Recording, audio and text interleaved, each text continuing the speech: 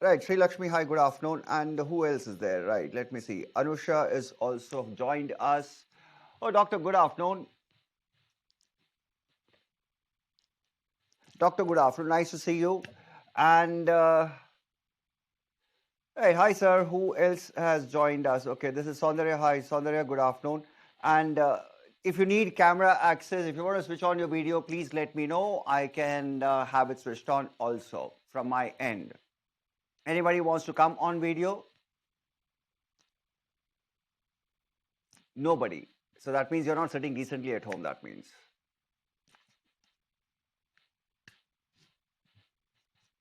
Okay, good afternoon. Right. So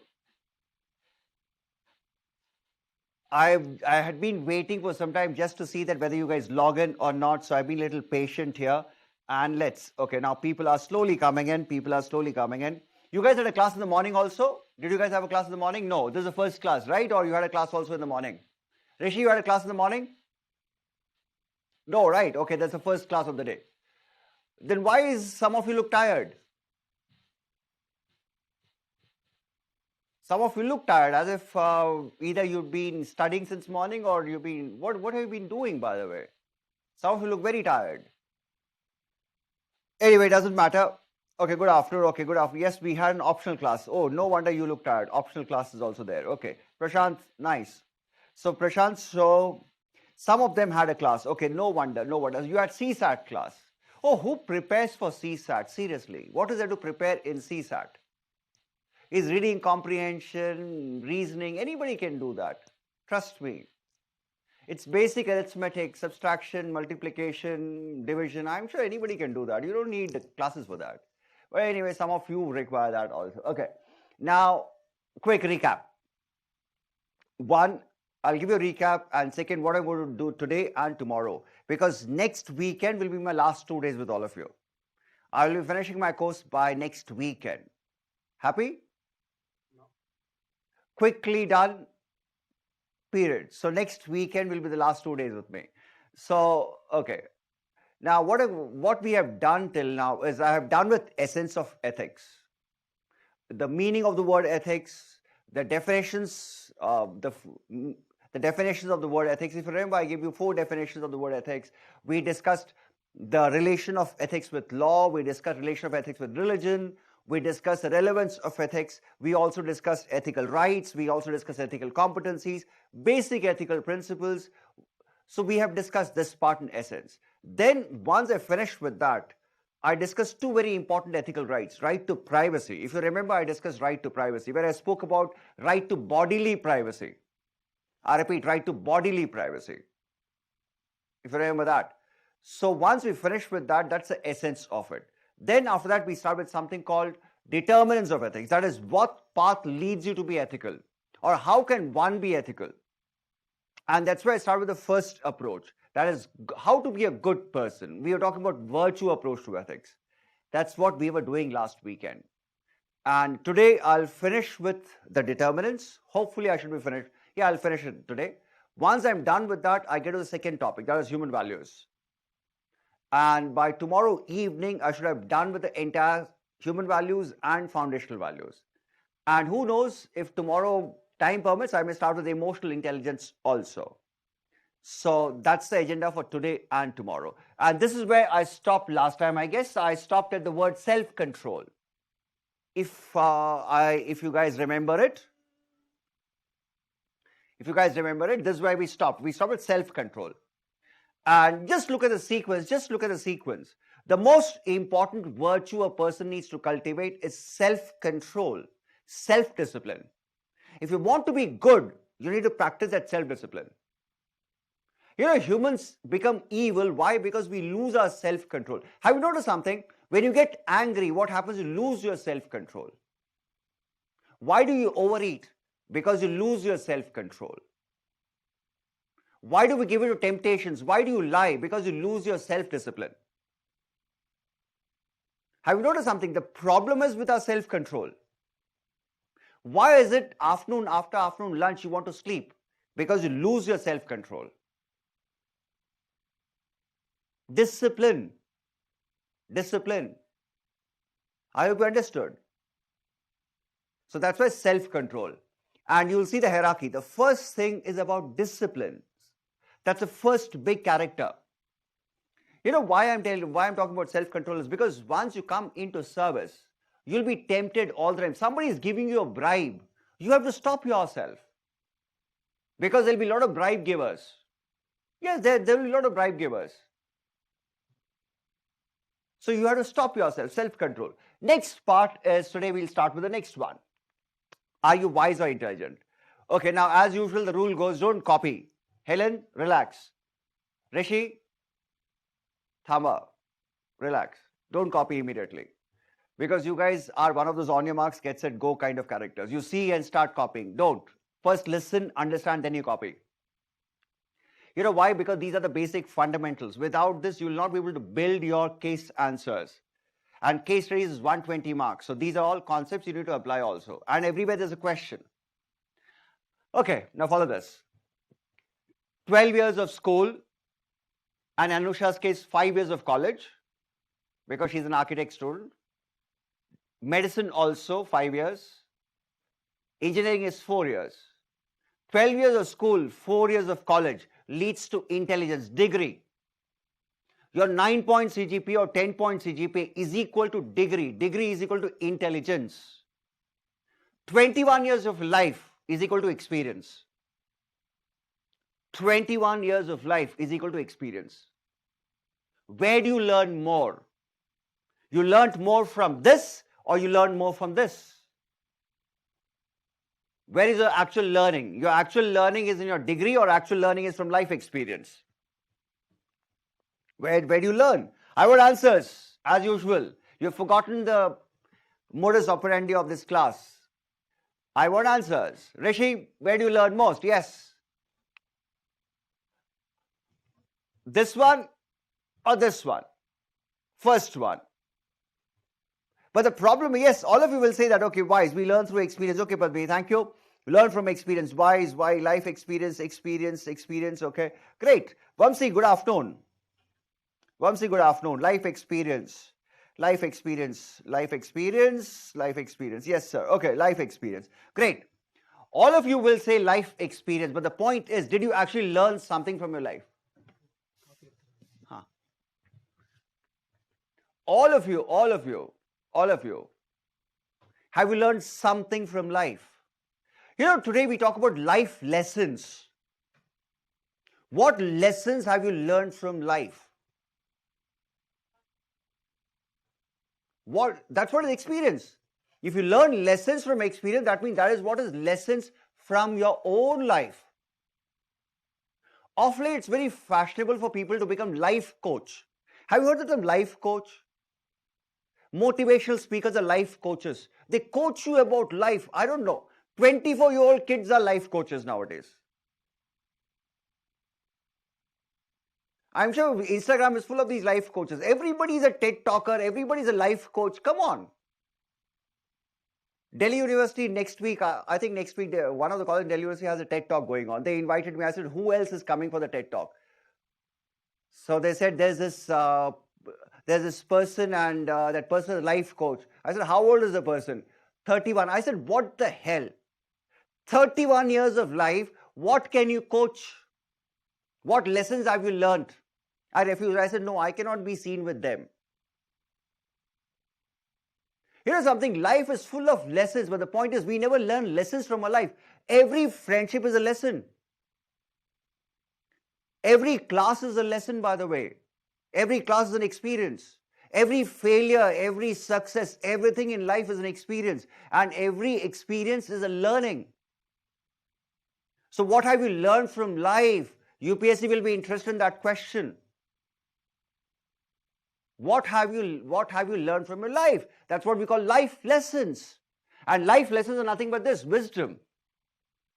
If you look at Akbar, Akbar was a great king for one simple reason, because he learned his lessons from experiences.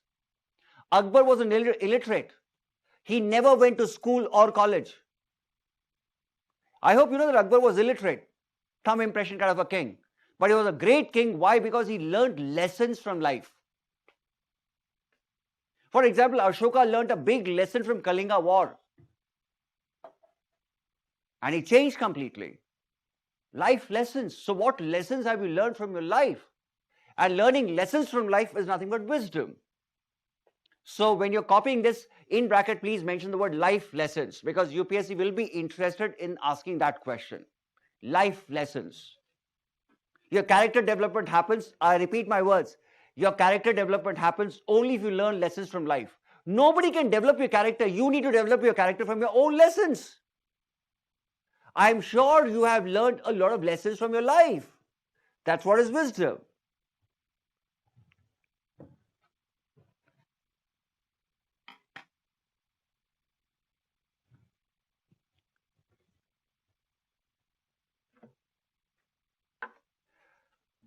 Okay, experience to manage the intelligent. Okay, what have you learned? Okay, Padmini, nice to see you, Padmini. All okay with you? How was your week, by the way? And Shankar, Gigi, Shankar. Archana, nice to see you. And no work today, Archie? No work today? No office today? You're on time? I wish you had office. Seriously wish you had an office. So that you can text me, I have work, that's why I got late. That would have been fun, and I would have pulled your leg a little bit more. Okay, right, anyway.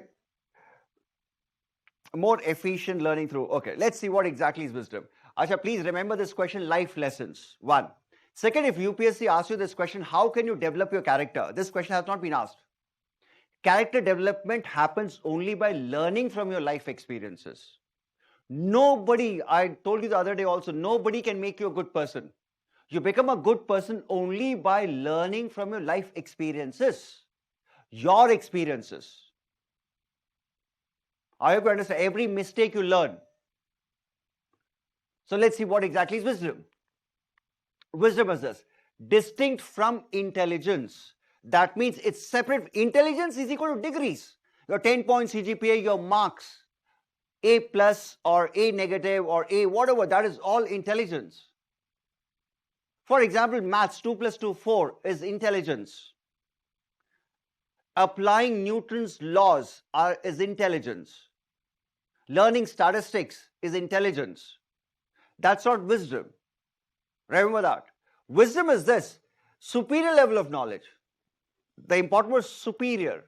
Why it's superior? Because it comes from your experience.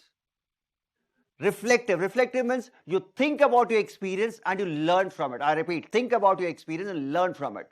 That's why it's called as reflective experience. Copy that. It's an important one. Please remember, first step was self-control, discipline. Second was life lessons. What have you learned from your life? So it's all going in sequence, and you will have a question on this. Ethics is simple provided you understand it. Week was good, nice, little tiring. Okay, why? Why? Shankar, why? Why was it tiring? Tomorrow I'll be late. Yeah, I know that, Archana. Sunday is your busy day, I guess, Archie. And I can see a new person sitting, and the person is wearing a shawl. Must be from somewhere in North India, I guess. I am very sure. Yes, I can see. Yeah, dude, shawl lapet ke all. Acha, he's from West Bengal. Somebody here tells me you're from West Bengal. And is this your first class? I'm seeing you for the first time. He was there last time also? No, he's his first class. He's nodding his head. That's his first class. Okay, Padmi, all good, nice, happy. Sir, I was an Australian shift. Okay, have to. Yeah, I completely understand. Australian shifts are the horrible shifts. I completely understand that. They are the worst shifts. Okay. Right, so last one. Last one. You know, one of my favorite questions in interview is this. Favorite question in interview. You know, you guys should pray that you don't run into me in the interview. Because I will never ask you anything about engineering. Because I know you would have studied anything in engineering. My favorite question is this. What is it that you want to do with life?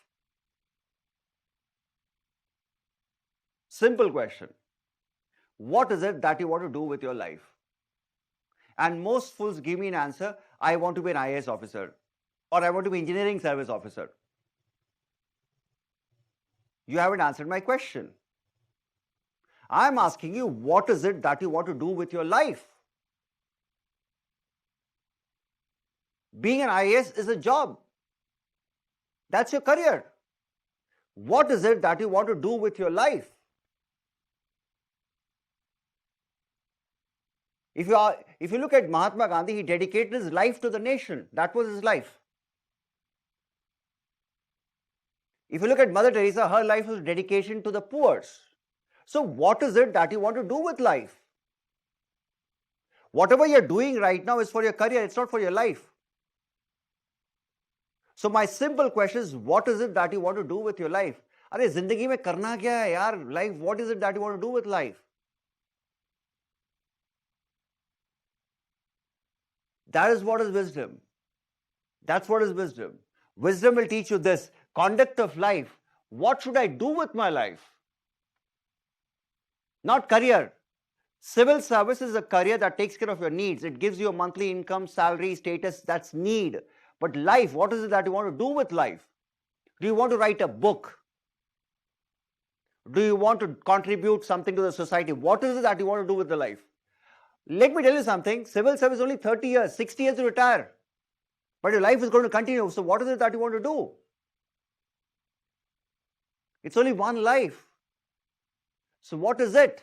That's what wisdom is all. Helps individual to address important and difficult questions about conduct of life. I hope you got my point. What is it that you want to do with life? So remember that question.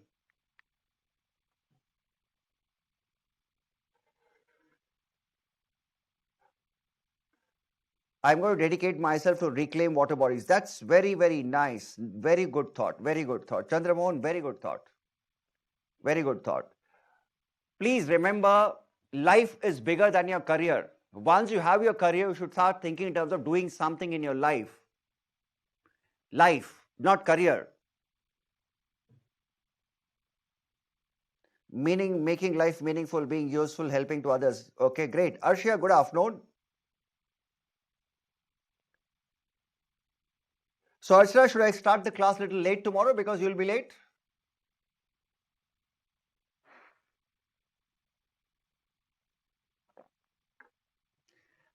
Okay, right. Let's understand what exactly is wisdom further. And wisdom is this. I'm going to quote a scholar, Baltus and Staudinger. Remember the scholar, Baltus and Staudinger. These are the two scholars who've been working on the word wisdom quite a bit. You don't have to remember the names. You have to remember the ideas. What they said is, expert in conduct of life. You may be an expert engineer, but you may be fool when it comes to running a life. Have you noticed something? We are experts in subjects, but when it comes to life, we are zero. Have you noticed something? Your education only prepares you for a job. It doesn't prepare you for life. It doesn't prepare you for life. That's the reason most of us are little failures in life. I've seen lots of couples in civil services. They end up in divorces very easily. Why? Because they are not prepared for life. They're all prepared for a job. All your life, 12th standard till 12th, and after that you're engineering, you are only preparing to get a job. Are you prepared for life? No. You're not prepared for life. That is why wisdom is all about this, expert in conduct and meaning of life. It's about running your life. It's about using your life productively, doing something with your life. I repeat, doing something with your life. Wisdom. And this is the most important thing. The wise person is someone who knows what really matters and how to plan and manage a meaningful life. Look at the words plan. You know what is interesting is, we have an insurance plan. Strange. That after I die, there's a plan. But we don't have a plan for living. Strange, no? There's a plan after I die. But we don't have a living plan. There's a death plan, no life plan. Strange. We plan our death. After I die, my kids will get this, my wife will get this. How about plan for living? Have you thought about this? No. Meaningful life. Copy that. I know, I'm very sure next time when you go for insurance, you'll remember my words. Yeah, what's the point in having a plan after you die? You're not there to see what is happening. Have a plan to live.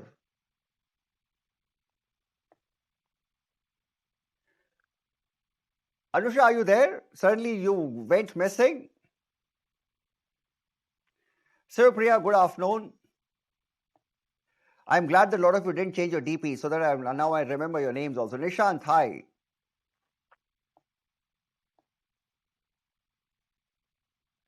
Nandini, good afternoon.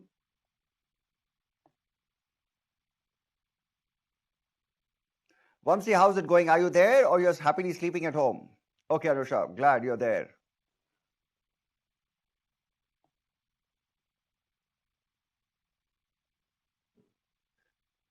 Okay, may I proceed to the next one? If you look at the first one, self-control, second one is life lessons. Character is developed using your life lessons. That's how you develop your character. First is self-control. Second is life lessons. Learn from your experiences. Learn from your experiences. Look at the stages at which it's going. If somebody asks you how to develop character, that's how you develop character. First is practice self-control. Second is learn lessons from your life.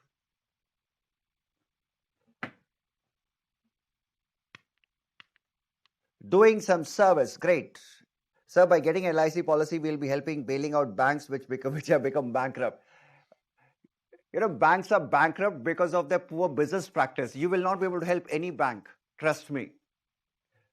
The more money the banks have, there are people to fleece them, cheat them. Okay. Meaningful life could be different from person to person. Yes, it's different from person to person, Satya, but the point is that's what I want, that's what UPS is interested in. Like just like character, everybody is unique. Okay, next one. Courage. Third virtue, third character quality, courage. Courage. Courage. Courage is not strength. The word courage here doesn't mean strength. Strength has a physical element. Your size of your biceps is not courage. In ethics, there's a saying, size of your biceps is inversely proportional to your brain. Rishi got that. No disrespect to Salman Khan, but that's a reality. Please remember, Gandhi was a very, very thin man, but he had enormous amount of courage. And why we talk about courage is for this. Without courage, you can't practice any other virtue consistently. To practice honesty, you have courage. You need courage. Have you noticed something? To be an honest civil servant, you need courage. Yes, to practice any good quality, you require courage. Courage. That's why courage is the most foundational virtue. Most foundational virtue. First one, self-control. Very important, self-discipline. That's how it starts.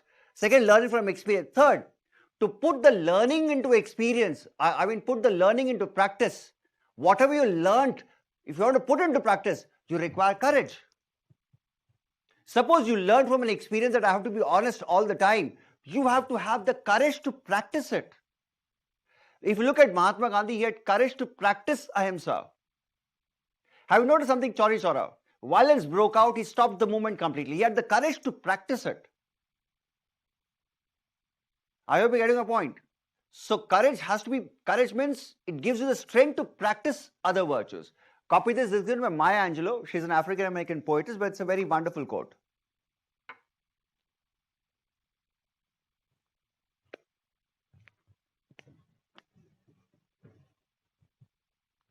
How many are there? 83, okay.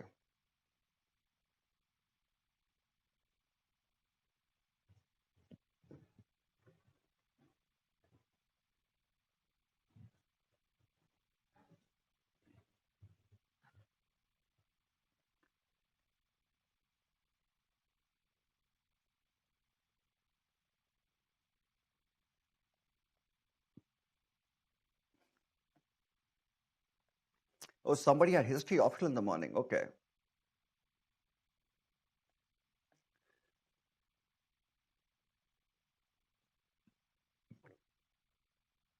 Arun Raj, are you there? I can't see you on camera, but I hope you're there, Arun Raj.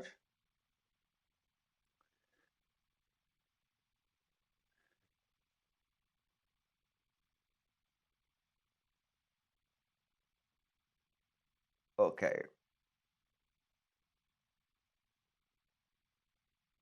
Yes, sir. Okay, great, Arun Raj. You're there. Nice. Right. May I move? May I proceed? Courage? Okay. Can I show you all a video? Can I show you all a video? Don't get excited. I'm not showing something adult. I'm just showing a video. Just a plain video I'm going to show. Okay, there's no audio here. There's no audio here. Okay, it's taken from a police camera. The whole thing is taken from a police camera. I'll give you a small background to this. It's taken from a police camera. What you'll see in the video is there's a river flowing, and over the river is a foot-over bridge. There's a foot-over bridge, and there's this young man who's walking on the foot-over bridge. And while reaching the moment he reaches the middle of the foot-over bridge, something goes wrong. He just jumps into the river. Luckily that day, there was some VIP moment. So there were some police people there. And you should see the police people's reaction. Watch the video. Police people's reaction. Okay. 1 second. Now, that's the river. You can see the river here. And that's a man. He just crosses over. And he jumps. Now look at the police constable. They didn't know what to do. He starts running. This guy saw from afar. He starts running. He starts following him. He also starts running. There's a staircase to come down. This guy also comes, sees, starts running. He's a smart man, smart officer. What he does is, takes off his wallet. Now watch this. He waits, watches, then he jumps. If you notice something, he didn't jump immediately. He waited, watched, then he jumped. The problem with all of us is like our idea of courage comes from Bollywood movies. Bollywood movies shows you there are 5 villains and you just jump, don't even think. There's this old Hindi movie called Burning Train. The whole coach was on fire. This guy jumps into that fire to save the heroine. Is that courage? No, that's foolish. Courage is a very, very calculated decision. You think and you decide. Like taking UPSC exam, this is courage. You thought about it. Then you took the decision. It's a decision. It's not an impulsive act. Are you taking UPSC out of impulse? No, you have thought about it. Only then you're taking it. So remember the video and always remember, courage is this, voluntary, by choice. If you look at the sequence, nobody put a gun on the police officer's head that you jump. No. Voluntary. It's not coerced. Nobody forced. Secondly, it's not desperate. Desperate actions are not courageous actions. Desperate. So courage has to be voluntary. Remember that courage has to be voluntary. And please don't bring in your imagination of your Bollywood movies about courage. Courage has to be very, very planned decision. I repeat the word decision. That's what courage is all about. And courage is this. You need to understand the risk. I repeat, understand the risk and accept the consequences. You know the risk. You know what was the man doing? He was trying to understand the risk. If I jump, what will happen? I said, do you know the risk of UPSC exam? You know the risk involved in UPSC? Or you don't know the risk? Archana says, no, I don't know. Archana, are you serious? You don't know the risk involved? Yeah, Archana knows the risk. Okay. Chandramohan, do you know the risk involved? What's the biggest risk? The biggest risk is not money. The biggest risk is time. You're losing 2 years of your time. And that too, will be something interesting for you. That too, you're losing 2 years of your youth, not old age. If I lose 2 years of my life, it doesn't matter. You're losing 2 years of youth. Can you imagine what all you could have done? Young people, youth. And please remember, forget the jokes apart, these 2 years are most productive years of life. You're young. Your body can take any amount of pressure. You're losing that 2 most important years of life. That's the risk you have taken. But you know the risk involved. That's why it's courage. You know the risk. It's not that you just jumped into it. There's a risk. You don't understand the risk. Okay, copy this. Then I'll go to the last one. Saran, good afternoon. Nice to see you.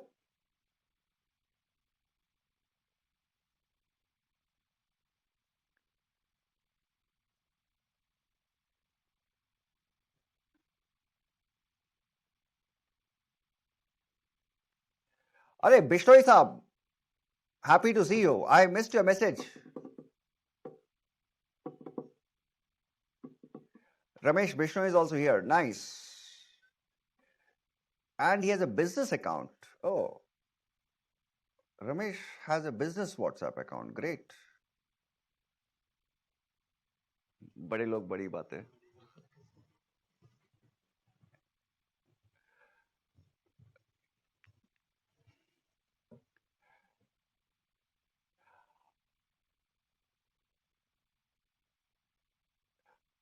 Oh, by the way, I think next weekend, I think we may have offline class from next weekend also. I think so. So probably, I think you'll be informed. Actually, I was traveling to India, sir, last week. Okay, nice. Great. Great. So good. Okay. So probably you're informed about offline classes. So I don't know how many will come, but even if you come, I'll put a big parda here. Safety first. We are in the second wave of it. I like to keep it safe. Nahi, transparent nahi, kala parda, bilkul, black. You will not be able to see me. I'll not be able to see you. Just listen to me. That'll be better, I guess. Okay. Now, listen now. Listen. I'm coming to a very big concept of courage. There's a word called fearless. What is courage? Courage is about being fearless or conquering your fear. What is courage? It's about being fearless without any fear, or it's about conquering your fears. What is courage? Usually Hindi movies, Bollywood movies always say courage is fearless. Rajnikant is a great example of fearlessness. Nobody can beat Rajnikant here. Fearless. Sorry, don't take it personally. I know people will kill me for this, but that's the reality. But on the other, haven't you seen movies? They show the fearless. There's a cobra in front of you. Can you do that? No, you cannot. But movies does that. Movies tell you that it's about being fearless. But no, courage is about mastering a fear. You conquer fears. You conquer fears. Look at the word, conquer your fears. In other words, what fears have you conquered? Okay, don't copy it. There's nothing to copy. I switched off the slides. What is there to copy? Same. On your marks, get set, go started. Okay. Now, where is Helen? Oh, yes, Helen is there. Now, a question that UPSC will have is, what fears have you conquered? Have you conquered any fears in life? All of you have courage. What fears have you conquered? Oh, I'll give you an example. For example, if you play cricket, you conquered the fear of ball. Because a leather ball can hit you hard. So when you play cricket, you learn to face that ball. You learn to conquer the fear of ball. When you learn to swim, you conquer the fear of water. Yes? A lot of you don't know how to swim because you are afraid of water. Next time when you go to pool, you should watch these guys who are afraid of swimming, afraid of water. There's a 2 feet water, shallow end, 2 feet. They will not dip their face into the water. Why? Because they'll die. They have that fear. And some of them, they're grown-up adults also. They'll put their face out. So afraid of water. They haven't got over the fear of water. So what fears have we conquered? Okay, I know you'll not be able to answer this, so let me give an example. All your life, you've conquered fears in stages. As a young child, your first fear was fear of darkness. Haven't you noticed you were afraid of dark? So when you have to go to the washroom in the night or you have to go out in the evening somewhere, you will call your mom, "Mom, please." But slowly as you grow up, you realize that there are no ghosts in the dark. You can go out. You conquer the fear of darkness. Now you've reached a stage in life where you only love darkness, dark room, dark places, dark web. You conquer the fear of darkness. Right? I hope you know that. You conquer the fear of darkness. Now, as you grow up, as you become 5 years old, 6 years old, you know your first day to school. Dad and mom will take you to first day to school. And you know you're going to go to school. And you freak out. You cry your heart out. Why? Because that's the first day when you'll be separated from your mom and dad. If you notice something, till 4 years of life, a child is never separated from the mom or dad. Always slept with them, stayed at home, and when the first day to school, the separation. And the child is afraid of the separation. How can I live without my mom and dad? Separation, the fear. And it's very interesting when the mom and dad take you to school. Your mom and dad push you into the school, the teacher pulls you into the classroom, and you don't want to go to the classroom. It's great fun. You know, first day LKG, it's great fun. You should go and see the kids. They'll cry like mad. Why? Because afraid of separation. But 1 week later, same kid will tell you, "Mom, what are you doing here? Go home, I can manage." Because you conquered the fear of separation. As you go through your school, you conquer the fear of exams also. You're not afraid of exams at all. Look at you all. Are you afraid of exams? No. What is there to be afraid of? UPSC comes 6 times. How does it matter? I'll take it next year. You conquer the fear. So remember this, every part of your life, every stage of life. Oh, by the way, I can see Anusha here. Now, as a civil engineer, I've noticed one thing. Civil engineers work at heights. Have you seen Burj Khalifa? Those engineers have been working at heights. So as a civil engineer, I get over that fear of heights. You know, civil engineering requires working at heights. And you get over that fear of working over heights. For example, the day you become IPS officer, you will overcome the fear of crowds. Right now, when you see a crowd, you will have that fear. But once you become IPS, oh, this is normal. Fine, 10 people, it's okay. You overcome the fear. Mastery of fear. I've given you a lot of examples. And remember, it's an important question. Courage. Copy that. Conquering inside fear of losing from self is courage. Oh, right. Conquering fear is great. All of us overcome exam fear. Yes, yes, all of you have. Don't worry. That's why you're not afraid of exams at all. But please fear UPSC exam because it's 2 years of your life.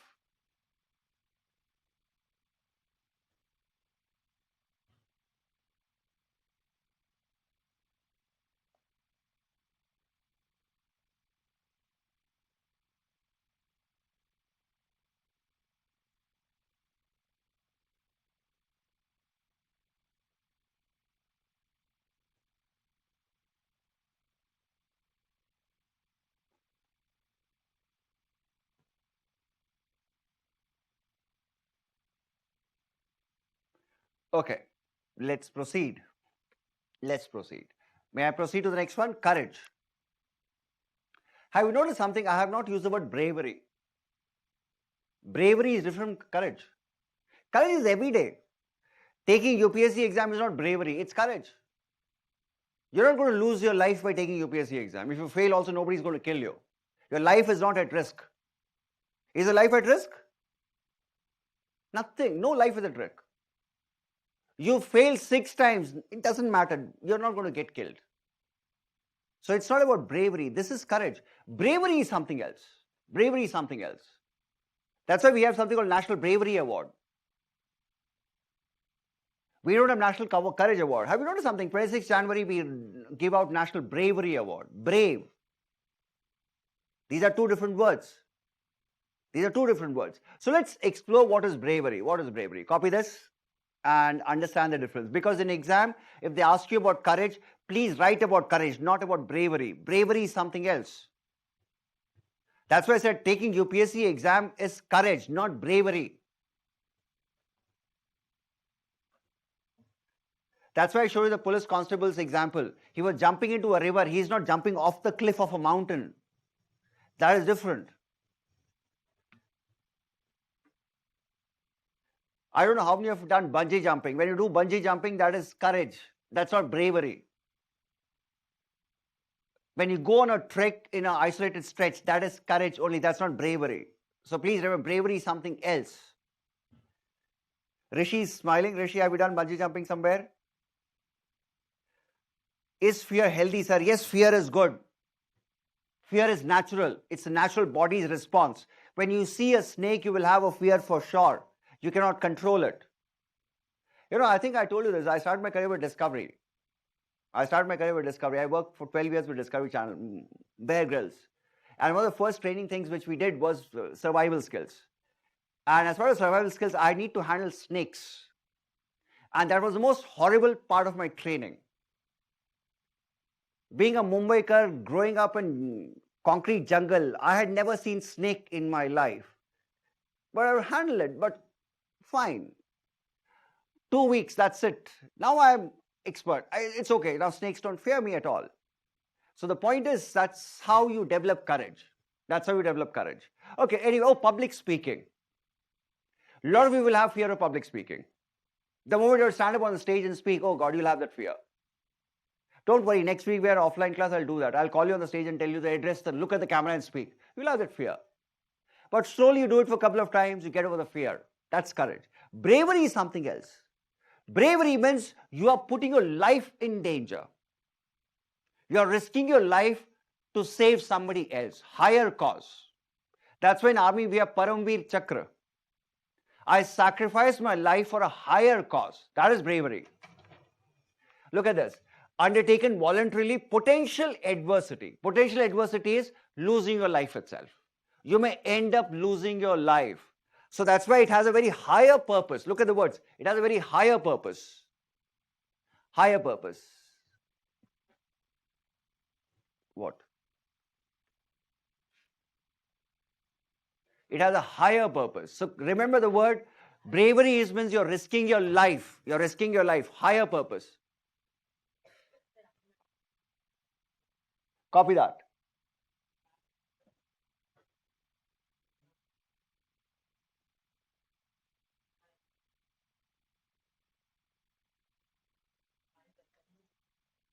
Arvind, I'll have it at 4:30. Break time.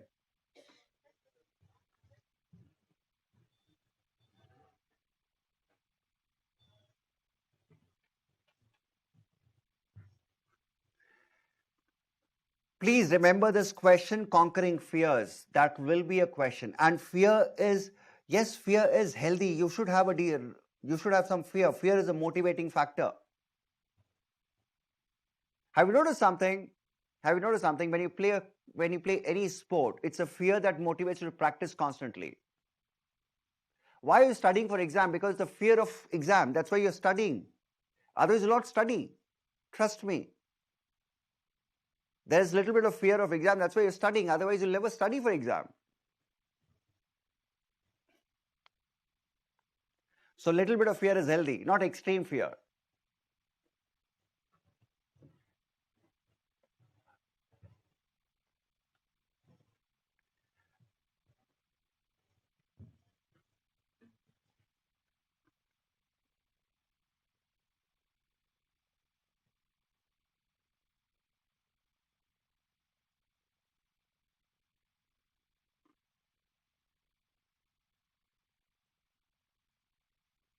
We study because we don't know anything. Oh, that's a different story.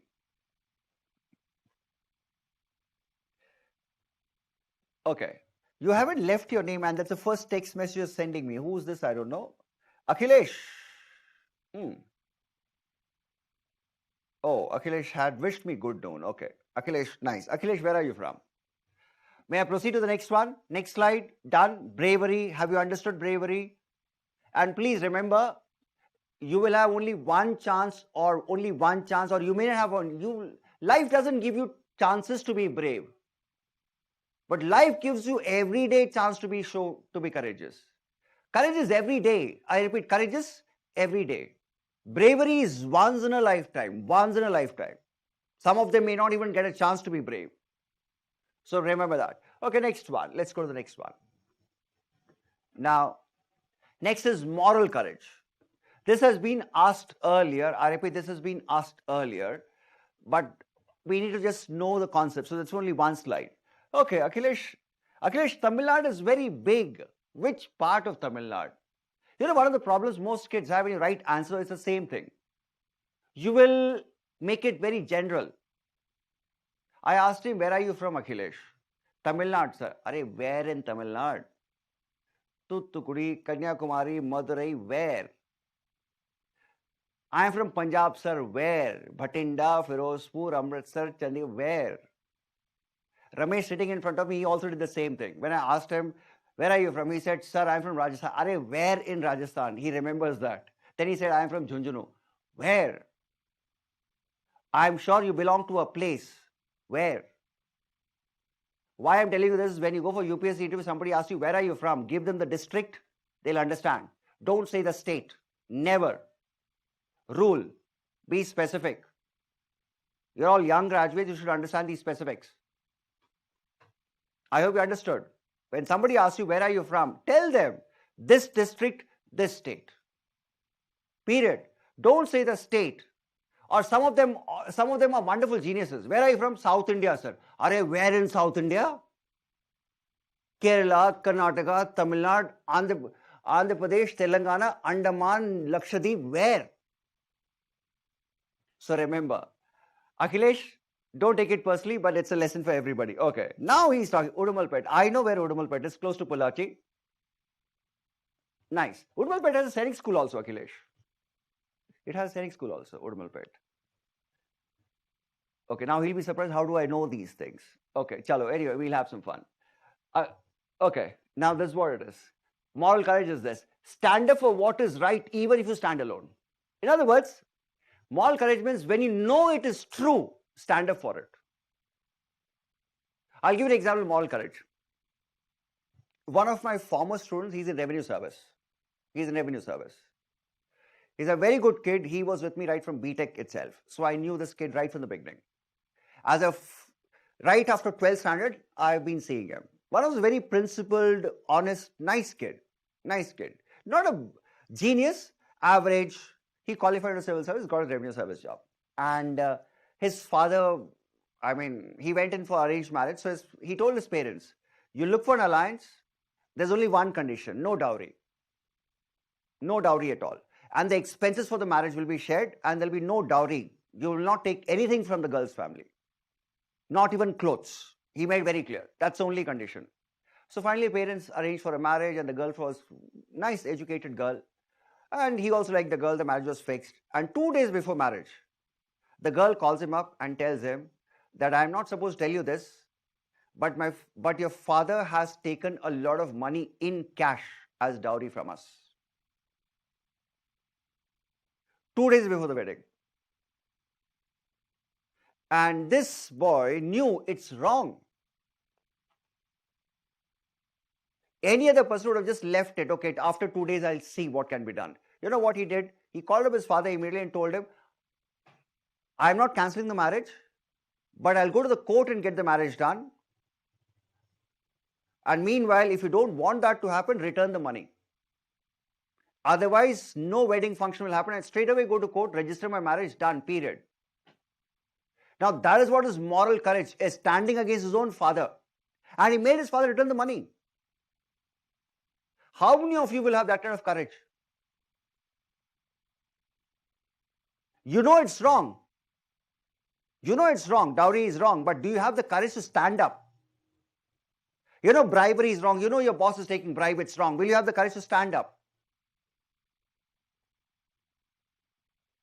That is what is moral courage. I hope you understood what moral courage is all about. It's about standing up. Stand up for what is right, even if you stand alone. It's fine, I'm alone, but it doesn't matter. And moral courage is willpower to do the right thing. Willpower to do the right thing. You had a question in 2 years constantly, 2013, 2017. That's where I don't expect this question to be repeated. I'm expecting a question on wisdom, life lessons, because everybody's talking about it. So that's what I'm expecting it, life lessons. So Akhilesh, did you study in science school?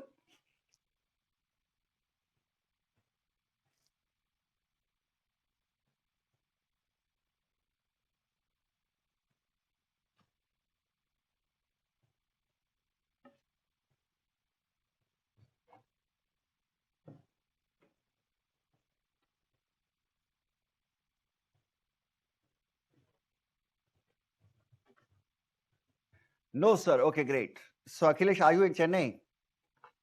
So next weekend, am I seeing you?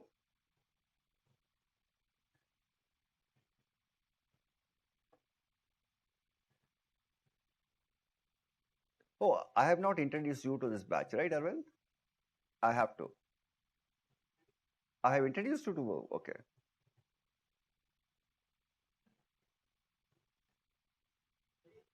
They know that you're married. Okay.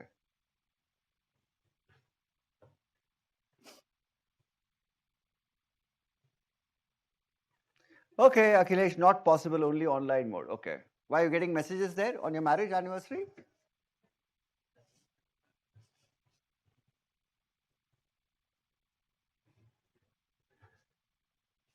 Oh, right. Akhilesh has college exams. Okay. Interesting.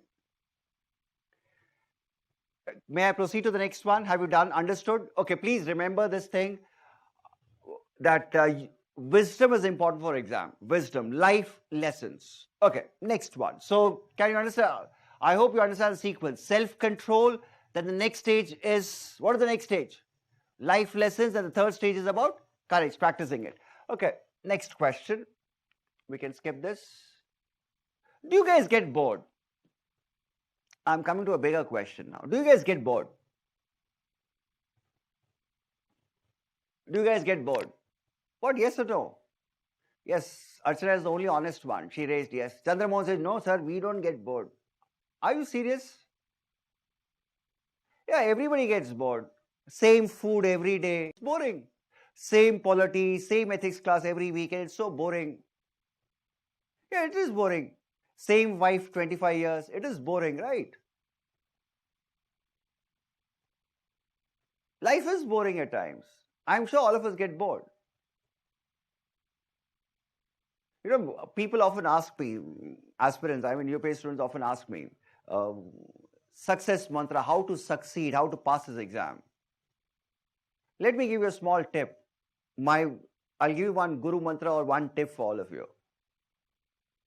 Have you noticed something? Everybody reads the same textbooks. Same Lakshmikant, same NCRT, same Lakshmikant, same Bipin Chandra, same Spectrum, same test series. Everybody reads the same thing. In a year, almost 20,000 students study ethics from me. Yeah, almost 20,000 students. Same. Why is it only some qualify, you don't qualify? Have you thought about this? People talk about, yes, it's the same thing. If you look at toppers talk about the same NCRT, same thing. Why is it only they qualify, you don't qualify? It's not that they're studying something else. There's only one thing it's only one thing that separates them and you. The one thing that is, they don't get bored. They don't get bored. Here, first thing that you guys do is the moment you get bored, you bunk a class. That's the first step taken towards failure. Boredom. I am bored of this class, I drop out. That's it. You drop out one, 2 days later you drop out the second class, slowly it becomes a habit and you slowly start dropping out of the race. So if you want to qualify this exam, one thing you have to learn is not to get bored. Have you noticed something? 23 years of your life, your mom never said, I'm bored of you, get out of the house. She sees you every day whining and crying. She never gets bored. She is the one who should throw you out. निकले यहाँ से. Bore करके रखा है. She never got bored. Seriously, your mom never gets bored. Have you noticed something? She cooks 3 meals a day, every day for last 30 years. She hasn't got bored. You guys, preparing for this exam, 5 hours of class on Sunday, you guys are bored. Amazing. How will you succeed? You know, one of the most horrible things in computer science is coding. It breaks your back. Boring. But if you look at Bill Gates and these guys, they're wonderful coders. They never got bored. If you want to succeed in life, you need to just learn one lesson. It's not your genius. Only one thing. Don't get bored. Don't get bored. Trust me. If you want to succeed in this exam, succeed and do anything in life, don't get bored. The moment you get bored, you're out of it completely. You're out of it. That's what is perseverance. Oh, talking about boredom, I should tell you a small instance here. Okay, just watch these kids. Have always thought about this, only today got the answer. Okay, right. Okay, Rini, good afternoon. Acha, look at the kids. Happy kids? They look happy, right? They look happy. But if you look at the clothes, what do you say? Privileged background, rich people, rich kids, or underprivileged kids, or what kind of kids? What do you say?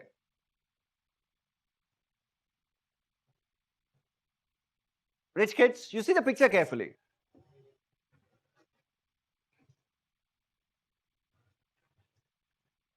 Underprivileged, yes, Sunderborn, great. Now these are underprivileged kids. Their mothers are sex workers. They're sex workers' kids. Their mothers are professional sex workers. Their fathers are pimps. Gets customers for their wives. Their fathers are pimps. And some of the fathers are drug runners. They run drugs. They sell drugs. Weed, hashish, they sell all this. These kids are growing up in Sonagachi, Calcutta. Biggest flesh market of the world, of Asia. These kids have no future. Absolutely no future. The only future these guys have is the boys will become pimps, the girls will become sex workers. Because that's the only life they have seen.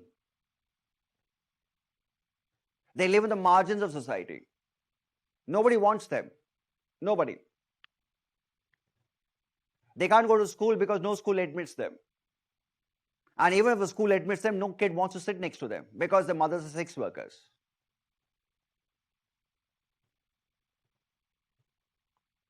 No life. There's nothing to look forward in life. They should be the most bored people in the world. But look at the smiles. It doesn't show as if they are bored. You know, right now, their faces look, they are more smiling than you guys are. Because I haven't seen you guys smile. 1995, Zana Brisky comes down to Calcutta. She's an American filmmaker. She came to make a film on sex workers of Sonagachi. She already had made a documentary on child marriage, which was an award-winning documentary. So she wanted to do something on sex workers. She started talking to the sex workers. But the sex workers did not allow her to film. They did not allow her to film. Because they realized if they come on camera, they can run to police issue. So they never allowed her to film. So in the meanwhile, when she was talking to the mothers, talking to sex workers, she became very friendly with these kids. All the kids there. You know, kids get friendly because they have nothing to do. They got friendly. And she started liking these kids. And around 1997, 1998, she went to US for holiday, Christmas holiday. While coming back, she wanted to get something for the kids. But she thought of buying books, but these kids don't read, so there's nothing to buy. So what she decided, instead of kids, let me buy something else. So what she did, she bought these point and shoot cameras. You know, point and shoot cameras, these kind of cameras. Point and just shoot. Roll a film, shoot. And she bought and gave these cameras to these kids. The kids loved it. They had nothing to do. Kids loved it. And the best part was you give a camera to a child who has nothing to do in life. So what they do, they start shooting anything and everything. They start shooting their friends. Look at this, close-ups, everything. Oh, they start shooting the mothers also, getting ready for work, inside. Zana could never dream of taking these pictures. But the kids were doing it. Why? Because they're shooting the mother. They were freaking out. And Zana realized that these kids are very enthusiastic about it.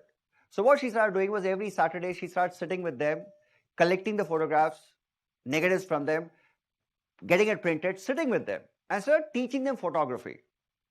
And besides teaching them this, she started educating them also. And one thing Zana realized, these kids were not getting bored at all. In fact, they were enjoying the whole experience. Now, look at this guy. Just look at this picture. Can you spot this boy in this picture?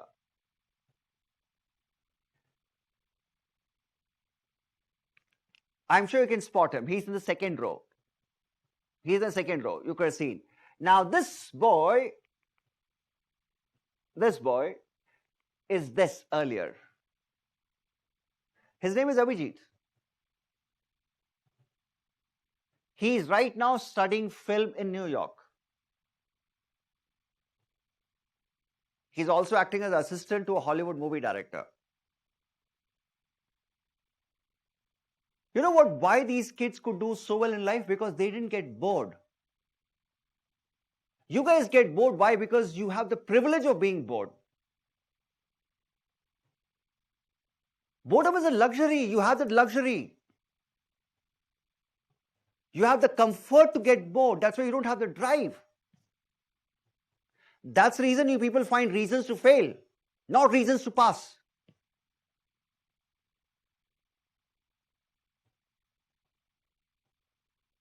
Please remember one thing. If you really want to succeed in life or succeed anywhere, you learn to overcome that boredom part. And always remember in your life, boredom is a luxury. And why you have the luxury is because you're taken care of. You know, even if I don't do well, I'm taken care of. My 3 meals are there, nothing. Everything is taken care of.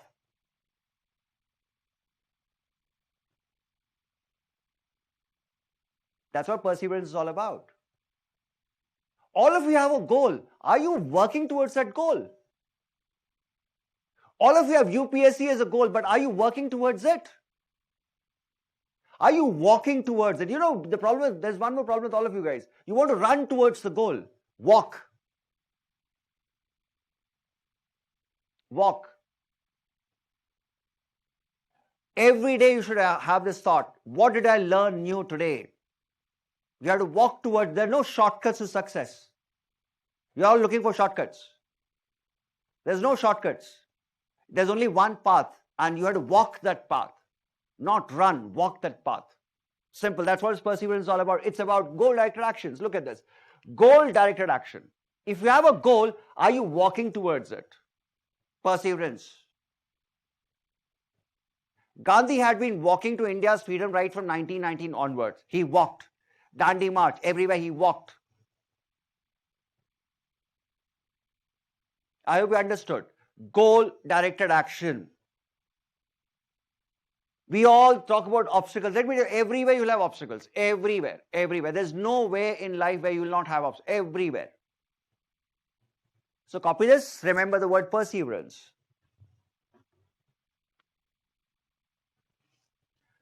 Goal-directed action.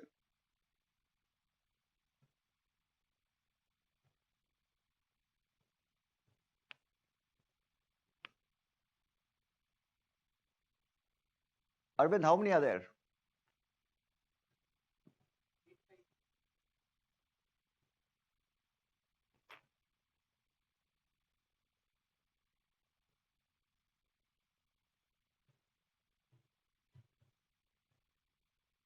Patience leads to perseverance. That's in the next slide. That's in the next point. Next slide. Surpriya, I'm coming to that. Surpriya, I'm coming to your question. Just a minute. Karthik, how are you doing?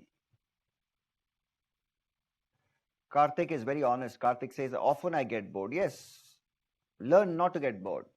You know, I should be the most bored person. Just imagine my plight. I have completely unsmiling faces in front of me. Half of them I can't even see. A lot of them don't even respond. The 80 people watching me, but only 20 or 25 of you respond. The rest of you don't even respond. How should I make out? This should be the most boring thing in life. But I'm not bored. I am not. I'm enjoying myself. I'm glad that nobody's in front of me. I can say whatever I want and nobody can do anything to me. Perseverance. Okay, let's talk about perseverance further. It's a mental strength. Everything is here. Everything is here. It's a mental strength. It's here. Success, failure, everything is here. It's here. Boredom is here. It's all here. That's why we always say perseverance includes three things. Dedication. Acha, are you dedicated to UPSC? Have you noticed something? Have you noticed something? Your mom is dedicated to cooking that meal. That's why she focuses on that meal only. And she'll patiently do that. That's why her food is amazing. Haven't you seen? I mean, you may go to a 5-star hotel for lunch, you'll come back, but still you'll feel hungry. Why? Because the satisfaction is missing. But mom's food,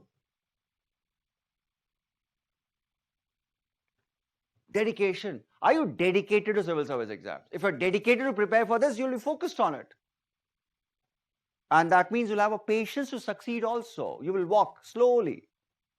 That's what this is all about. Okay, last one. Okay, copy this, then we move. Karthik, all well. Karthik, you can see me, I can't see you. And you can see I'm all fine.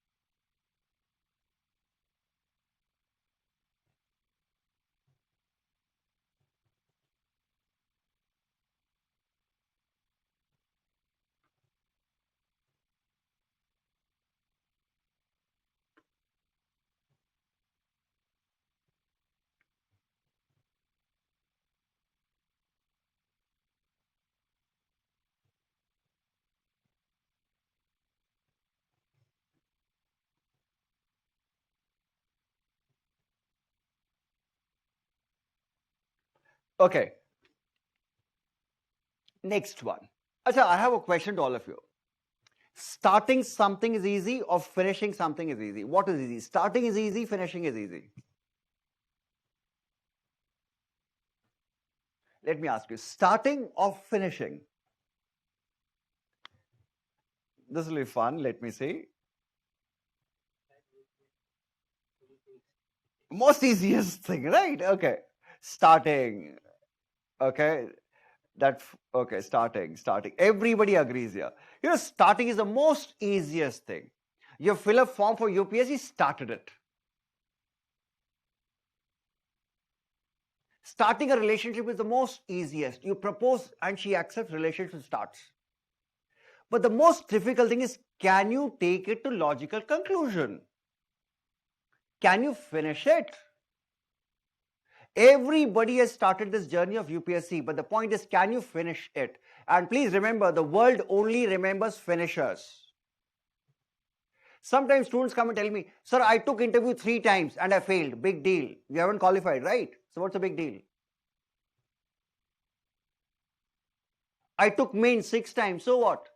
You haven't qualified. You haven't finished. What matters is finishing, not starting. Acha, I have an advice for all of you. If you cannot finish, don't start. If you cannot finish, don't start. If you don't have the courage to finish something, never ever start. That's the first rule of life. Don't start if you cannot finish it. Persistently finish what they start. Finish. If you cannot finish, don't get into it. Never, never. Because it's a waste of time, energy, resource. And it's for all of you, since you guys have started it, finish it. You started it. And you're doing it by choice. Nobody pushed you into this. You are doing it by choice. There are two Rameshes in my class. Both have started it. Both have to finish it. Ramesh stays in Junjunu. I'll catch him in Junjunu if he doesn't finish. He's sitting in front of me right now. Okay, last one. It's about this. Overcoming boredom. You have to overcome boredom. That's what is perseverance. Overcoming boredom.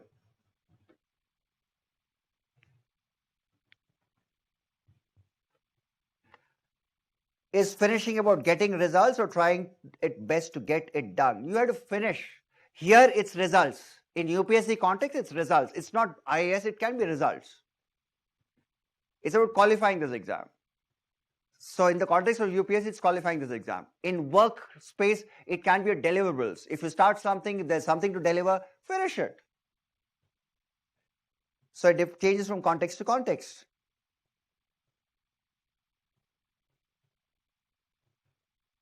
I have many unfinished books. That's the wrong thing. You should finish it.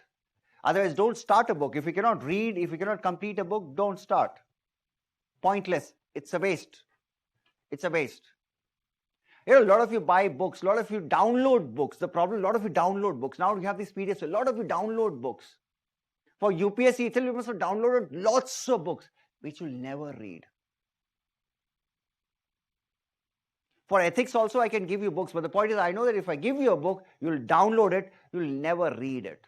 This will be more than enough. Because I know what you can digest. Okay, let's move. Next one. Humility. What's the opposite of humility? What's the opposite of humility? What's the opposite of humility? How can we differ courage and confidence?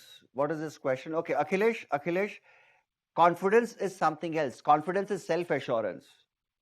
Confidence means self-assurance. You are assured about you doing something. Courage is not confidence. Courage is something else. These are all words that you find in books, which are wrong, basically. They don't give you a correct idea.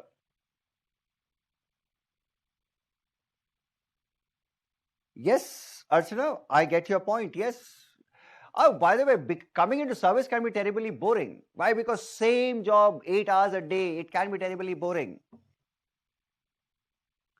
Got it. Okay. Righto. Humility. What's the opposite of humility? Acha, Anusha, you look different today. Are you the same, Anusha? There's something different about you. Yes, I can see that. Something different about you. Okay. Yeah, I know that. That's why I wanted to see, I want to hear from you. Yeah, okay. You know, I know all my kids. I know how they look like. I spent 2 days with all of you. I'll always remember you, don't worry.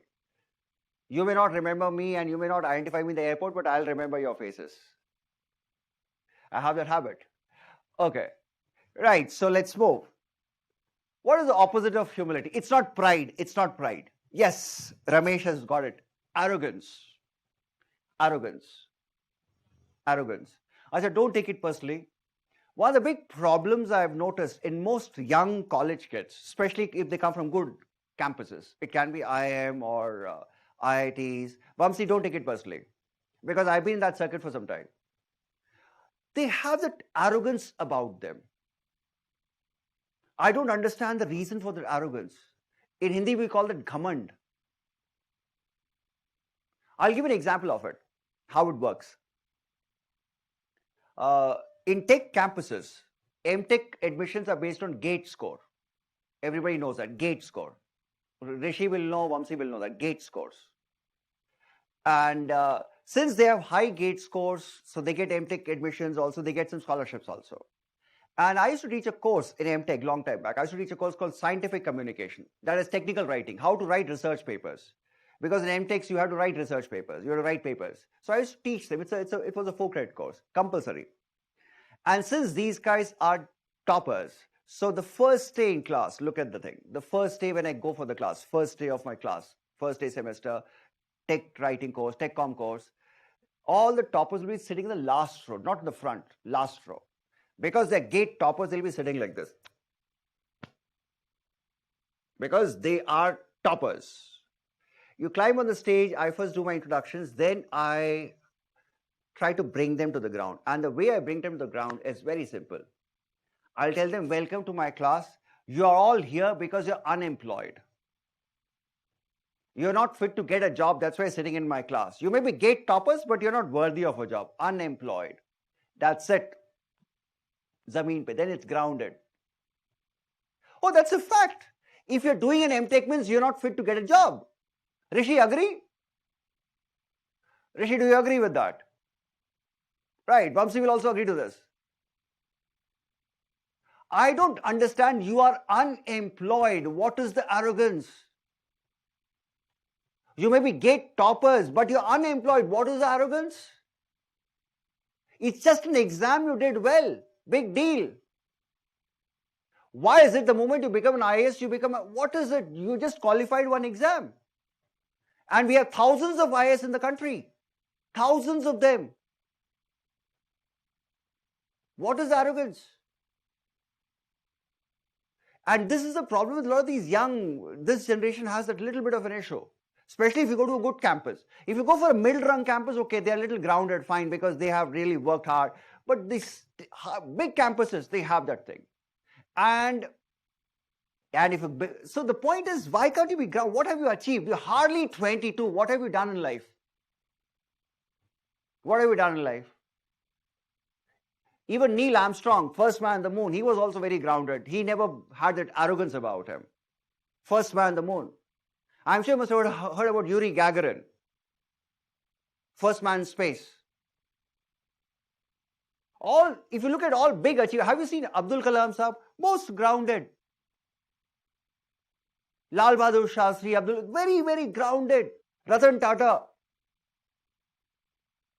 I'm sure recently you must have read the story how he, at this age, he went to meet an ailing employee, old employee of his, to Pune. Very down to earth. And worst thing is you're coming into public service. Minimum that is expected of you is to be humble. Grounded. Humility. And why we talk about humility is because, look at Rajnath Singh. This was 2017. He was Home Minister then. He was in Mussoorie. He was in academy, addressing senior officers. And look at what he said. Arrogance is a flaw which you must keep at bay. He was advising IAS officers, senior IAS officers. The problem in Indian work culture is this only. Arrogance. They don't treat their staff properly. Leave others. They will not even treat their own staff properly. Own staff. So that's why arrogance is a flaw which you must keep at bay. It destroys everyone it touches. Singh told bureaucrats, you may rise very high in your careers, occupying positions of eminence, but howsoever high you may go, don't ever let this quality creep into you. You may become a chief secretary, fine, but don't be arrogant. Because one day you will retire. One day you will be a common man. You know one thing, let me tell you this. You may become IAS, but after age of 60 you retire. Nobody will recognize you.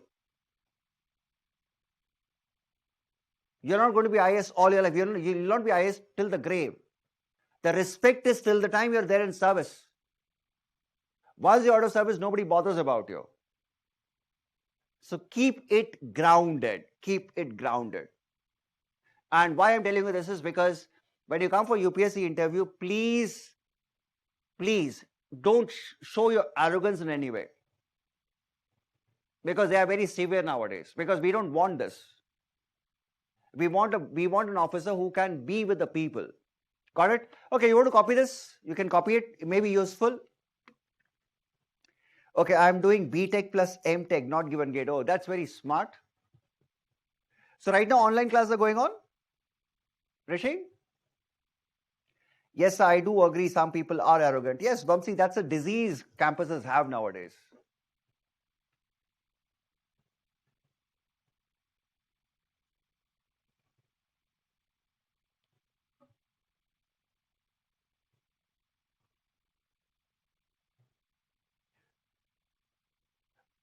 Ramesh is typing. Let me see what Ramesh is typing. Not you. Vishnu is typing. Sir Syed Akbaruddin sir is also a very good example. Yes. There are a lot of officers who are very humble. You know, the problem is with this generation, Ramesh, the problem is this young generation. The elders were always grounded. The elders. That's the problem with this generation. Something is wrong somewhere fundamentally.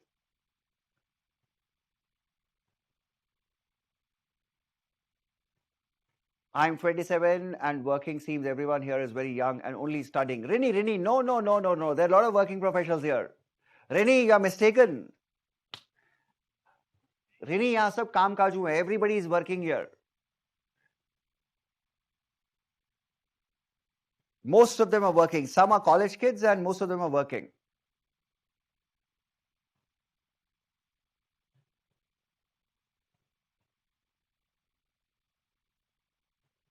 Sir, Irianbu is also a grounded person. Oh, yes. Yep.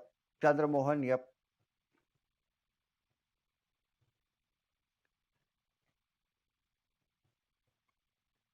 Okay. May I proceed to the next one? Let's understand what is humility. What is humility? You may get a quotation on humility. I repeat, you may get a quotation on humility. Not a question, quotation on humility. Explain, you have to explain humility, quotation. And it can be Abdul Kalam Saab's quotation. It can be Ratan Tata's quotation also. Quotation. On wisdom, you will have a question. So please keep that in mind so that you prepare accordingly. They may give you a quotation here. Ramesh, are you in India or you're still traveling you're traveling to India last week? Are you in India or you're traveling to India last week? May I proceed to the next one?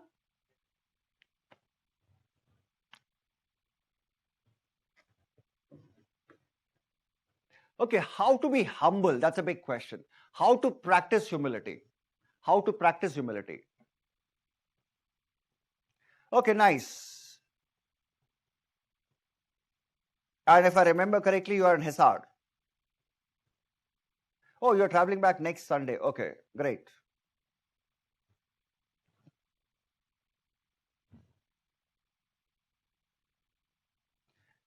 Okay, how to practice humility? Features of how to practice it. How to be humble? What will you answer? How to be humble? How to practice humility? The first way to practice humility is this: accurate sense of abilities and achievements. Accurate sense. That means always remember that we are not people of infinite abilities. Your abilities are limited. All of us, including me, our abilities are very limited. We don't have unlimited abilities. For example, I can teach ethics, I can teach some behavioral subjects, I can teach tech communication, tech com. I cannot teach maths. It's not that I don't know maths, but I cannot. That's not my ability. Even I can't teach my 11-year-old maths, seriously. 11th standard kid maths. That's not my ability. So we all have, I'll give you this wonderful example. Sachin Tendulkar, great cricketer. Good captain? No, horrible captain. And if Sachin wanted, he could have remained captain of India for a very long time. But interestingly, he realized, I can be a great batsman, part-time bowler. I cannot do captaincy. He gave up captaincy. He played under Dhoni. Have you noticed something? He played under Dhoni, but he never took up captaincy. That's what great people do. They know their abilities. They seriously know their abilities. They all know what they can do. They all know what they cannot do. Abilities and achievements. So they know what they know about these things, abilities and achievements. Copy that. Yes, not overestimating our achievements. True. Rennie, good one. Being empathetic to others' feeling. Okay, nice one. Nowadays, many are faking humility. Oh, that's again one more disease. Alu, good afternoon. Sir, often assertiveness is misunderstood for arrogance. It's okay. Treat others in the way you want to. Okay. Archana, the problem with assertiveness is sometimes the words you use, others may misunderstand the word, the tone at times. So all these things. Sometimes the words that you may use when you're talking to someone, that may sound aggressive. That's a problem.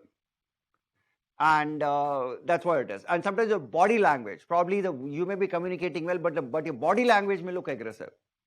So that's how people read it also. Okay. Next one. It's about this. Acknowledging your mistakes. Accept your mistakes. Imperfections. And lastly, accept your limit. My favorite word is this. Mistakes. A humble person is the first one to accept the mistake. Fine, I made a mistake. I take responsibility. That's the first sign of humility. If you look at Donald Trump, he never accepted his mistakes. It's an exact opposite of humility. I'm sure you know Donald Trump. Same was a Putin also. I will not bring in Indian politicians, but other side. Accepting mistakes. As a farmer's bill, mistake? मजे लेते थोड़ा. No mistake or a mistake? No mistake, okay. I was just trying to needle you all a bit. I wanted to see how you guys react. Okay.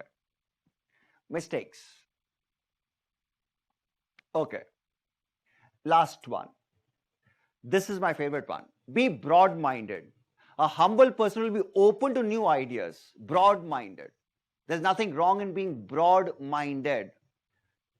Humble person will be broad-minded, open to new ideas.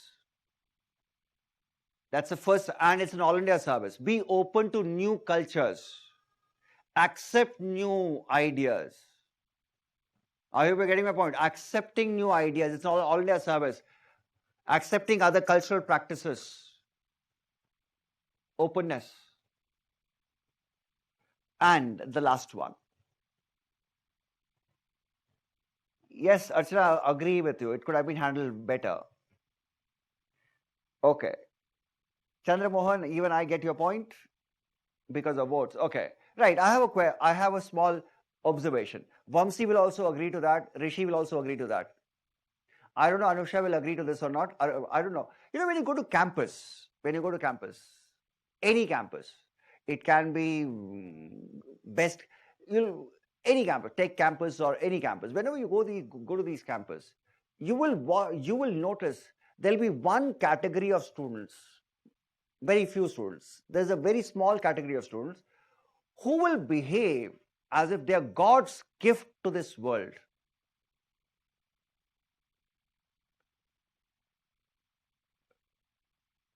I'm sure you can understand what I'm trying to say. They will have the thing, look at me, I am the star. When they come to cafeteria, they have everybody's attention. Look at me. I'm God's gift. There's nobody like me. And some of these boys in campuses, they will pretend they're the smoking hot dudes. Smoking hot. They'll be zero in studies, but that swag. We call it swag in North India. I don't know what you call here. Have you heard the term swag? Now, that is arrogance, swag. Now, a humble person is this. Low focus on oneself. It's not about you.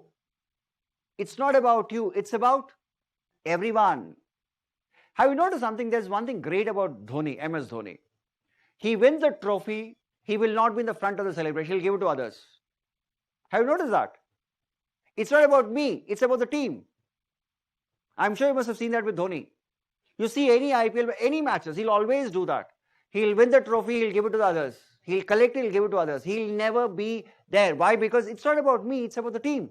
Same goes for Abdul Kalam Sahab. Same goes for Abdul Kalam Sahab. A missile successfully tested, it's a team. It's not me. That's how it works. I hope you got the idea. That's how you practice humility. I can even see some of my colleagues in office. Oh yes, some of them will have it also. Some of them will have it. Only the process was the mistake. Yes. Farm bills, The problem is not the bill. Nobody is against the bill. It's the process, it's some of the clauses, the way it's been gone about. The biggest complaint I have is like they threw the democratic process completely out of the window. They just steamrolled the bills and it got it signed done. There's a whole democratic process. What's the point in having Rajya Sabha, Lok Sabha, committee? What's the point? But anyway, different story. Okay, let's move to the next one. What are the virtues of a public servant? It's an important question. This has not been asked till now. What should be character qualities of a public servant? Character qualities. I'll quote three scholars here. I'll quote three scholars.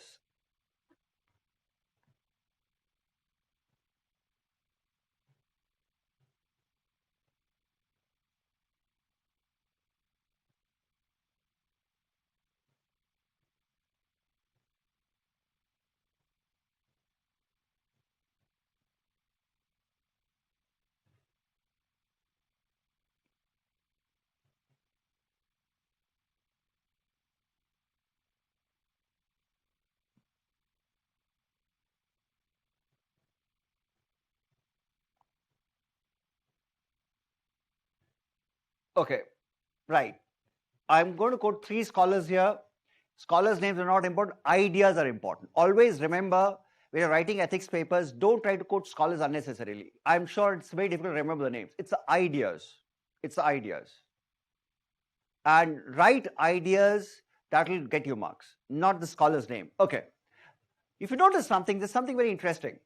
This whole question about moral qualities of a public servant or a civil servant, this was studied for the first time in 1960s. Before 1960s, nobody studied this thing. And the first person to study this was Stephen Bailey. Stephen Bailey. He was the first person to study this. He was the first person to write an essay on this. He's a wonderful scholar. And he wrote three things. He said, every civil servant or a public servant, I'm using the word civil servant, public servant as synonyms.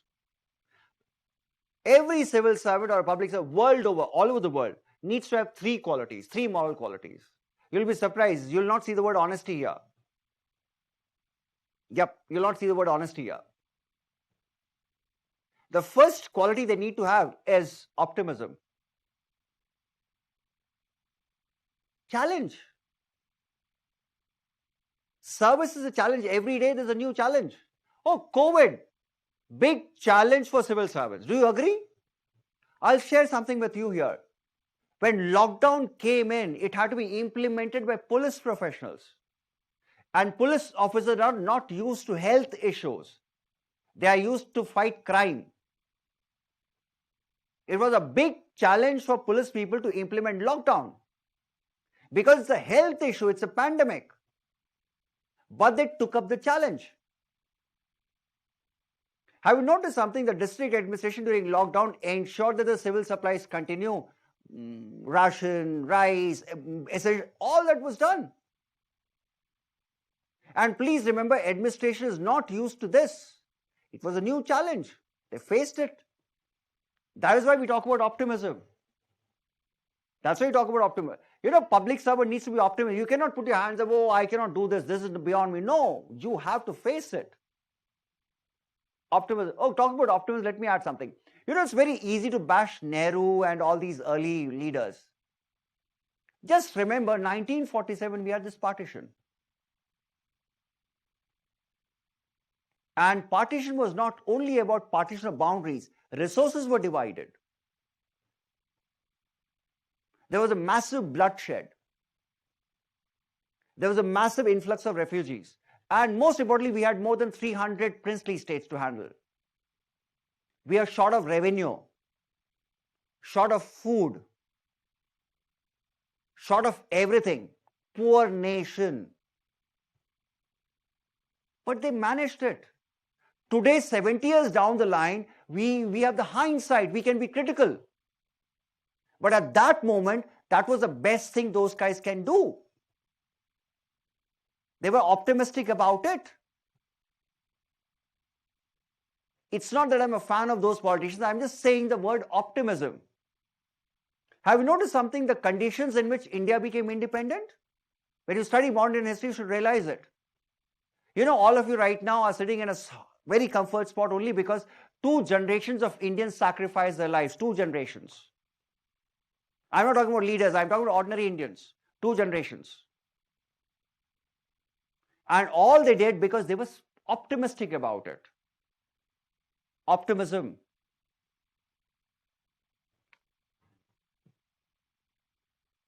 You know, always remember one thing, it's very easy to criticize a public servant or criticize government. But please remember, they work. And they're able to work. Why? Because they have a little bit of optimism about things. Optimism. One. That's the first quality you need to have. Because you're officers. And officers need to be optimistic. Second one, courage. You know courage, what courage I'm talking about. And the last one is fairness. Impartial. You have to serve everybody, irrespective of the caste, religion, race, whatever. Serving everybody. Copy that.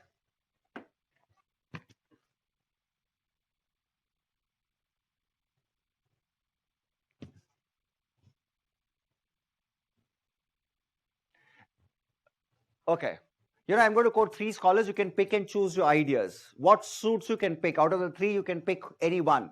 It's not necessary you have to just quote all of it. Pick 1 or 2 ideas. Okay, the next one.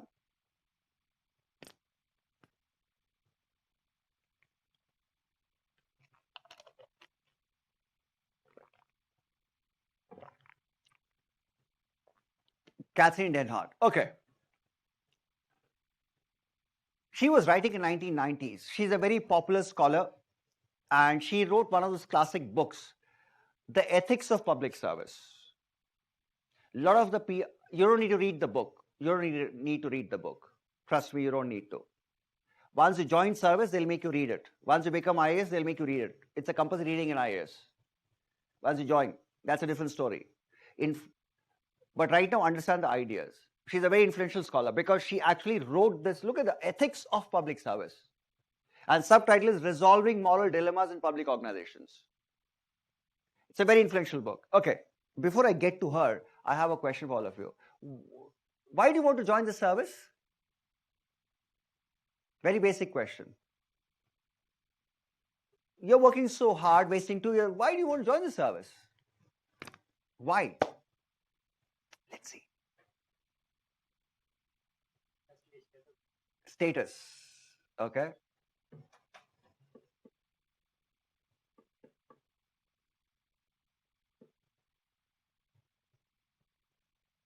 To do social service using power. Okay. Social service. This is one field where I get to use most potential. Okay. Challenging work. For getting good job and do something for the national interest. Okay, Ramesh, makes sense. Good job and national interest. You already have a job, not happy with that. Challenging work, service status job, okay. And also replace one possible correct officer and help others, okay. Better opportunity to serve people, okay. Get higher level of satisfaction. Yes, okay. So Ramesh, not happy. Power, righto. Challenging job. Directly could benefit public. Okay. Passion to do something for the motherland. Wow. Right. Okay. Sounds very impressive. Meets all my personal interests to give back something to the country. Okay, great. Just want to get a group A job. Okay. I understand that, Ramesh. Puts you in a better position to help society. Okay. Anusha, thank you. At the end of satisfaction matter to me, serving the society, hoping returns in favor of our forefathers. Okay. Passionate to create better impact on others' life, especially the needy. Okay.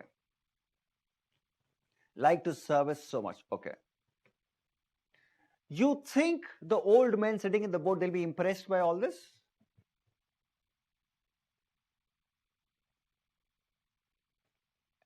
This sounds like one bunch of crap, seriously. You think I'll believe all that? Why is it all kids pick up only these 2 themes? I want to serve. Join an NGO. You will serve India much better. Do social work. MSW, Masters in Social Work. Much better. Become a teacher. You serve country much better.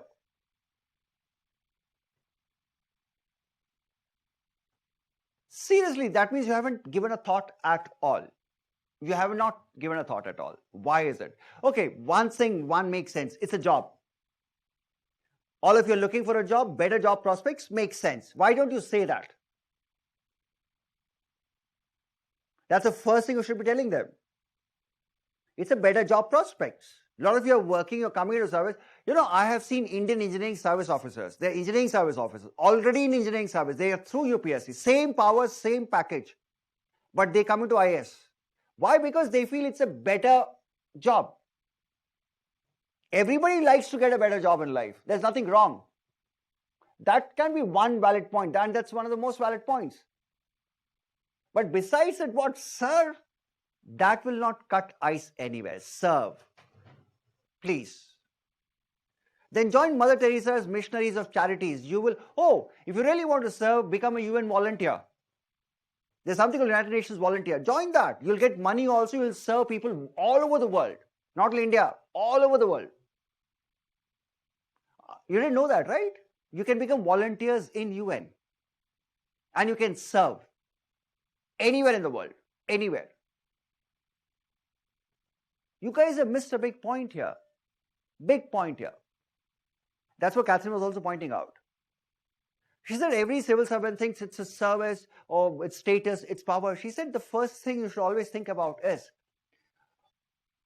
don't you think it's a great honor? Actually, a lot of you, after you come into service, first day you take your posting, you'll be given a visiting card. That's a business card, calling card. The visiting card will have Ashok Chakra on it.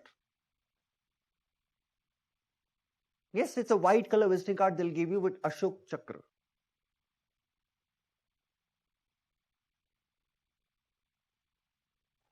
Please remember, it's a privilege to have Ashok Chakra on your visiting card. Officially. Not even Mukesh Ambani can have that Ashok Chakra. Only you guys can. Don't you think it's a great privilege to have that in your life? Don't you think it's a great honor to serve people of India? Honor? I don't know how many of you played competitive sports. When you play competitive sports and represent your country, you have that Ashok Chakra on your tracksuit. It's a great honor. Honor.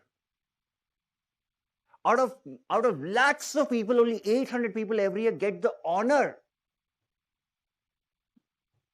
to serve the nation. It's an honor. It's a privilege. Don't abuse the privilege. Adding IAS to your name, it's an honor. Don't abuse it. Because something, people have not seen Government of India. They see you as Government of India. You're the face of Government of India. It's an honor. Always remember this. Try to use this word. It's an honor. It's a privilege. Oh, it's a great privilege to have you all in my class right now, all listening to me. That's why I always tell officers, please don't abuse the visiting card that you carry in your pockets. Because that has the Ashoka symbol. Respect that at least. If you don't have any self-respect, leave that. But at least the visiting card has some respect. Members of Parliament have the Parliament symbol and Ashoka Chakra both. It's an honor to be a member of Parliament. But sadly, our politicians don't understand it. But at least you guys are intelligent. You should be able to understand that. That's why Catherine Denard said this word, honor. Look at the words. Preeminent virtue. Most basic virtue. Every civil servant should understand it's an honor, a privilege. Concept clear? So change your answers from now on.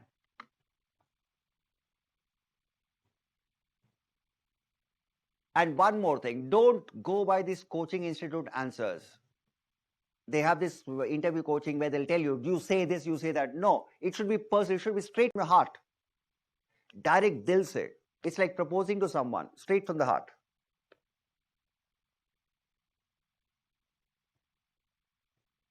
Arvind Anna, what happened? Everything okay? You're staring at me. Something is wrong, that means. Any messages there? Okay. How many are there? Okay. Network issues, I guess. Well-being of people with power. All that is later. Okay. Because no other jobs. Okay. Akhilesh, got your point? All right. Honor. You can use this in the exam. Choice is yours. Stephen Bailey said optimism, courage, and fairness. She used the word honor. She used the word. You know what is interesting is she was addressing public servants, civil servants, and in Delhi. In Delhi, we have something called IIPA, Indian Institute of Public Administration. She was addressing these officers. And there she spoke about honor for half an hour to serving IAS officers. Just imagine if every officer starts thinking like this, that's a great honor. The whole outlook will change. The whole outlook will change. Okay. You know, one thing I liked about Milkha Singh, P.T. Usha. Have you heard of P.T. Usha? Have you heard of P.T. Usha? Have you heard of Milkha Singh? Have you heard of Rahul Dravid, Anil Kumble? They all took it as a great honor to play for India. That's why they never abused it. Have you seen P.T. Usha? Very respectable because she was a flag bearer in one of the Olympics. In Asian Games also. Honor. That is what honor is all about because you are representing the country. So it's a great honor. So that's how the word honor works. Okay, let me go to the next one. What you see on the screen, can you guess? Just a guess. I know some of you must have seen this. What do you see? I'm sure you're all good enough. Any idea what do you see, guys? Chandramohan, you're nodding your head. What do you see? Yes, salt.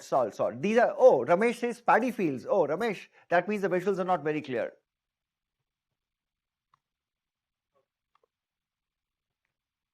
Rajasthan में है ना? Sambar lake तो पूरा यही है. हाँ, okay. गए हो, देखा तुमने? सांबर देखा है? नमक निकालते हुए देखा तुमने? नहीं देखा ना? चलो, okay, ठीक है, मैं तुम्हें बताता हूँ, कहानी सुनाता हूँ. Okay. Now, what's this? These are salt pans. These are salt pans. And contrary to what you think, salt is still monopoly of Government of India. Still. Raw salt. Raw salt is still controlled by Government of India. Still. And most of this raw salt is manufactured by state corporations or central government corporations, PSUs. And there's one of the salt pans controlled by a state corporation. And what they do is they allow seawater to come into these pans and it stagnates. And under the heat of the sun, the water evaporates and the salt crystals form at the top. And what these ladies do is they collect the crystals on one side. They'll scrape it, collect it on one side. And this is picked up in buckets like this and dumped here. From here, the truck will carry it to the processing plant where it's processed. Then it goes to Tatas and all the private parties. Then which they package and process and sell it as Tata Namak, Desh Ka Namak. That's a different story. Now, after this class gets over, oh, even during a break, you can do this experiment. I will do the experiment. I'll share an experiment here. After this class gets over, what you do is buy a half a kilo salt packet, powdered salt from any shop, half kilo. Empty it in a bowl, container. And after emptying the complete half kilo, put your fingers into it. All the 5 fingers, both hands. How long can you keep your fingers into it? How long? Just take a guess. How long can you keep your fingers into it? 5 minutes, 10 minutes, 15 minutes? How many minutes?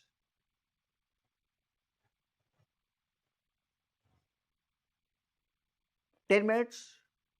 I take a guess. Salt. Plain only salt, no water. Only salt. Try salt. Can't even imagine. Okay, somebody says 5 minutes, 10 minutes, maybe 5 minutes. Okay. Until mom sees us, kicks us out. Okay. Until mom sees you, kicks you out. Okay, Archie, makes sense. Okay. Now, honestly speaking, you cannot keep your hands into the salt for more than 15 minutes. Maximum 20 minutes.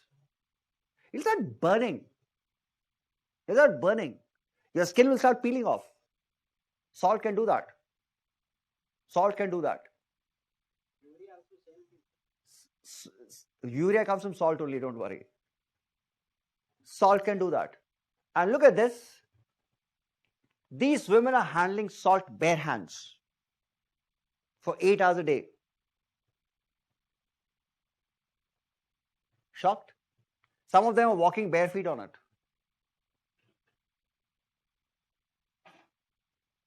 For a wage of 200 rupees. Not even a price of pizza in Delhi. For a day's wage, 800 rupees.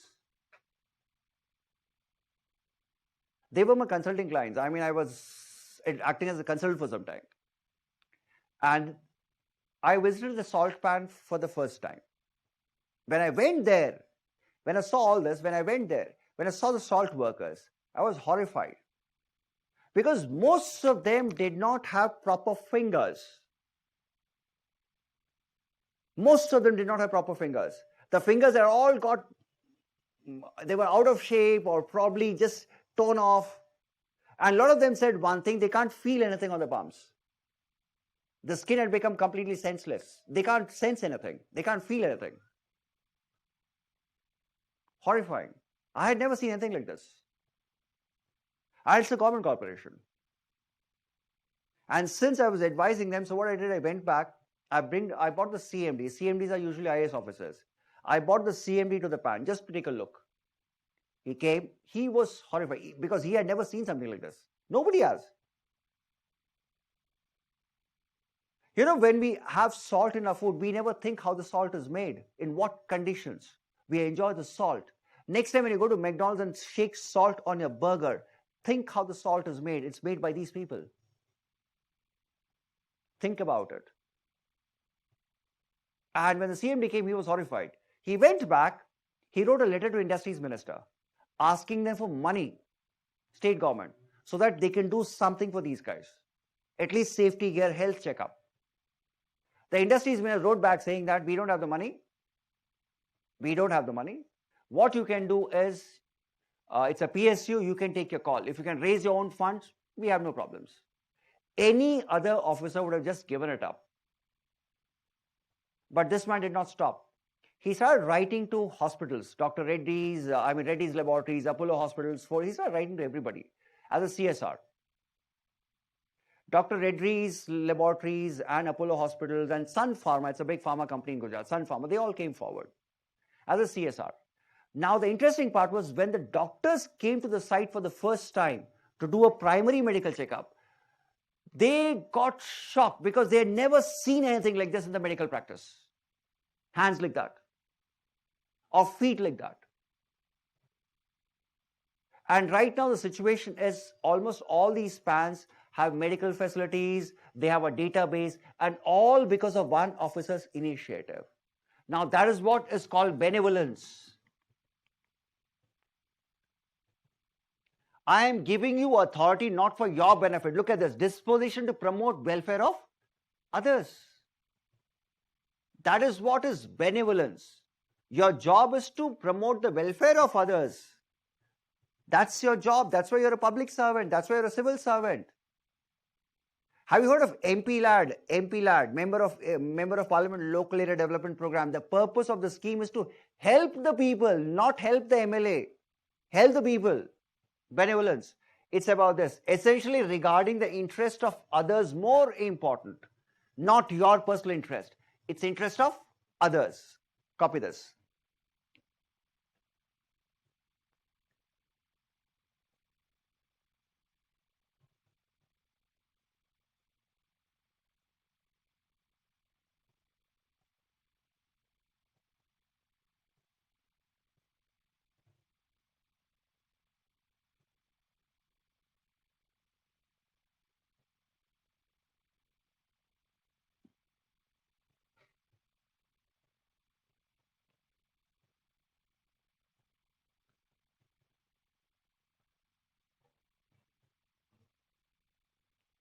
So Catherine Denard gave two big points. I repeat, she gave two big, wonderful points.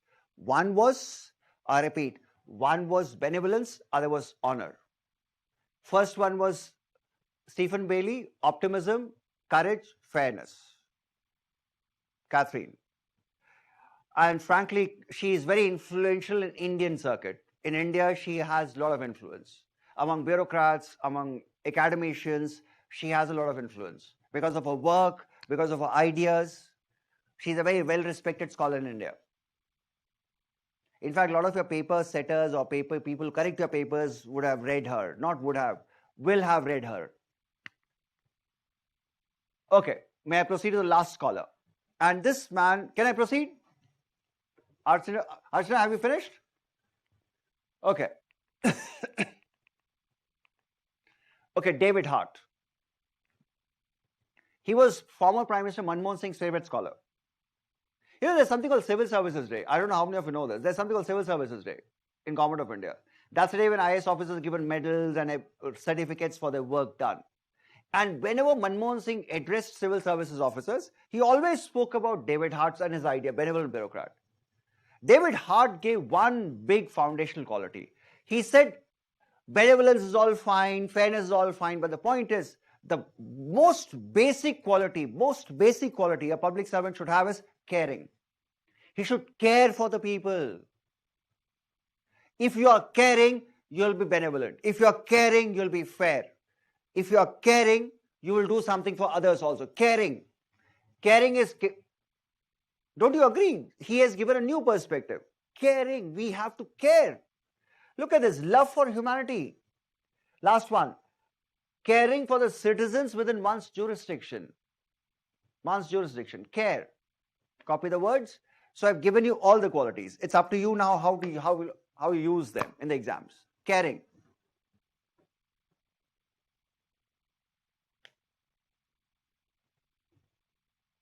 Okay, I've done with virtue, character. Let's go to the next approach. Now, what do you want me to talk about? Consequences or duty approach? What do you want me to talk about? Choice is yours. As usual, democracy.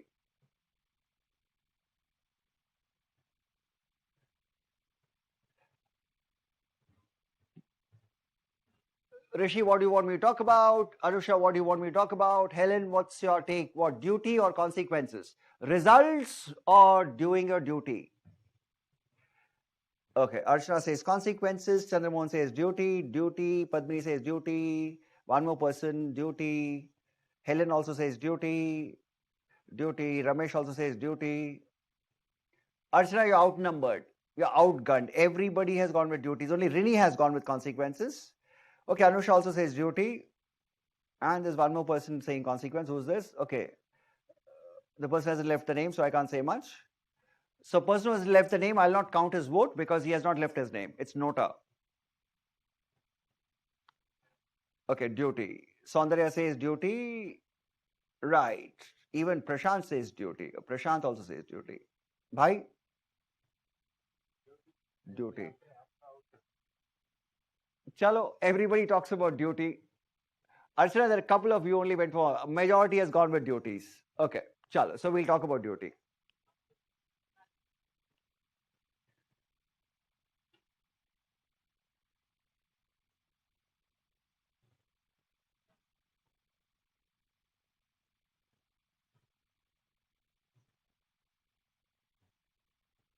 One second, I'll just switch the slides.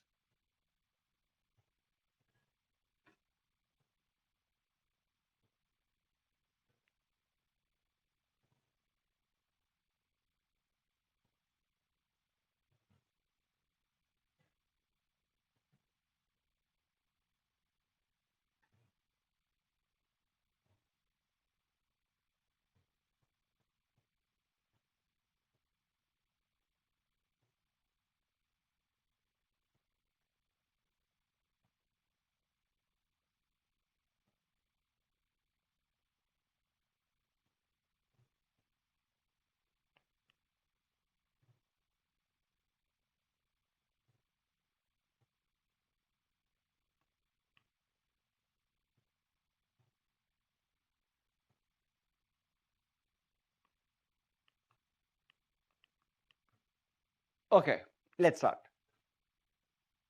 Duty. It's a very simple, small approach. Let's talk about it.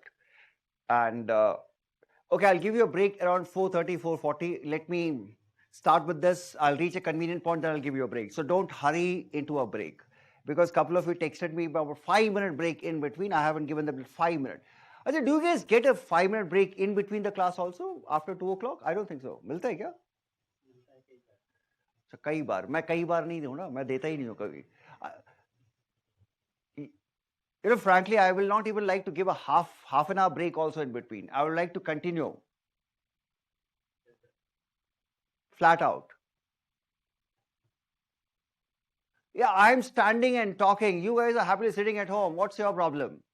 But no, you need that half an hour. I don't know why you guys need that half an hour. Anyway, it's a very debatable topic with you guys. Okay. Work is worship. Duty. Duty is worship. I don't know how many of you understand Hindi. Couple of you do, I know that. If you go to Government of India office in North India, they'll write this word. Karm hi puja hai. Work is worship. Duty. And seriously speaking, your life is full of duties. Right now, you're all doing a duty as a student. The moment I give you a break, your mom calls you, you start doing your duty as a son or a daughter. The moment you go out to the market, you do your duty as a citizen. We only have duties in life. If you have a pet at home, I repeat, if you have a pet at home, you have duties towards the pet also. 5 o'clock, the pet dog will jumping on you. Please take me out. You take the pet dog out also. I'm sure we do that. We only have duties. That is why Thomas Jefferson beautifully said this, only aim to do your duty. It's not about results. It's only about your duties. Finish your duties. Rest, everything will take care of. Duties.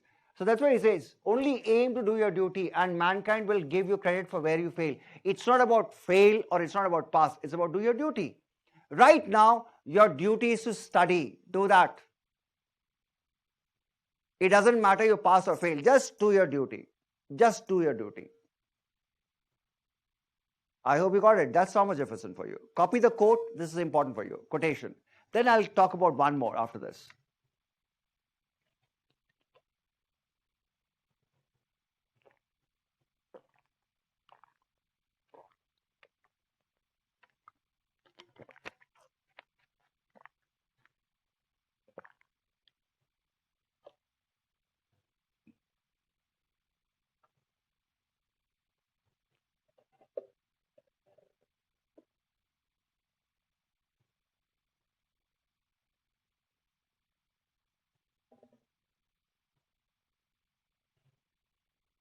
Okay.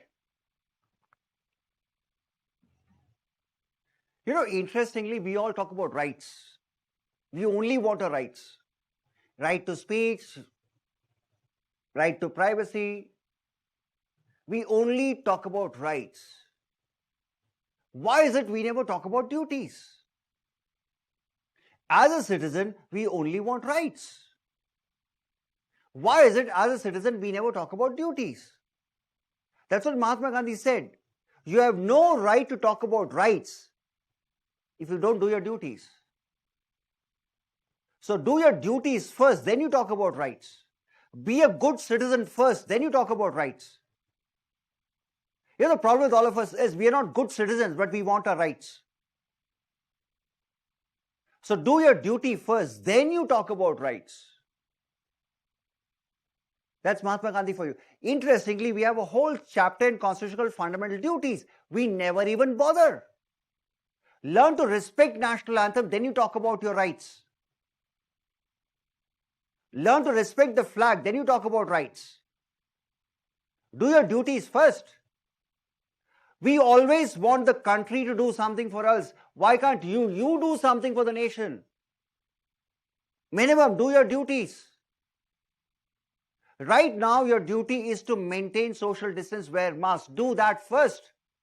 That itself we are not willing to do. Look at the way cases are popping up in Bangalore and in Mumbai. Yesterday, Bangalore's municipal commissioner comes on and he says like we are looking at one more lockdown. Why? Because nobody is doing the duty. I want my right to freedom. I want to roam around, but do your duties, boss. Maintain distance, wear mask. Chennai also is the same story. Most of them don't even wear here. So where is your duty? So that is why Mahatma Gandhi said this. The true source of rights is duty. Without doing your duty, you cannot claim your rights. That's Mahatma Gandhi. Without doing your duties, you cannot claim your rights. Wonderful statement. Duty.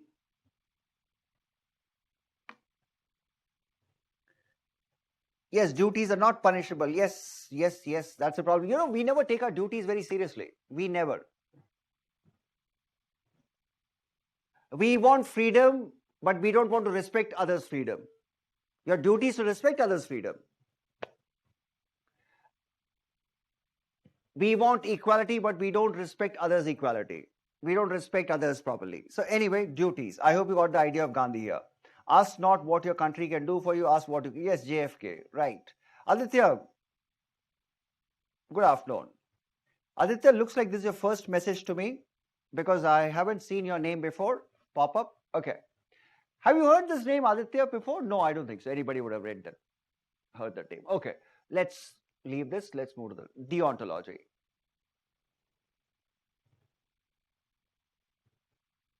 Okay.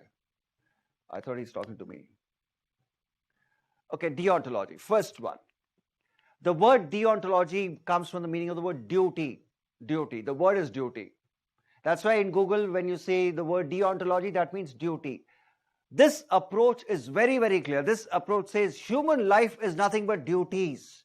All human beings have some duties to other human beings. Some duties. Look at our culture. Look at our culture. In India, we have duties towards the ancestors also. In North India, there's a month called Shraddh. In that month, we make offerings to the ancestors, our duties to ancestors, our dead ancestors. So that means as a culture, we have duty towards not only living human beings, to dead ancestors also. Duties. So our life is nothing but duties. Nothing but duties. Copy this.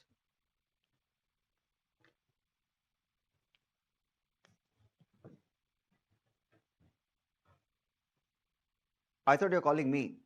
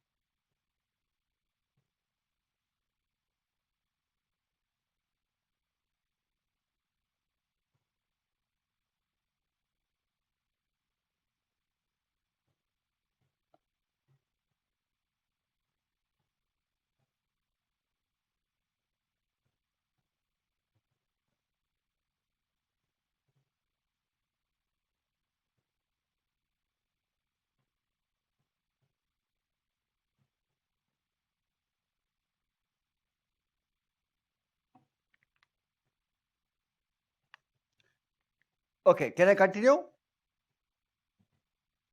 May I go to the next slide? Okay, let's talk about this. Now, this is a handsome man called Immanuel Kant. He's the one who started this. Look at this. The foundation of the duty ethics was laid by this man, Immanuel Kant. It's a very easy one. So, in case in your exam, if you see the word Kant, it means about duty approach to ethics. Okay, one more word of caution. This is about ethics. This is not about philosophy. So don't end up reading Kantian philosophy. The biggest mistake most of you do in this paper is you overread. This is not philosophy. It's about his ethical ideas. So, but he laid this foundation of duty approach to ethics. How duty is the most critical aspect of ethics, he talks about it. So I'll discuss that also. Copy this. And remember, the man can't. And that's how he looks. And because he has been asked earlier also. Copy that.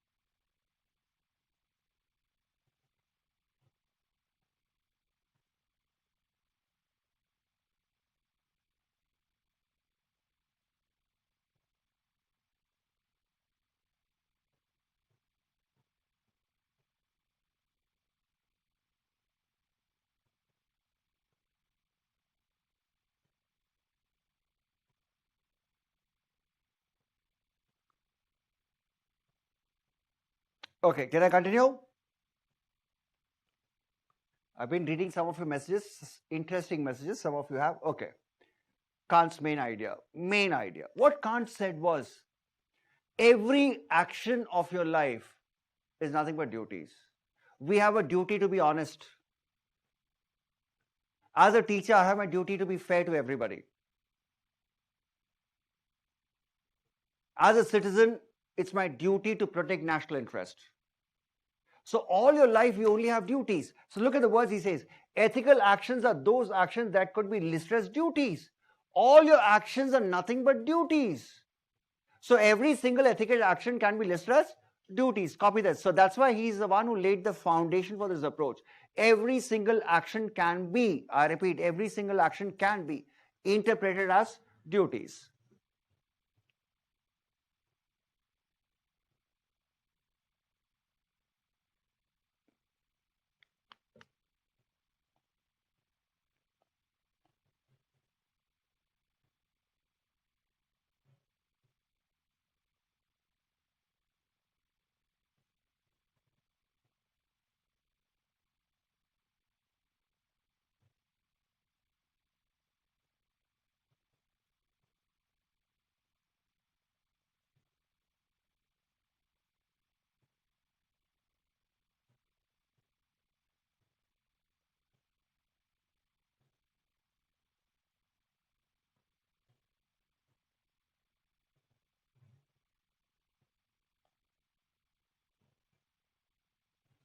Okay, next.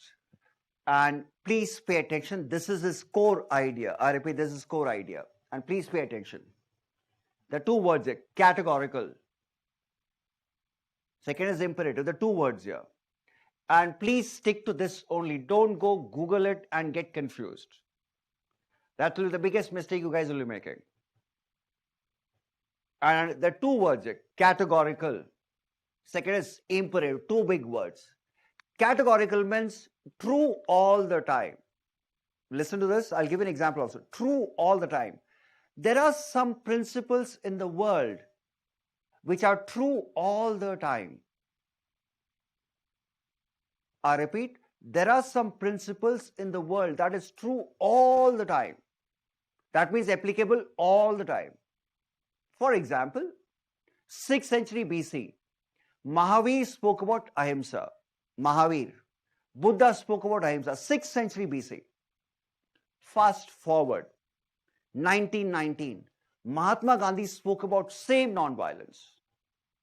Fast forward, 1960, Martin Luther King Jr. spoke about same nonviolence. Fast forward, 1990, Nelson Mandela spoke about same nonviolence. Fast forward, 2020, Dalai Lama talks about same nonviolence. 6th century BC 2020, it's the same. In Mahabharata and Gita, Krishna spoke about honesty, same. Look at this, Mundaka Upanishad talks Satyamev Jayate. Even now it's the same. Have you heard the term Satyamev Jayate?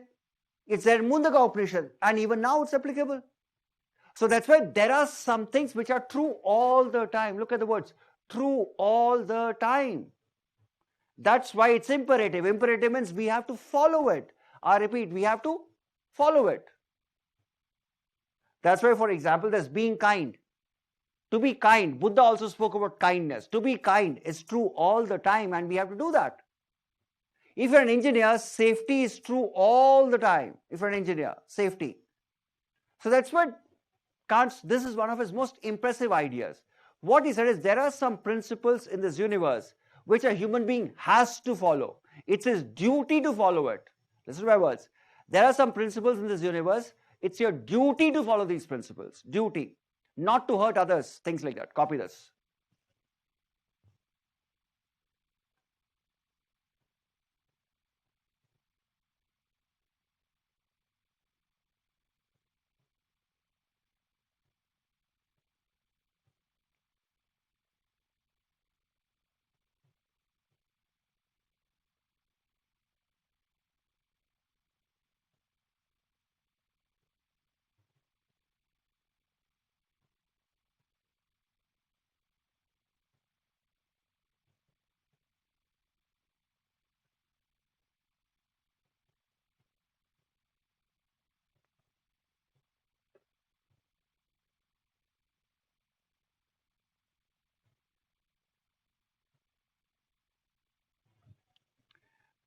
True all the time. Okay. May I proceed? Next slide. Okay, can I take you to America? Can I take you to US? Would you like to travel to Alabama, US? Or you want a tea break? Dilemma. You want to travel to US first, or you want to take a tea break first?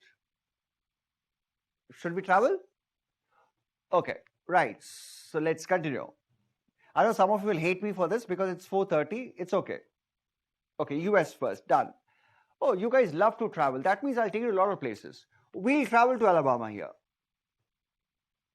Now, that's Alabama here, and there's a small place called Tuskegee. Very small place, Tuskegee. Alabama is a cotton country.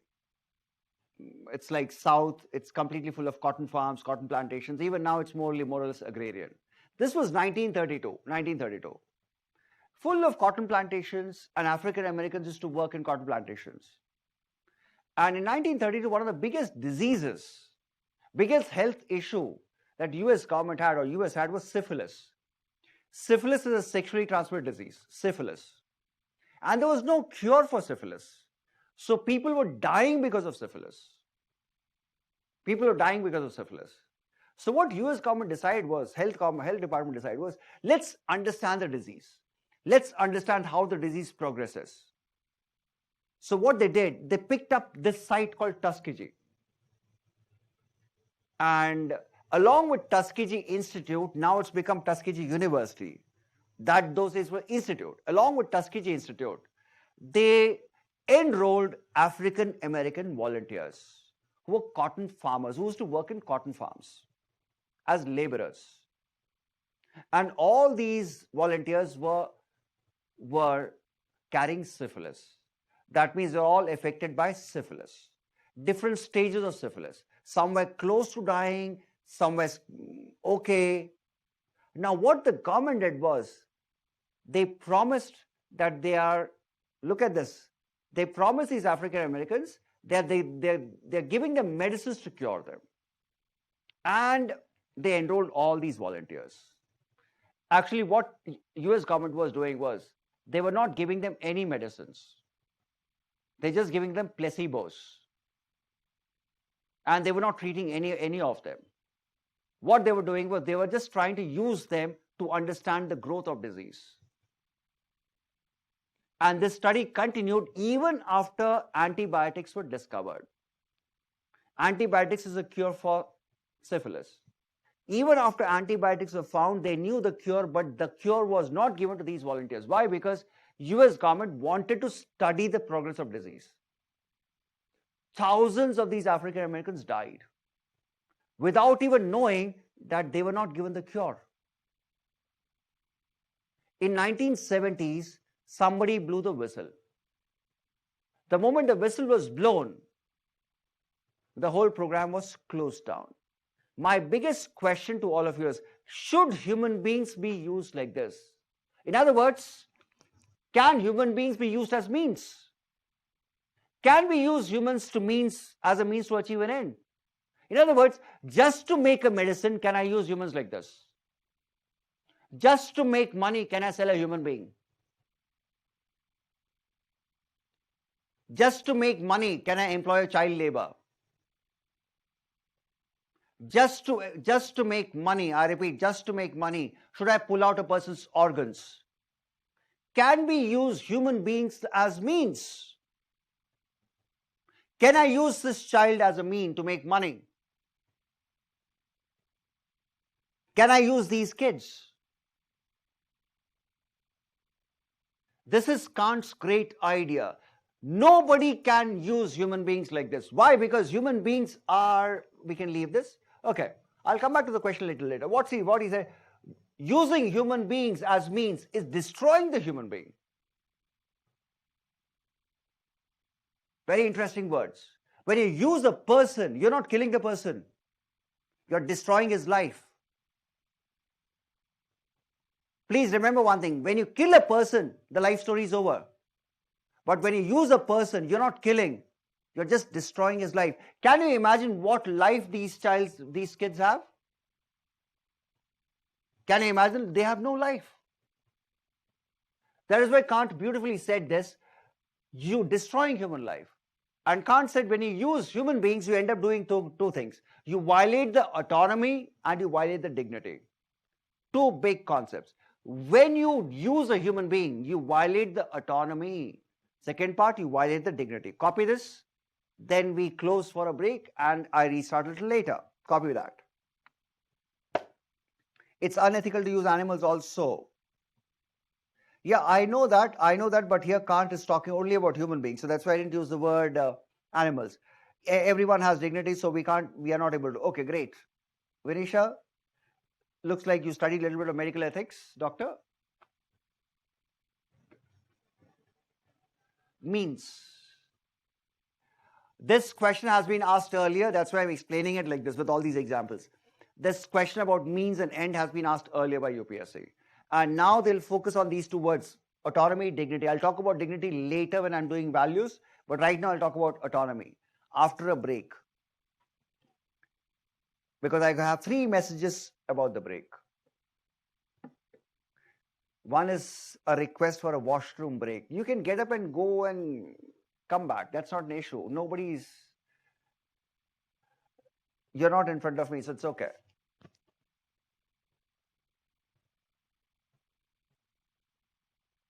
All right. So it's 4:35. So what I'm seeing you? 5 o'clock? 5 or we're meeting at 5 o'clock, half an hour? Okay. So we'll take a break and come back. A quick break. If you come back early, we start early. If you come back early, just ping me, we can start early.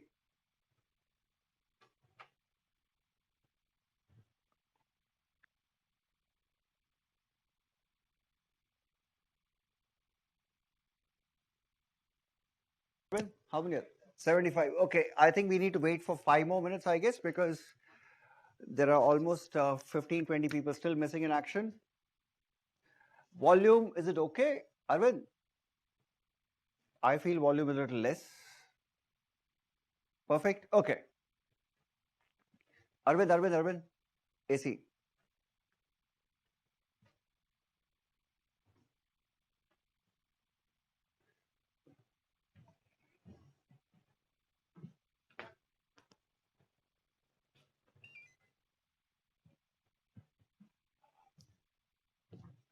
Okay.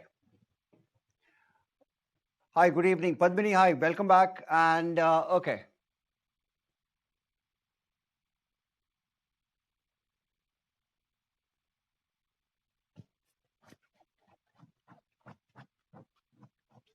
All right.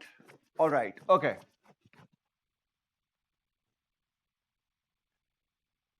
Are you guys okay? All of you? Right. So we start. Now, I was just talking about Kant's perspective on duty, and let's take it forward. Let's take it forward. Let me start with the. Now, this was a question UPSC had a couple of years back. The question is very simple. It's about human beings should always be treated as an ends in themselves, never as means. It's the same thing which I discussed a while back. It's not humans cannot be used as means at all. That's the core idea of Immanuel Kant. So remember that word. And Kant's greatest contributions are one more concept, and that concept is about autonomy. Haja, who makes choices for you? Who buys clothes for you? You guys buy your clothes or your parents decide on the colors? Archana is very emphatic. Oh, I do. Okay. Who decides on what you eat? You decide or your mom and dad decide? You decide, right? So in a way, in fact, you even decide who's going to rule us. When you cast your vote, you decide who's going to rule the country. So bottom line is you lead your life by your choices. Autonomy is not only. Autonomy means independence. Look at the words. Condition of leading one's life according to one's own reasons, according to one's own values. You lead your life as you want. That is what is autonomy. Autonomy, in simple words, is about independence of choices. As a human being, I have a right to lead my life as I want. My reasons, my values. The second point of autonomy is this: making his own choices and guided solely by your rationale, solely by your reasons. Solely. Nobody should influence you. I repeat, nobody should influence you. For example, you're taking this exam also by choice. So everything here is by your choice without external influence. That's what is autonomy here. Copy that.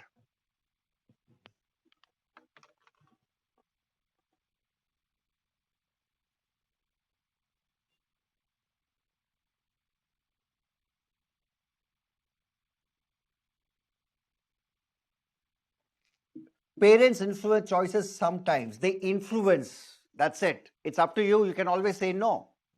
As if you listen to your parents every time. Please. Do you listen to your parents all the time? No. You reject them most of the time. Bottom line is you do lead your life according to what you want. Vamsi, are you there? Are you back after the break, Vamsi?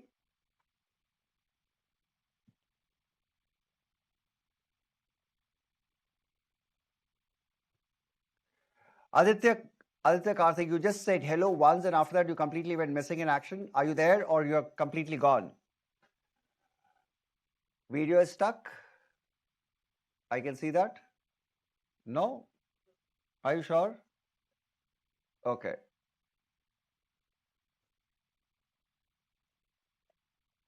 Chandramohan, are you there? Yeah, I saw you. Okay. Bishoi Saab, गायब. बिशोई जी गायब हो गए मौका देख के. बिशोई जी गायब हो गए. बिल्कुल गायब है अभी बिशोई जी. ओके एनीवे, तुमको जानते हो? तुमको जानते हैं ना? नहीं वैसे नहीं जानते, हम ये जानते हैं वो भी वहीं के उधर के. वो हिसार के, तुम झुंझुनू के, बहुत फर्क है. वो भी वहीं के मत करो. कहाँ हिसार और कहाँ झुंझुनू, प्रदेश ही बदल गया हो यार. कहाँ जबरदस्ती. चलो anyway. Okay, autonomy is about your independence. You make your own choices. That's autonomy. Now this is one part. Now let's go to the next applied aspect. Okay. Now one of the biggest mistakes, I repeat, one of the biggest mistakes most people do when you prepare for ethics paper is you overdo the philosophy, not the ethics. Everybody studies Kantian philosophy because you Google it. And that's where everything goes wrong. This is ethics, not philosophy. And when you talk about duty approach to ethics, the biggest thing you have to prepare is duty ethics from public service perspective. As you must have seen that I prepared you for virtue approach from public service perspectives. It's a public service exam. So you have to prepare that way. So don't make this mistake of reading philosophy. You will be dead if you do that. And even if you write that also, you will not score marks. It's about understanding it from public service perspective. So in other words, what is a duty-based approach to public service ethics? You can see the clue here. As a public servant, as a civil servant, what's your duty-based approach? What's the duties? What's your duty from ethical perspective? Okay, listen to this. The day you become a collector, you have some duties as a collector. The day you become principal secretary, your duties change. The day you become a chief secretary, your duties change further. And all these duties are connected to your position. I repeat, connected to your position. Right now, I have nothing to do with Mr. Modi. But I have everything to do with the Prime Minister. Because Prime Minister is an office, responsibility. So duty approach means very simple. It's about responsibilities of public servants connected to a position. Every public servant has a position. Collector, responsibilities. Chief Secretary, responsibilities. SP, responsibility.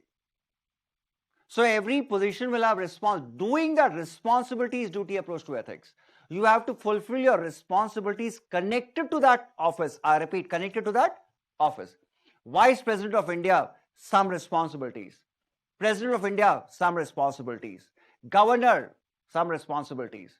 So that is what is duty approach to ethics is. So you need to understand this part. Copy this and this is what is the core of it. We'll discuss this in detail. Okay, Bishra, you're there. Okay. Bishra, your namesake is also here. You know that there's one more Ramesh in front of me. He's from Jujunu and he says, दोनों एक ही जगह के ऐसे कैसा हो सकता है भाई? मुझे समझ में आ गया जो तुम कहने की कोशिश कर रहे हो.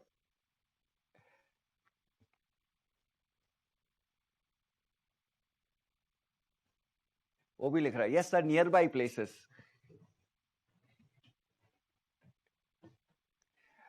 Okay.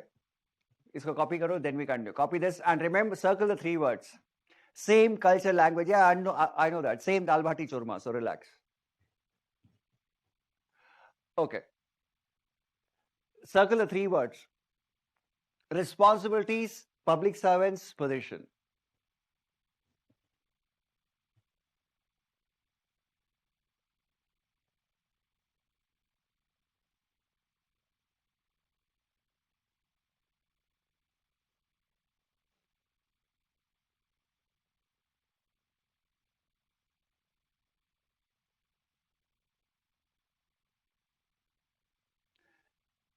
Okay. Now this will be the most interesting part of your course because you'll see service from a new perspective. What was that all about?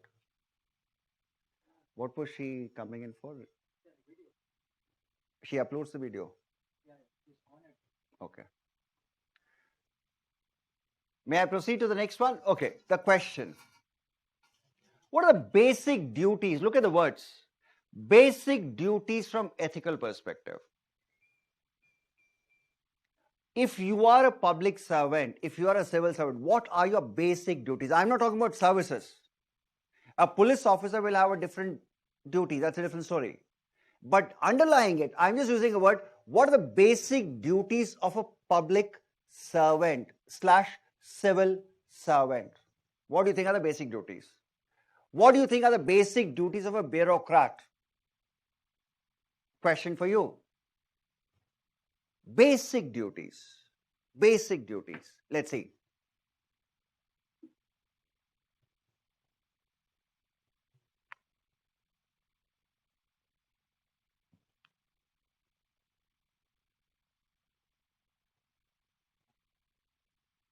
Basic duties.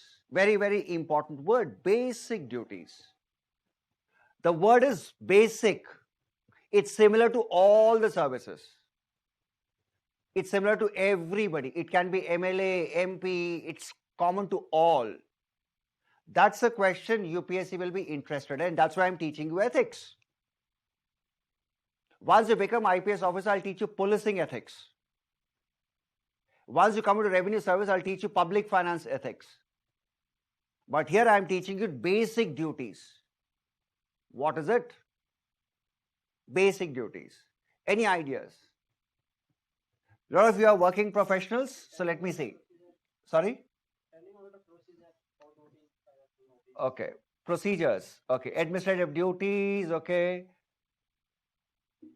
Governing the countryside state properly constitutionally. Okay. Governing, being loyal to work, following procedures. Okay. Administrative duties to deliver benefits of government schemes to every citizen. Okay. Ramesh, thank you. Proper administration, be honest to people, honesty, loyalty, generosity. Understand needs of the people. Okay. Who's this? Who's this? I'm seeing it for the first time. Vasant. Vasant, good afternoon. Vasant, this is the first time seeing you. Okay, taking care of public interest. This is Sri Lakshmi. Okay, public interest. What else? What else? Archana says legal authority. Okay, Vasant, where were you till now? This is the first time. Patience to public opinion. Okay, you all have missed one very, very big point. I knew that. I knew that. Now understand this. I'm going to talk about only 4 duties here. 4 duties. And these are the most important duties. Most important duties. So listen now. First. Achha, do you have a career in public service?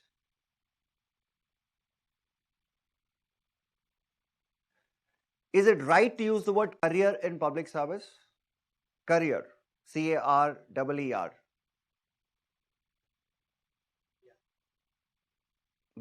Fundamentally गलत है तुम्हारा रमेश पर. You have promotions. यहाँ कोई career नहीं है. It's a service. It's a service. But service also is a Service is not a career. It's a service. You know what? Career is career. You have a career in private sector. In private sector. यहाँ पर it's not career. Why? Because you serve public interest. You serve public interest. So the word is service. That's why what is the full form of UPSC? Union Public Service Commission. It's not Union Public Career Commission. I am not recruiting you for a career. I am recruiting you for a service. And what is that service? Public interest. private also job and government also give job. See, a job is different. Yeah, we are not talking about job. Ramesh is a public servant here. He's arguing here. Oh, I have service. No, I have a career. There's no career here. There's no career here. That's one of the fundamental mistakes that we have in India is this. People don't understand this. Yes, nobody must have told you this. Frankly, we don't in public services. There's no concept for career. There's only one thing. You are there to serve public interest. In other words, the first thing, putting public interest over personal interest. That means it's not your career, it's public interest that matters. In theory. In theory. You are there to serve. Okay, one very important thing. One very important thing. Ramesh is from Junjuno. He's serving in Chennai. He's having a tough time with Chennai food, Chennai people, doesn't understand the language. He can't complain. Why he cannot complain is because the moment you come into service, you will serve where I want you to serve. You got my point? I'll decide where you serve. I can send you to Shillong, you serve there. I send you to Kerala, you serve there. It's me. So you don't make any career choices. You are there to serve me. You keep me happy, job done. So this is what public interest is all about. Public interest demands that Ramesh stay in Chennai for next 10 years. He has to stay. So that's what service is all about. I hope you got the concept clear. It's all about public interest and what I decide. Chalo, copy this. Ramesh, having a good time?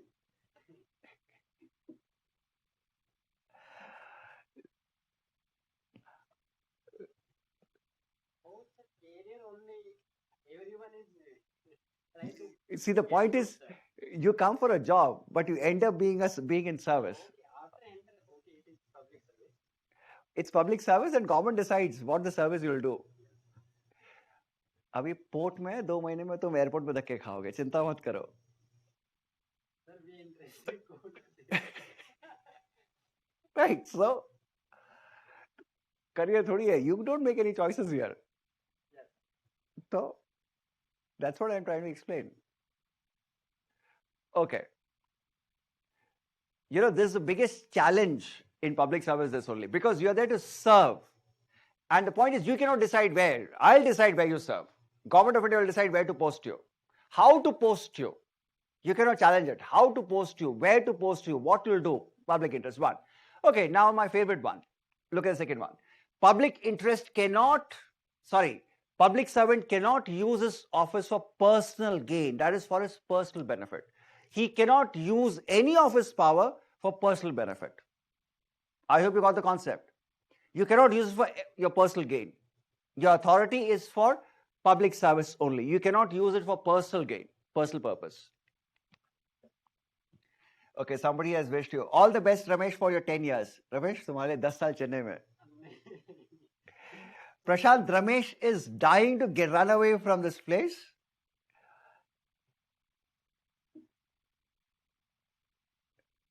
Oh, sir, 10 year in custom, no, sir. Full year, full life year only.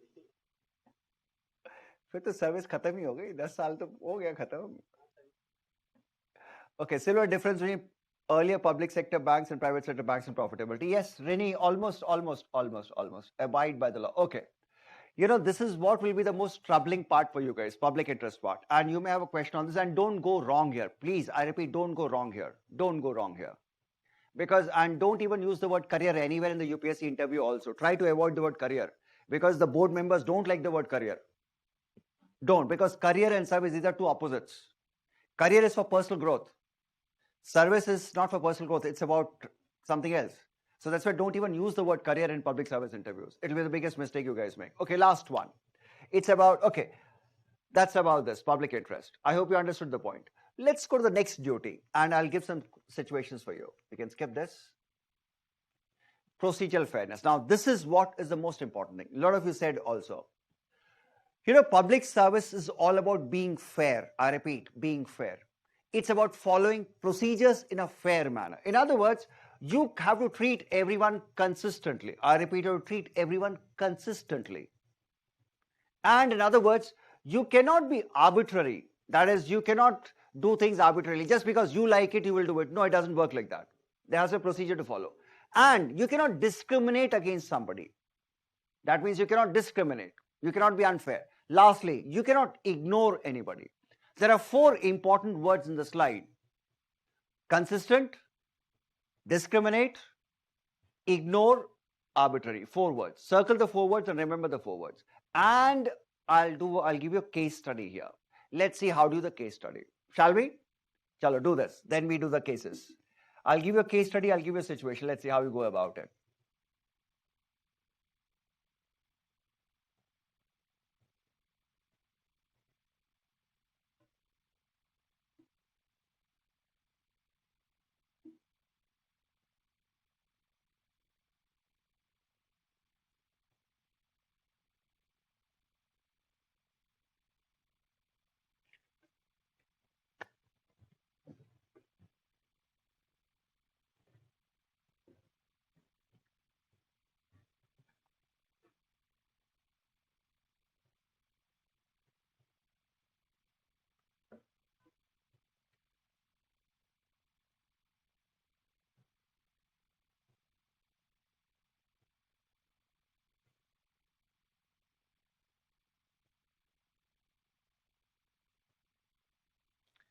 All right.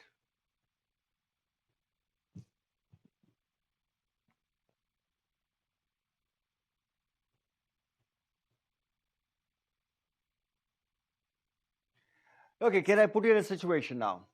Archana, all set for the situation? Helen, situation? And I want you to apply this. Fairness. Fairness concept. And this way, everybody, I want responses now. How many are there, Arvind? 84, sir. Okay, done. So one wicket has fallen. Okay. Probably network issue. Okay. This was in 2014. This was in 2014. I'll give you a live case and you have to apply this. This was in 2014. And it's about procedures. So listen to this. It was in 2014. And, 2014 was the time when Election Commission of India was organizing camps, voter registration camps all across India. Even now, Election Commission does this duty, does this thing of having voter registration camp across the country. So this was in one such camp. And Election Commission issued an order, government order, saying that every block or every tehsil, in South India we have taluks or tehsils. In North India there is blocks. So what they said is every block, every tehsil should have at least one voter registration camp in the year of 2014, compulsory. So this was in one of the blocks. I'll not name it. This was one of the blocks. That is a tehsil. And they had to organize a voter registration camp in the block. And they picked on a Sunday. And I was there as an official observer and at the same time to record also for my research purpose also. So the twin things there. And the whole camp was organized in a school, in a government school.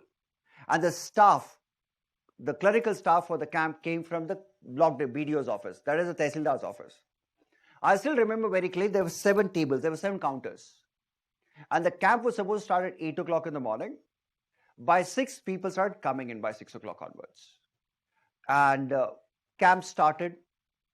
Everything was going smoothly, perfectly smoothly. Villagers were all standing in queue, everything was going smoothly. Around 11:15, an elderly woman, an old woman, she came along with her son. Her son was visually challenged. I repeat, the son was visually challenged. She stood in the queue. She stood in the queue for almost 30-40 minutes. And after that, she left the queue, she came to one of the counters. And she came to the counter clerk and she said, "This is my voter ID card." She took out a voter card. She said, "This is my voter ID card. I am not here for my card. I am here for my visually challenged son's voter ID card. I stood in the queue. Being old, I cannot stand for too long. I cannot let my visually challenged son stand in the queue. Why? Because I cannot leave him alone. Please process my application." The moment she made that request, people around started screaming. They said, "We are standing here from 6 in the morning, who, she," and all that started. Now just imagine if you are sitting in the counter clerk's position, if you are there in the position, what will you do? Will you process her application or not? Simple question. Will you process her application or not? Yes or no? Yes or no? Process the application. Ramesh also says yes. Well processed. I know everybody will blindly say yes. Rule also, no? Ramesh, wait. What about this? What about this? Fairness? Don't you think I'm being arbitrary?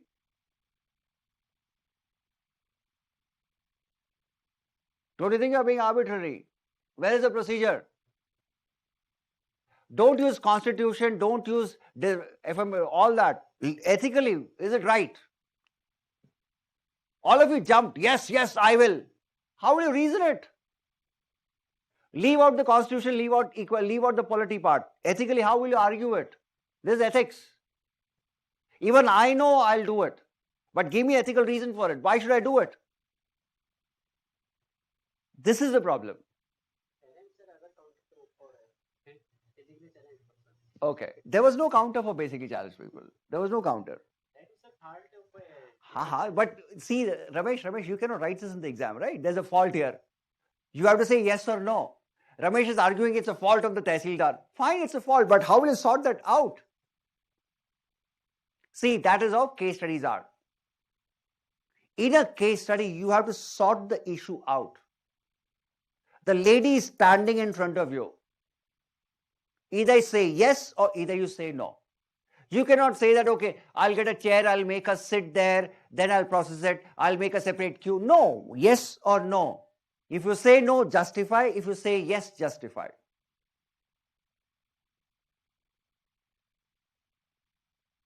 Yes. Okay. Wait, let me explain it. I know all of you got it correct, but understand the perspective here. Once people start screaming, I'll take this case forward. Once people start screaming, this Tehsildar who was standing there, he very politely told this clerk, you get up. He got up, Tehsildar took the chair. And the moment Tehsildar took the chair, everybody became quiet because he was the officer in charge. And he processed the application, gave it back. So, ethically, always remember, an officer in charge has the power to violate the procedure also in the name of compassion. I repeat, in the name of compassion. This is what we call power of discretion. Every officer has a discretion. I repeat, every officer has a discretion. That's why they're officers in charge. Compassion. Compassion is the only criteria. It's there in your syllabus also. Compassion is the only criteria by which you can violate the procedures. Compassion. But on the other side, there are officers also who follow procedures, who will not process it. And sometimes it can become very, very dangerous. I'll give you an example. I'll give you a case. Close to Delhi, there's a place called Gurgaon. Close to Delhi. And I don't know how many of you know about Gurgaon. I know Ramesh, you may know it. Bishnoy may know about it. There's a place called Gurgaon. And Gurgaon is a very interesting kind of a city. On one side, you'll find high-rise buildings. On the other side, you'll find absolutely village. You'll find villages there. So this happened, I don't know the year. I think it's almost 3 years now. It's one of those very shocking cases. 3 years back, what happened was, in one of the villages, a 13-year-old girl, she came back from school, village school. She just came back from village school. And she was playing around and she had a little fever. So seeing the child having fever, mother did not take her to the doctor. Mother went to the chemist shop. In villages, chemists often act as doctors. So she went to a chemist and she said, my daughter has fever. So the chemist gave her a paracetamol. She came and gave it to the daughter. And 2 hours into, she had recovered. 7:30 in the night, this girl again had very high fever. And again the lady, the villages don't have too much of money also. And the sad part was, the husband was not home. He had gone to nearby town and he was expected next day morning. So she was alone with the daughter. She again went to the chemist and told him that the fever has come back and the fever is high now. What can we do? He gave a stronger medicine. It was given to the child again. And child recovered. But around 11:30, couple of hours, around 11:30 or so, this girl developed high fever again. And now she was very, very bad. She was in a very bad shape. Now the poor lady didn't know what to do. She woke up the neighbors. Neighbors come. In villages, neighbors come to help. It's a normal routine there. Everybody, all the ladies from neighborhood, everybody came. And they all started taking turns, keeping the temperature down. So some of the ladies suggested, anyway, it's almost 12 o'clock. Let's wait for a couple of hours. By 7 o'clock, neighboring government hospital opens, which is a neighbor in the close by village. And that will open around 7 o'clock. We'll go to the doctor there. Let's manage it for a couple of hours. Because they didn't have money also. They didn't have the resources to take her to the hospital also. So they were managing the girl, the mother. It was all there. 6:30, 6:45, they rushed along with the girl, the mother, along with the daughter to the hospital, primary healthcare center. The doctor had reached by there on time. The mother made the girl sit in one of the chairs and she went straight away to doctor's chamber. And doctor's first question, where is the token? I hope you know in primary healthcare centers and government hospital, you have to take outpatient token, OPD tokens. Without the token, the doctor will not entertain you because that's for records.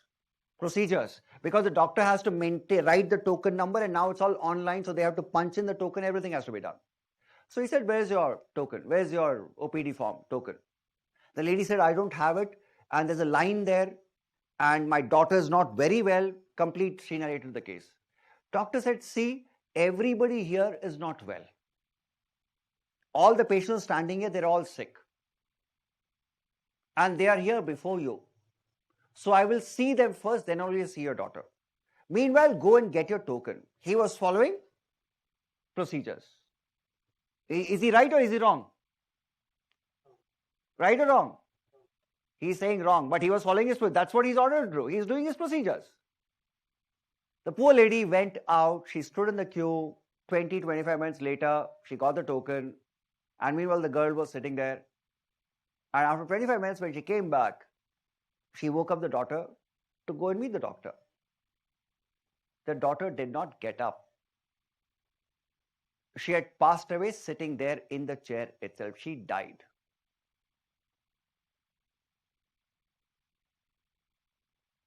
Now, whom will you blame for it? Procedures or the doctor? The doctor was being very fair. Procedures, outpatient token. It became a case. Inquiry started, and the inquiry committee just had one question of the doctor. You are a doctor. You are the man in charge, on the spot, in charge. You could have decided. That's why I said, you could have decided. You could have broken the queue. You could have taken that decision. Procedures are good, but no procedure is above life. Listen to my words. No procedure is above life. So fine, you follow procedures, but life matters. That's why you always say compassion versus procedures. In UPSC also you had a question on this. Compassion versus procedures. What comes first, compassion or procedures? Compassion. It's public service, right? And poor doctor, let's not call him poor. He made a bad decision. He was placed under suspension, and right now still the case is going on. He has filed a case. The case is still going on. I'm very sure he will not be able to get the job back because life has been lost. You know what is, it's a kind of a tough situation. It's a kind of very tough. He was following procedures because others were also sick. But the point is, he never knew it's going to go this way.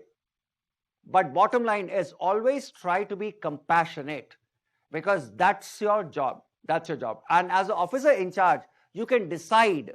I repeat, you can decide. I hope you got the idea. Chalo, next one. Fiduciary trust responsibility.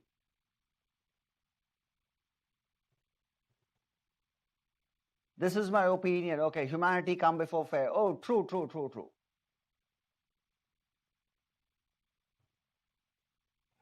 Have you heard the term compassionate recruitment? I don't know how many of you know this. Delhi police has this wonderful practice of compassionate recruitment. If a constable dies on duty, on active duty, one of his family members is recruited on compassionate grounds. Not procedures are followed, compassionate grounds. So we have this policy itself of compassion. That's why in your syllabus also there's a topic called compassion. I'll do that a little later. But please remember to write this along with procedures. Procedures can be violated by the officer in charge in the name of compassion. I repeat, in the name of compassion. Always remember that. There's something called exceptional situations. I repeat, there's something called exceptional situations. Or even doctors do that. In government hospital, doctors do that. If there's an accident victim comes in, they immediately do it. They will not wait for the FIR to be filed. They'll immediately do the surgery. FIR can happen later. All the things can happen later. They will immediately start with the surgery because they have to save the life. Compassion. Okay. Next one, fiduciary. What should the doctor have done? What should have the doctor done is to check the daughter's condition before mandating procedure. Yes, the doctor it happens. See, let me add something here. When you're following procedures on day-to-day basis, it becomes a habit. It becomes a habit. It becomes a habit to ask for OPD tokens. It becomes a second nature. So that's why he didn't bother about it and not knowing that this will happen. See, public service can be challenging also. Okay, anyway, fiduciary. Fiduciary means trust. Achha, can I trust you all? Ramesh ने पहले ही बोल देना है. Can I trust you all? Achha, can your parents trust you? Can your parents trust you? Okay, great. Can they trust you with money?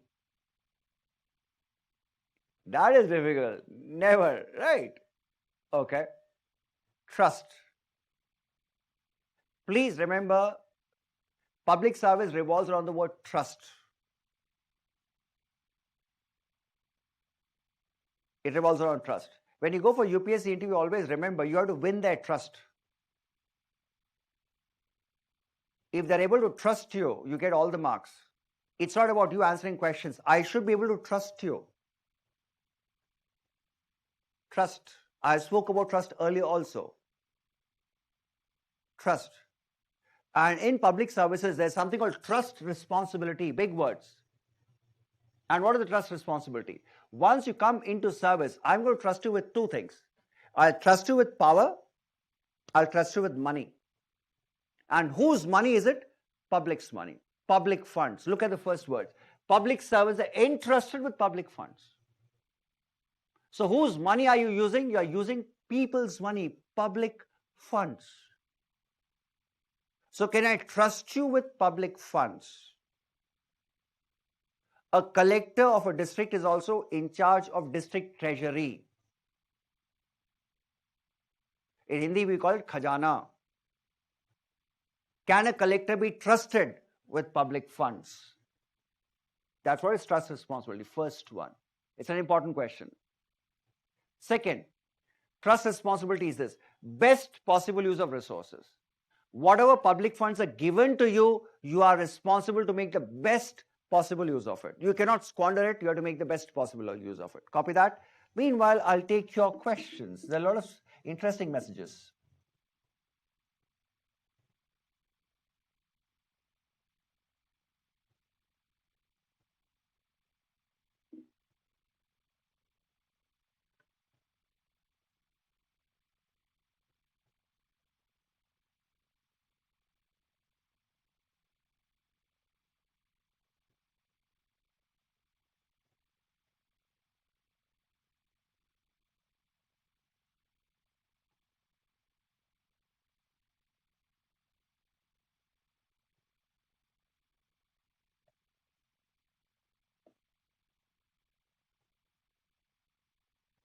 Have seen compassionate employment, RBI, NT and EB. Yes, compassionate. That's really, that itself is a clue that in Government of India also, we value compassion more than procedures. In Government of India also. So really, good point.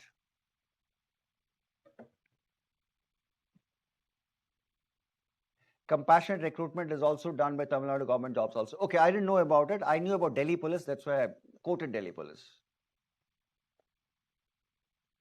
Based on humanitarian grounds, okay. Right. No Article 14, 15 here, please. Okay, that brings me to a point here. You know, a lot of you have this tendency when you're writing ethics answer, you'll bring in constitution. Don't do that. That's your polity paper, paper 2. This is not polity. So don't bring in Article 14, Article 21. Leave that to polity. This is purely on ethics. You have to use the word compassion. Okay, next one. Fiduciary responsibility is about this. It's about being frugal. Oh, this guy is gone. Battery is running low. Okay. It's about this. They should spend frugally. Look at the word frugal. Okay. What do you mean by the word frugal? Don't Google it. Frugal, F-R-U-G-A-L. It's a very, very famous, very, very favorite word of governments world over. What do you mean by the word frugal? F-R-U-G-A-L. Don't Google it. Some of you will Google it. Similar to stingy. No. Stingy is miserly. Nishan, stingy is miserly, bache. Efficient, wisely, okay. Helen says judicious, using money wisely, best, lowest quotation. Oh wow, this is Sarkari. Lowest quotation, lowest bidder. Okay. Wait, let me explain this. A lot of you will not understand. Let me explain it properly. Frugal means it's about being balanced. You cannot be extravagant. Extravagant means you cannot overspend. Extravagant. And at the same time, you cannot be miserly also. You cannot underspend also. Frugal is about that balance. Not overspending, not extravagant, neither underspend, neither being miserly. For example, right now all of you are preparing for an exam. Some of you just started your careers. Suppose at this age you want to go on a date. At this age, if you want to go on a date, if you go to a 5-star hotel for a date, that's extravagant. For that, you have to borrow money. Extravagant. At the same time, you will not even like to go to a roadside tea stall for a date. That is too miserly. Roadside. Can you imagine dating on a roadside? No, that's too miserly. You go to McDonald's, 45 rupees burger, good enough. Frugal. You go to Domino's Pizza, buy one small pizza, share it, or buy a garlic bread, share it. Giving you ideas. That is frugal. That is frugal. I hope you got the idea. Not extravagant, not this. Frugal. Now you understood frugal. Look at the happiness. Dating. Everybody is happy. Oh, who will date UPSC aspirants, first of all? Just imagine 2 UPSC aspirants going on a date. What will they talk about? Polity, economy, test series. Most boring. You know, there are 2 people you should never date. One is a civil engineer or an engineer. I'll know about civil engineers. Imagine going on a date with a civil engineer. He'll talk about cement, steel, cinder blocks, bricks. Horrible. Now we'll always remember the word frugal. And there are some engineers who are taking UPSC exam. Deadly combination. You cannot date them at all. Frugal. Okay, copy this, remember. Frugal is not about being extravagant. It's about being balanced.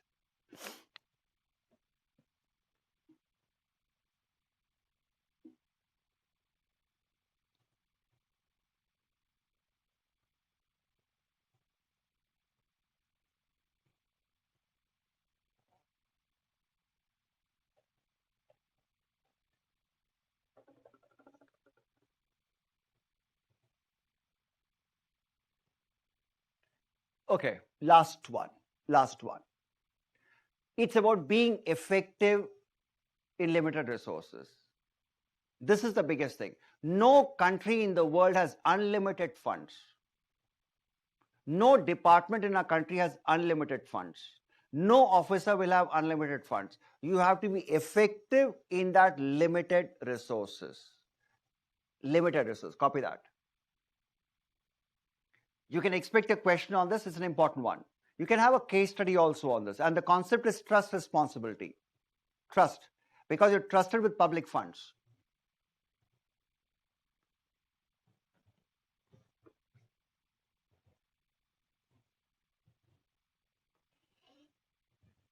Okay, once you finish copying this, I want you to keep your pen paper aside for a couple of minutes because I'm going to discuss something.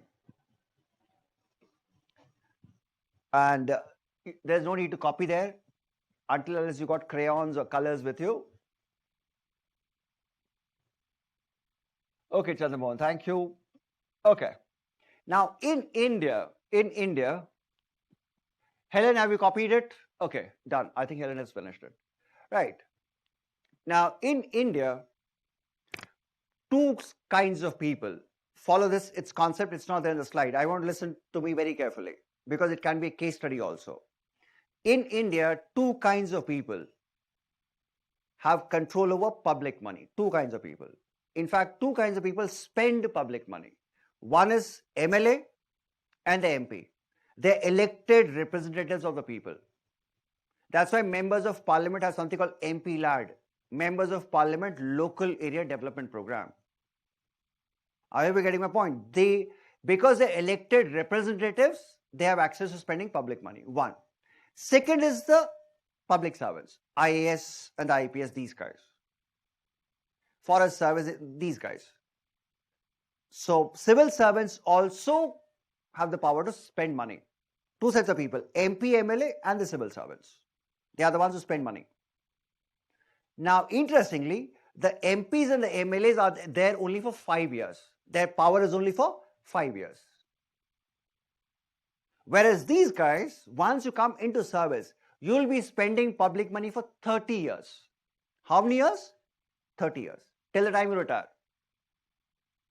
So responsibility is more on these people, the civil servants, not on the MP and the MLA, because they are there only for 5 years. And the worst thing is MPs and the MLAs, they will not be very frugal about spending money because they are there for 5 years and the next target is next election. So they will spend money only if it gets votes. They will not spend money in a frugal manner. They'll spend money for political reasons. I repeat, they'll spend money for political reasons. They will not spend money in a frugal manner. So remember this, MPs, MLAs spending on political reasons. Whereas you have to be limited, controlled, frugal. I'll give an example how MPs and MLAs spend money. I hope there's nobody from Telangana here. Anybody from Telangana? If you are, okay, there's one person. Boss, don't take me personally and don't take it personally because I'm going to talk about your leader. He has switched off his camera itself. Bhai, okay, no, he's there. Right. Don't take it personally, boss. Again, I'm telling you. Okay, all right. Now, the man on your screen is Chandrababu Naidu? Look at you. You're nodding your head. Chandrababu Naidu? No. Archana, Chandrababu Naidu? Archana also says yes. Okay, great. Right. Okay, that's KCR. Chandramohan says, no, that's KCR. That's KCR. Relax, he's Telangana Chief Minister now. That's KCR. I hope you know once upon a time there was only one Andhra Pradesh. There was no Telangana. There was only one state called Andhra Pradesh. And KCR was a leader of Telangana movement. There was a movement. And only then the state was partitioned. And KCR was a leader of that movement. People outside Telangana don't know much about him. They don't know that he's a very religious man, very religious man. So when the agitation was on, he was not very sure whether he'll get the state or not. So he had a lot of faith in gods. So wherever he went, he used to visit a lot of temples. Wherever he went, he used to take a vow. He goes to Tirupati, takes a vow. He goes to Ajmer Sharif Dargah in Ajmer, he takes a vow. He took a lot of these vows. I'm sure even you guys take a lot of these vows. You know what is a vow? Vow is a promise. You have this deal with God. God, help me pass my prelims. I'll shave my head. Not cut your neck. You shave your head. You make deals, right? You help me qualify means I'll give you 500 rupees donation. You do all that. So we have this deal, quid pro quo. So he had that going. And God's heard him. God's heard his prayers. He got the state. God's very merciful. He became the CM. After becoming the CM, he had to fulfill the vows. Now my question to all of you is, whose money should he be using? His money or public's money to fulfill the vows? His money or public's money? Sorry? Public. Why public? He made the vows on his own. I made a promise to God, not public. So what he does, listen to this. Shocking. To fulfill the vows, he has spent, look at this, Telangana CM is spending 10 crores of your money. There's a newspaper headline. For personal offerings to temples. Day before yesterday, he offered 2.5 kilogram gold sari to a goddess. Day before yesterday.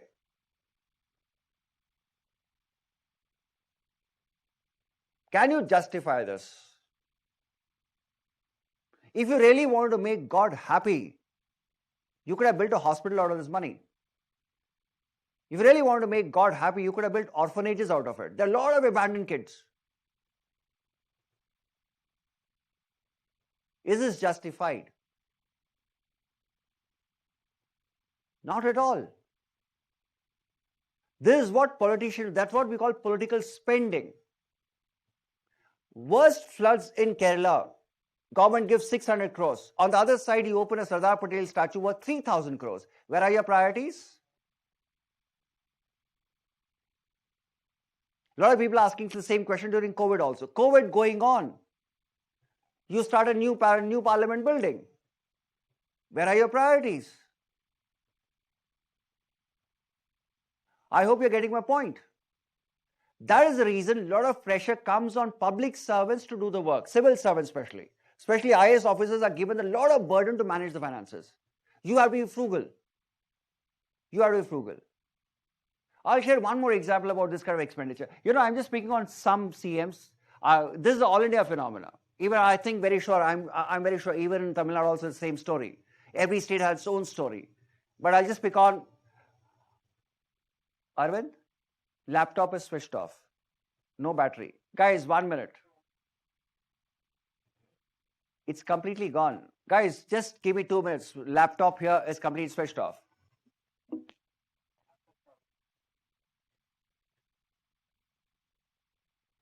Yes, somebody has written Sardar Patel statue, 3,000 crores spent on public money. Yes. Everybody knows about it. Everybody knows about it. In fact, in British Parliament, there was a debate. A country that can spend 3,000 crores on a statue, do they need development fund, development aid? British Parliament discussing that.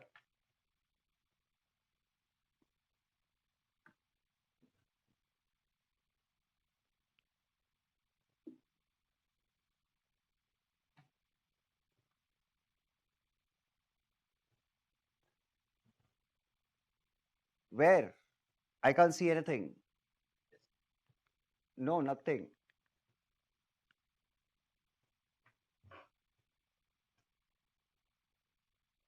What are you doing? Arvind.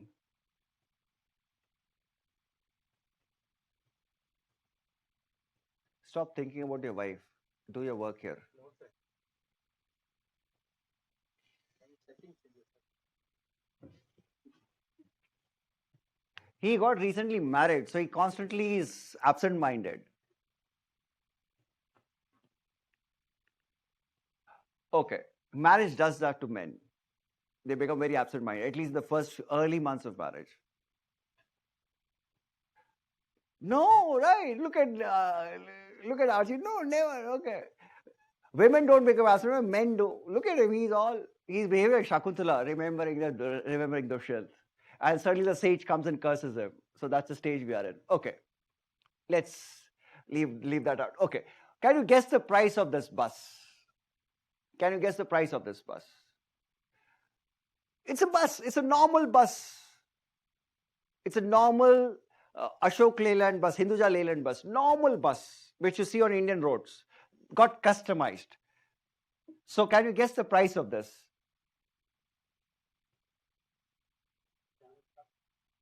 Around 70 lakh. Okay, normal price. Ramesh here says 70 lakhs. What do you think should be the price of it? A lot of you are engineers, so you can give me a good price. Okay, Prashant says at the moment you mentioned his wife, everything came up. Oh yes. 2 crores. Oh God, 2 crores. 300 crores. Nishant, come on, please. 300 crores. Nishant, what is wrong with you guys? You're all engineers? At least some K crores. 1 crore. Okay. 2 crores. Look at you guys. You guys don't talk anything less than crores. Even when you take bribe, you'll go in crores only. Okay, 1 crores. Okay, right. At least some crores. Right. Now look at the story here. That bus belongs to Chandrababu Naidu, neighbor Andhra CM, former Andhra CM. It belongs to Chandrababu Naidu. This bus was already part of AP, Andhra Pradesh Road Transport Corporation. They already purchased it. It was just remodeled. Chandrababu Naidu had it remodeled. He made bulletproof and remodeled for his travel. And you will be shocked. He got it remodeled at a cost of 5.5 crores. He spent 5.5 crores in remodeling this bus. Timing versus timing. Farmers in his state were committing suicide when he was doing this. One such farmer who could not repay the bank loan, he committed suicide. You know, banks in India have this horrible tendency of chasing these farmers for a couple of lakh loans. And they leave out the big 1,000 crore frauds outside India. And one such farmer, he committed suicide and he wrote this. The chief minister for his own safety has spent 5.5 crore on modifying a state transport bus. Where are your priorities? Farmers are dying. You're using money for your bus. There was a time in India, Lal Bahadur Shastri used to walk from his home to his office. Walk. Nehru also walked from his office to parliament. And look at the other side now. Now on the other days, Asha, don't take it personally. There's this Bollywood heroine, she's in news for she's always in news. I'm talking about Kangana now. Now, other days, somebody filed an RTI wanting to know the expense. Now, listen to this. This is very interesting. Somebody wanted to file an RTI wanting to know the expenses incurred on a Y grade security. There are grades of securities here. Z plus is highest grade. She gets Y grade. So, somebody wanted to know the expenses for the Y grade security. Because there are constables deputed, there are vehicles, there are a lot of expenses are there. Somebody want to know that. And MHA responded by saying, we cannot compute it. We don't know how much is being spent. Why? Because there are logistics involved, people are involved. Do you think it's all deserved? That's what we call political spending. I'm teaching you a new term called political spending. Remember that. That's not official, that's political spending. And please remember one very important fact. You are trusted with whose money? Sorry, you are trusted with whose money? Sorry? Public funds. It's your job to use it carefully. And why I'm talking about this? Because you will be doing this for 30 years of your life. So better use it frugally. Better use it frugally. I hope the concept is clear now. There's something called political spending. Don't indulge in that. Don't indulge in that. I hope you understood the point. Okay. Right. Let's go to the next one. Some more duties.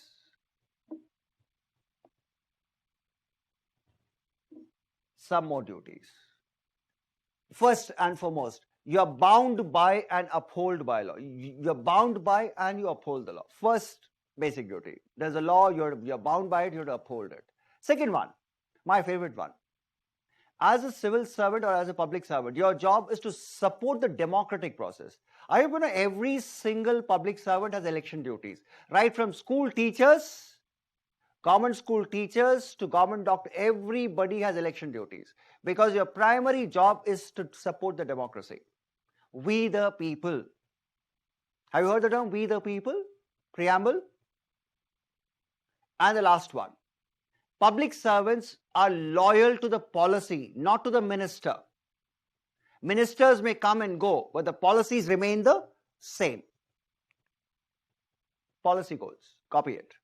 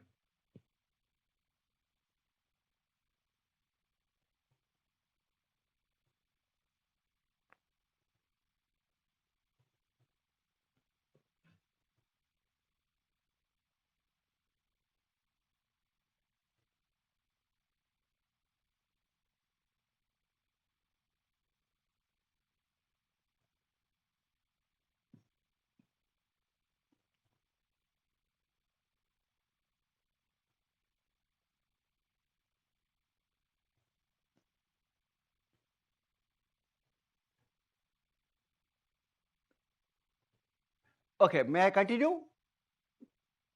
Done? Okay. Now, trust responsibility is important.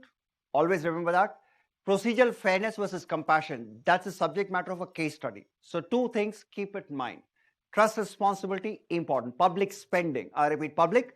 Because COVID time, spending has happened, they'll ask you that question, public spending. One. Second is procedural fairness versus compassion. Keep all these things in mind. They're all important for you. Okay, next one. I said, can I take you guys to Srinagar? Because some of you look a little tired. Can I take you guys to Srinagar? You know where Srinagar is? It's freezing right now.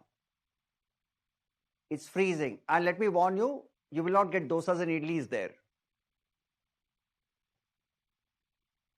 Because people from Chennai will only look for dosas and idli. You will not get dosa idli there. What you get is only usually non-veg. Okay. Chalo, right. So we'll travel there. I'll take you to Srinagar.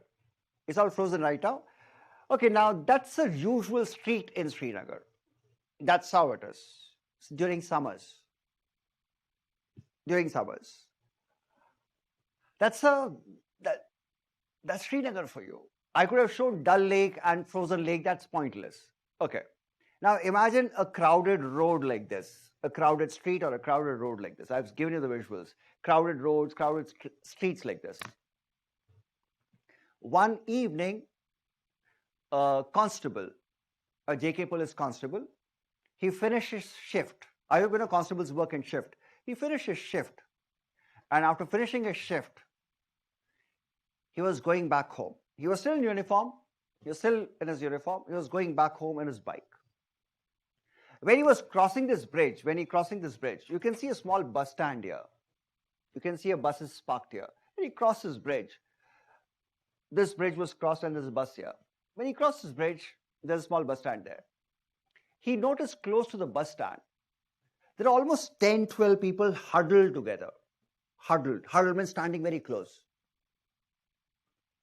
You know, police people have this tendency generally to get suspicious very soon because they're trained to look for suspicious behavior.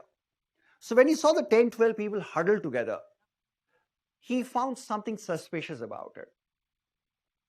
He's off duty, he's going back home, still in uniform though. He parked his bike, got down, went to those 12, went to the people who are standing there, and went to ask them what is happening. Kya ho raha hai? What is happening? They pointed him to a bag. They said that bag has been lying there. And he just separated the crowd when he saw, and yes, there was a bag lying there. A cloth bag with a flap that was lying there. Unclaimed bag lying in Srinagar, in the bus stand, in the market, can be anything. It can be dangerous also. So what he did immediately, called up his police station, reported that, sir, this is there, and please send a bomb squad because it's been lying there for some time. His station in charge said, yes, we'll do that immediately. Did his duty, job done, reported.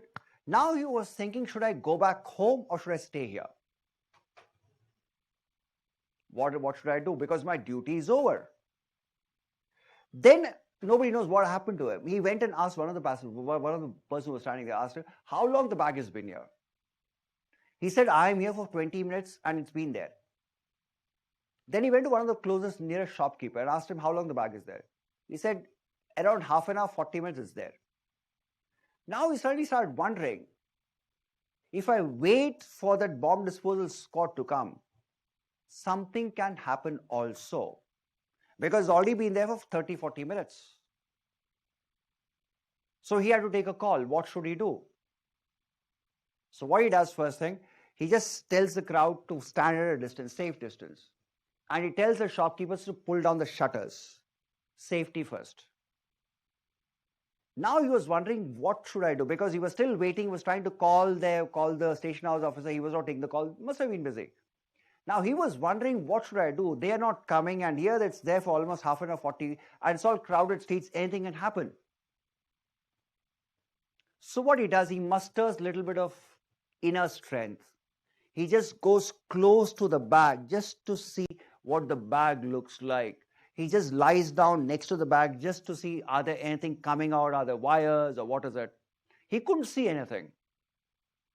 So he just picked up a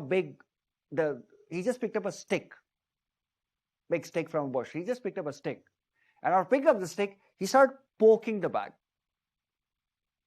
Just imagine he's poking, but the people who are standing close by at a distance, they would have missed a heartbeat because he's poking the bag. And the bag is lying unclaimed for half an hour. So when he poked the bag, he could see that the bag is going in. Something soft is there. Now he was thinking, like, had it been an explosive, it cannot be this soft because it's going in. Now he thought, why not let me open the flap and see? He lay next to the bag. Very gingerly, he inserted the stick inside the flaps. The people there, they're all watching, wondering what the hell is happening. Some of them telling him not to do, let's wait.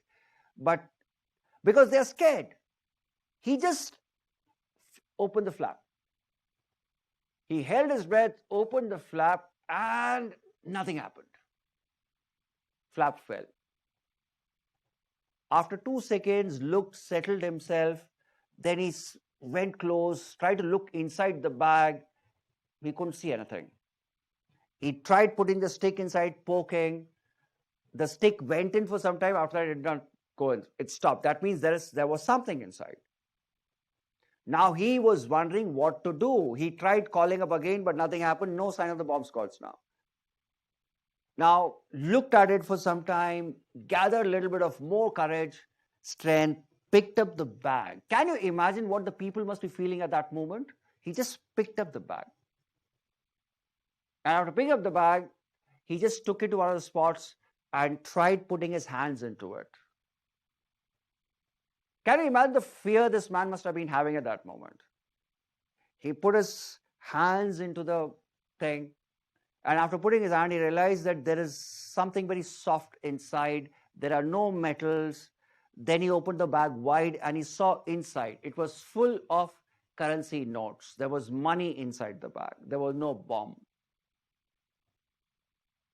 Now the question was, should he go and give the money back to this police station, or should he take the money as a risk for reward?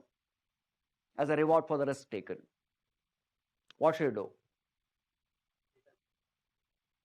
I'm sure you will take it home because you took a big risk. Okay, jokes apart, now the question. What do you call this? What do you call this? Work ethics or duty ethics? Work ethics, duty ethics. And he took the bag back to the police station. He is off duty. He took the bag back to the police station, rummaged through the bags, found a couple of contacts, called them up, and finally identified the person to whom the bag belonged to. The bag belonged to this old man. That was his pension. It had 90,000 rupees in that.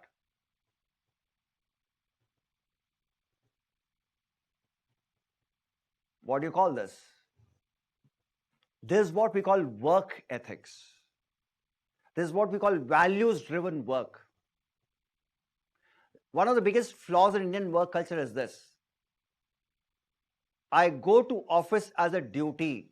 I punch in, I sit in my office, no work gets done.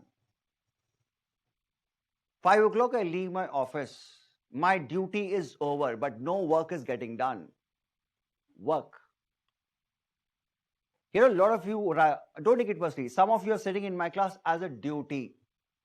Since I paid my fees, I have to log in, you're sitting. Some of you are engaging with me in the class. You're doing your work. It's not coming to duty that's important. It's doing your work that's important. And work is something which we add moral value to that. Now listen, watch this.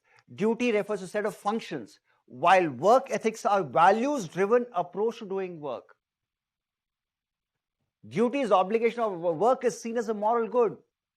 Learn to work. Learn to work. Got the difference? Okay, let's get back from Kashmir now. Enough of Kashmir, winter.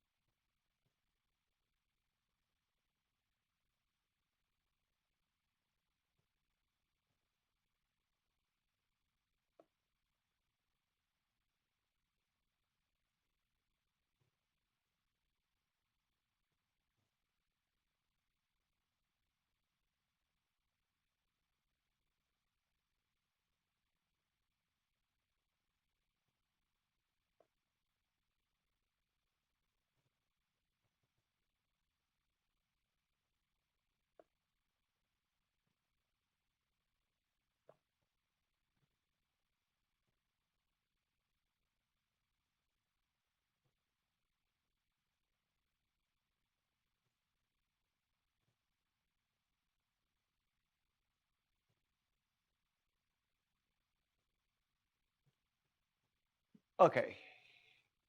I hope you enjoyed the journey to Srinagar.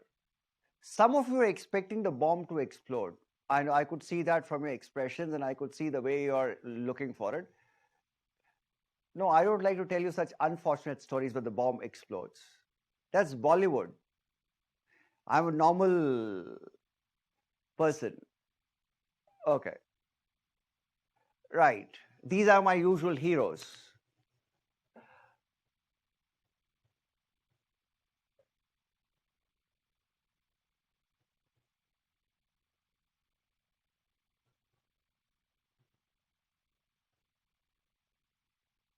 Okay, Archana has a point. He can't consider taking money because he put everybody at risk. Right, Archana? Nice. Everybody at risk. Okay. You know what? There's a dominant perspective that police doesn't work. That's a myth. Police does work. Let me tell you this. It does. You know, every department has its own share of bad apples. Just because there are a couple of bad apples doesn't mean the whole barrel is bad. It's everywhere. Every system has it. You think in US there are no corrupt cops? Massively corrupt cops. Russia is massive. Mexico is massive. So every country has it. But the bottom line is, yes, people do work. Okay, let's move to the next one. We've done this. Next approach. I've done the duty approach to ethics. Next one. Consequentialism. Copy this, then we continue.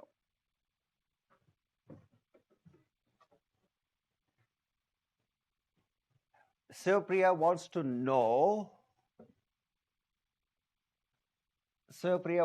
where do I get these cases from? This is my bread and butter. This is what I do. I've been doing this for the last 20 years. Collecting cases, using these case studies, building case studies, discussing it. Okay. See, please remember, this is how you study ethics. You don't study ethics from textbooks and mug it up. It's useless. You will never be able to understand it. And for this paper, that's how you have to prepare. You have to keep the case situation, the concept, because second part of the paper is all about case studies. So that's how you go about it. Okay. Consequentialism. Results. Okay. Achha, how many months have you guys been preparing for this exam? 4 months, 5 months, 1 year, 6 years, 4 years, 2 years, 1 year. How many years? How many months? How many months? Chandramohan, how many months have you been preparing? Okay, 6 months, 7 months. Okay, Archana says 7 months. How many months? Archana says 7 months. Okay. Rini also says 7 months, 6 months. Sivapriya, 9 months. Okay. 8 months. Vamsi, 8 months throughout the semester. Okay. Helen says 6 months. Padmini, 6 months. Okay. Who else? Saravanan also says, Saravanan, hi, good evening. 6 months. Akhilesh, I haven't seen him in some time. 5 months, 9 months, 7 months. Okay, good. So on average, you guys have been preparing for 5 to 6 months on average. Now, in these last 5 or 6 months of your preparation, I am very sure your dad and mom don't even know what books you're reading. I am very sure they have no clue what you're reading. No clue. You just ask your dad for money to buy books, he'll give you the money. He doesn't even know what books you buy, what you read. They just know you're preparing for an exam. They don't even know how many hours you study on your own. They just know on weekend classes, you just switch on your laptop and sit. They don't even know whether you're actually studying or not. You're just sitting. And the best part is they don't ask you any questions. Once in a while, they may ask you a question, and how's your studies going on? And you will say, oh, amazing, it's going well. Well, that's what it is. You will be surprised. Don't you think it's surprising? They have no questions. They have no questions. They will not even bother to ask you what was the score of the test. Nothing. They don't know anything. Don't even question you. But on the day when prelims results are declared,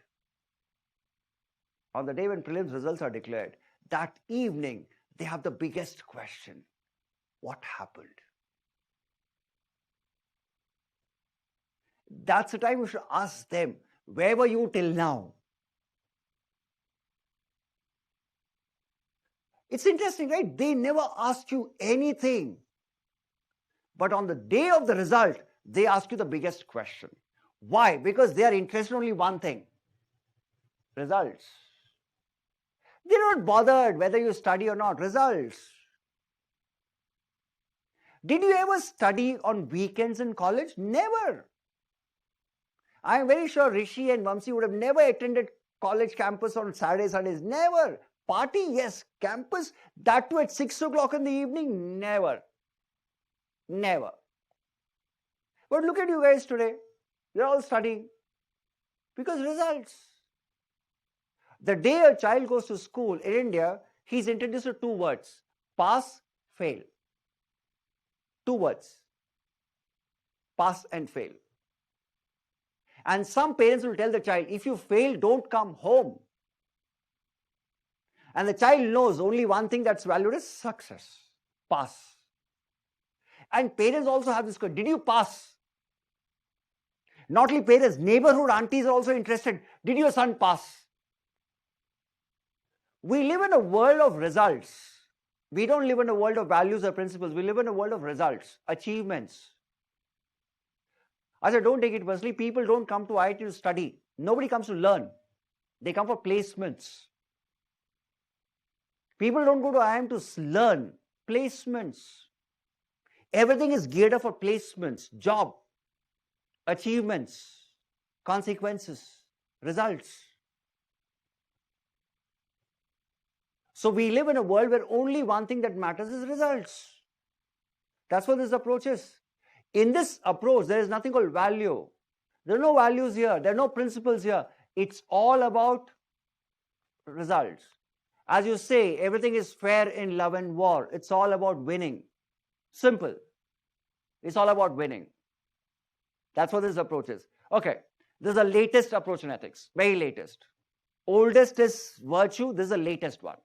And in this approach, there are no principles. There are no, I repeat, no principles. No.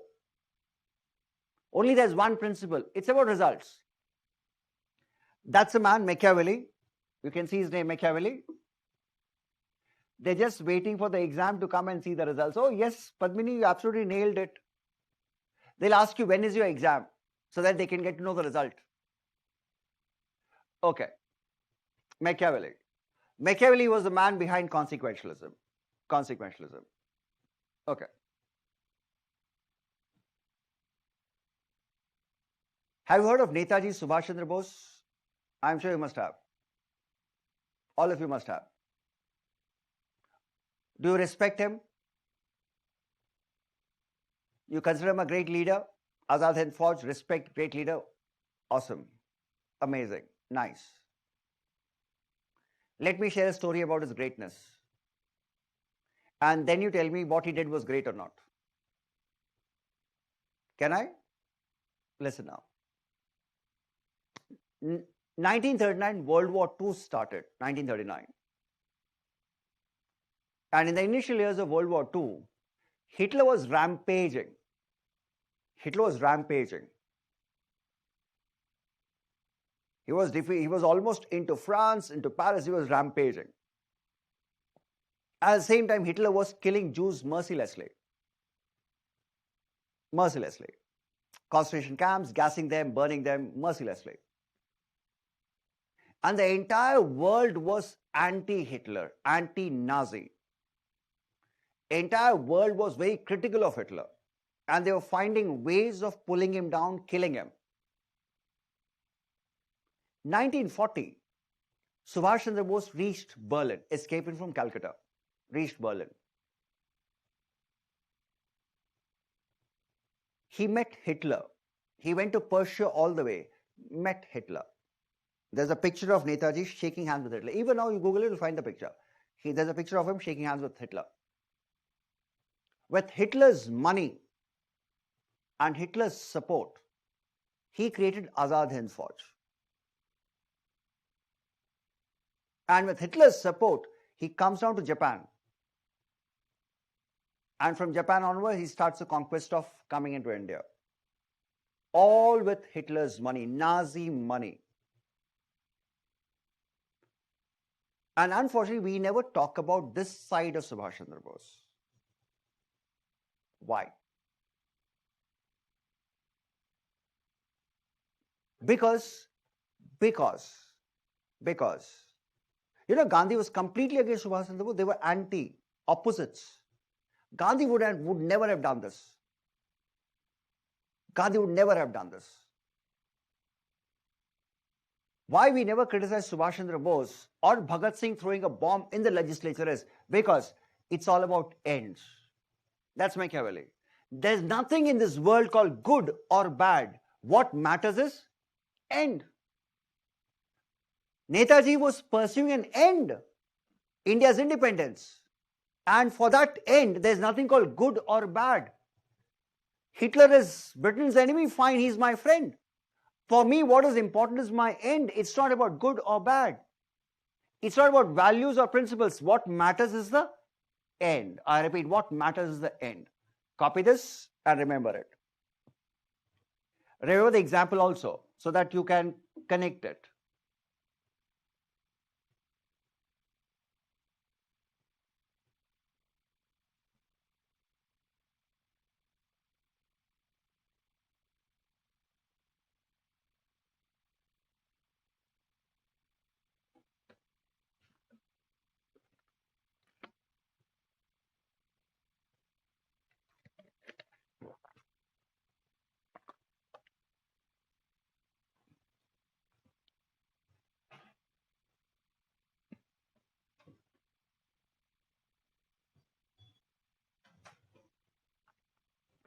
This approach believes if the results are good, the action is good. I repeat, if the results are good, the action is ethical. If the results are bad, the action is unethical. Look at the words. Ethical merit of an action should be judged by its consequences, results. An action is good if it leads to benefits. An action is bad if it doesn't lead to benefits. So ethical merit, consequences. Copy that? It's a very simple one. So Priya, yes, you can do that. You can do that. Everybody knows it. Everybody knows that part. Only thing is, we don't talk about it and a lot of us justify it. But look at it very neutrally. You will see that. And see, what he was doing was absolutely right. Why? Because his was ends. He was thinking in terms of end, that is independence of India. So he found it perfectly justified.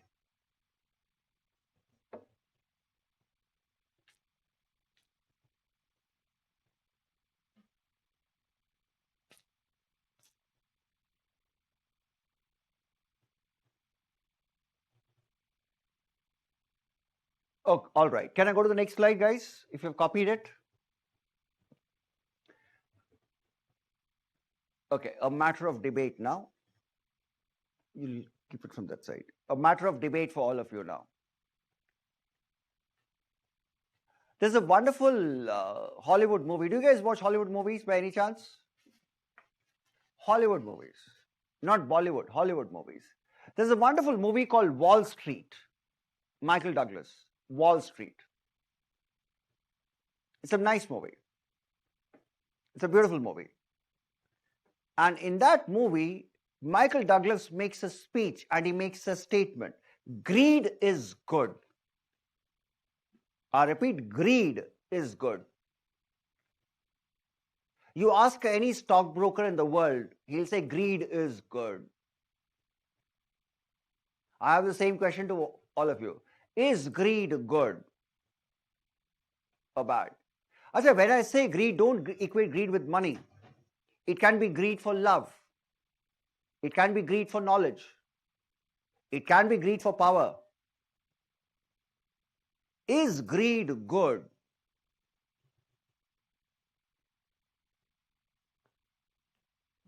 Greed is good. That's what he said. Greed for life, greed for money, greed for love, greed for knowledge. Is greed good? One of the biggest questions in ethics is greed good? Gandhi was opposite this. Opposite of greed is need. That's why Mahatma Gandhi said the world has enough for everyone's need, but not enough for everyone's greed. Now you know how this question can come. They'll use this quote of Gandhi. greed versus need. Today we don't consume for a need, we consume for a greed. Do you agree? I repeat, today we don't consume for need, we consume for greed. Because we all think greed is good. Keep that perspective, greed versus need. I repeat, greed versus need. Okay, I'll connect this also, next sentence, next one.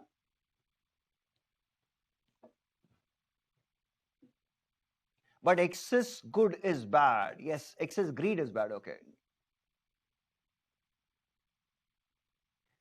Greed versus need, and please write Gandhi along. I hope you know, I'm sure you must have heard Gandhi's quote. The world has enough for everyone's need, but not for greed, everyone's greed. That quotation, remember that. Okay. Now I bring you to one more question. Connected to greed, is it good to be selfish? Is it good to be selfish?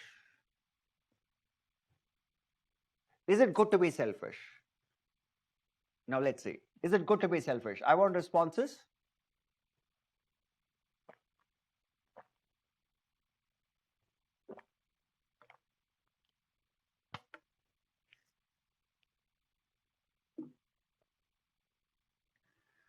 Is it good to be selfish? Or I have one more choice. I have one more answer for you. One more question. Or is it good to protect self-interest? Look at the question. Is it good to be selfish or is it good to promote one's self-interest? These are two different words.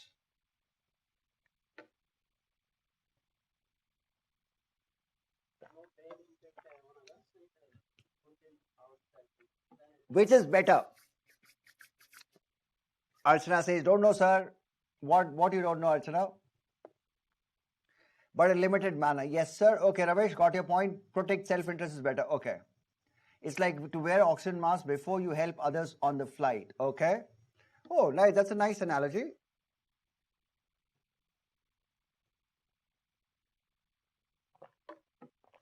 Okay.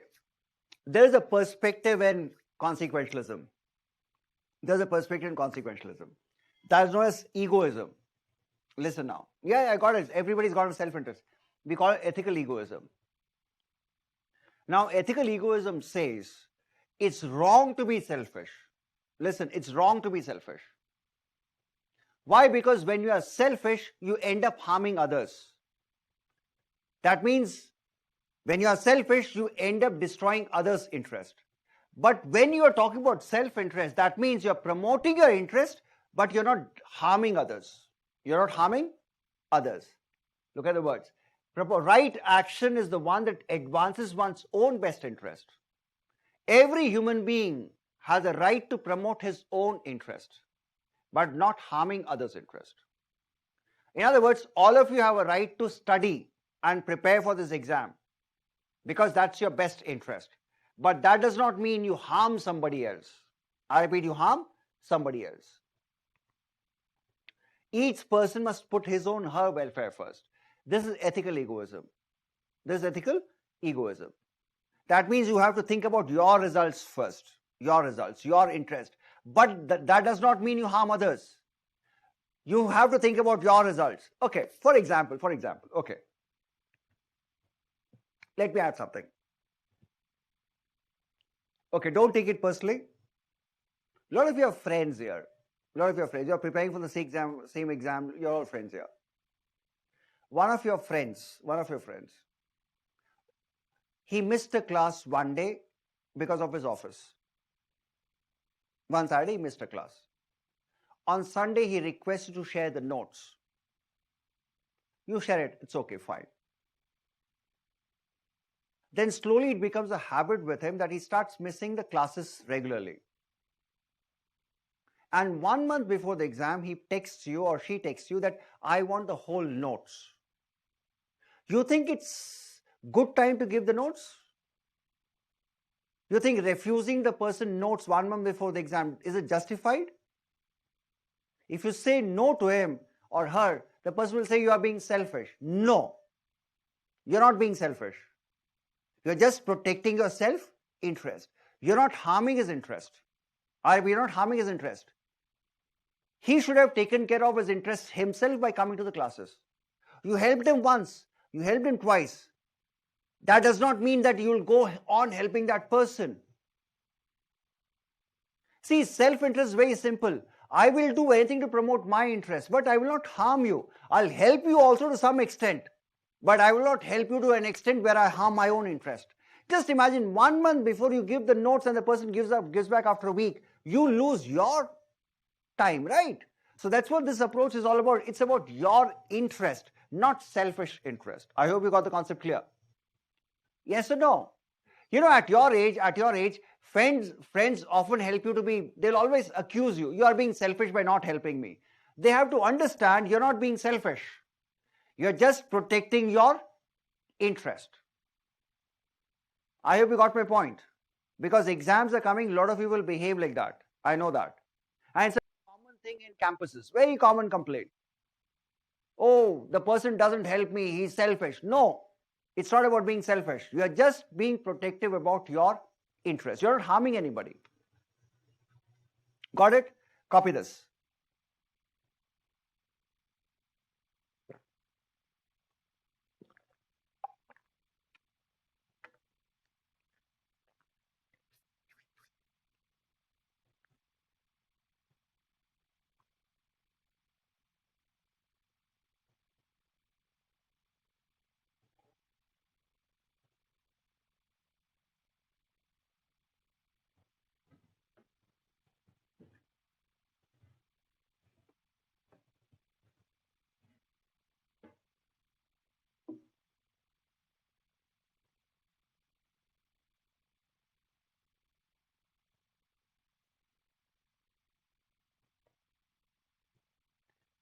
How many are there?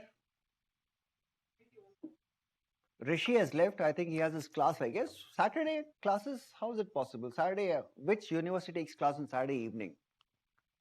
Something is wrong with Rishi. Anyway, tomorrow I'll catch him. See, the worst thing is I remember most of your names, so that will be the fun part.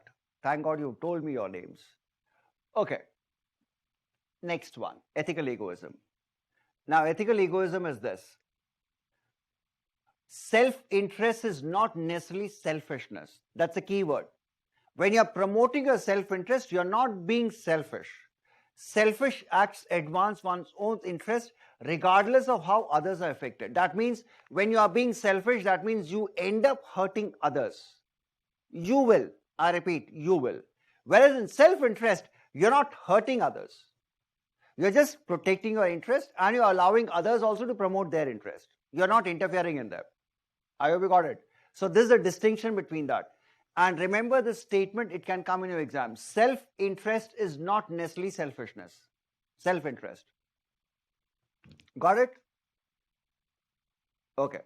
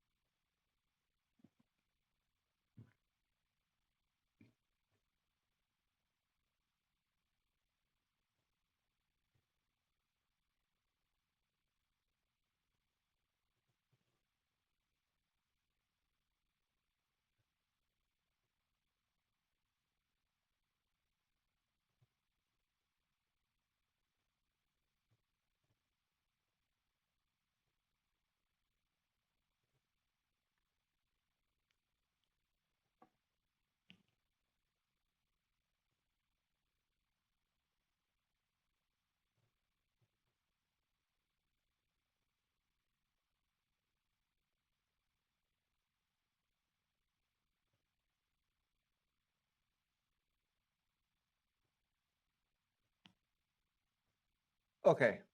May I continue to the next one? Ho gaya? Done? Okay. Right. Acha, there are some questions I have saved on my WhatsApp, so don't worry. I will reply to your questions also after the class gets over. I was just reading those questions, so I'm just announcing. I'm not reading out names, but I know the questions are there. I'll respond. And okay, suppose if you send me a question, if I don't respond, please don't keep sending me question marks. I will respond after the class gets over. A lot of you keep sending question marks. Don't, relax. I have a class to run also. I will discuss things also with all of you. So be patient. Okay. Now the next level. This is utilitarianism. We saw ethical egoism. Ethical egoism was about you, the person. Now this is Bentham and J.S. Mill. Bentham and Mill. They gave a concept called utilitarianism. What they said is, it's not about one person's interest. It's about greater good for all. Fine, every person has a right to protect his interest, but how? What about everybody's interest? So in public policy, we use this approach quite a bit. It's not about one person's interest, it's about all concerned. Look at the word, it's about all concerned. That's what we call greater good for greater numbers. That's what public policy is all about. It's all about everybody. Ajay, have you noticed something? At your home, does your father, just listen to this.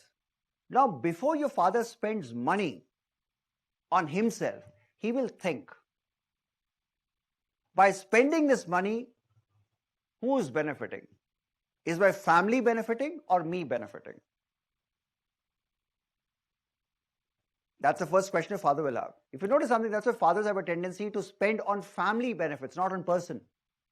They'll cut down their personal expenditure. Why? Because it's about all concern. It's about all concern. For example, a lot of fathers will be like, they'll be carrying a very basic mobile phone, but they'll buy you a smartphone. Yes. It's not because I'm a father, that's why I'm saying this. Yes, I've seen. That's how they work. Why? Because as a father, as a head of the family, it's all concern. It's not you. It's about all concern. So that's what utilitarianism is all about. It's not about one person's interest. It's about all greater good. I repeat, greater good. Second one, ethical egoism seeks to promote one's own good. One's own. You can see the opposites. It says one's own, it says all concern. This is public policy, this is personal. This is personal, this is public policy. I hope you got the difference. One and all.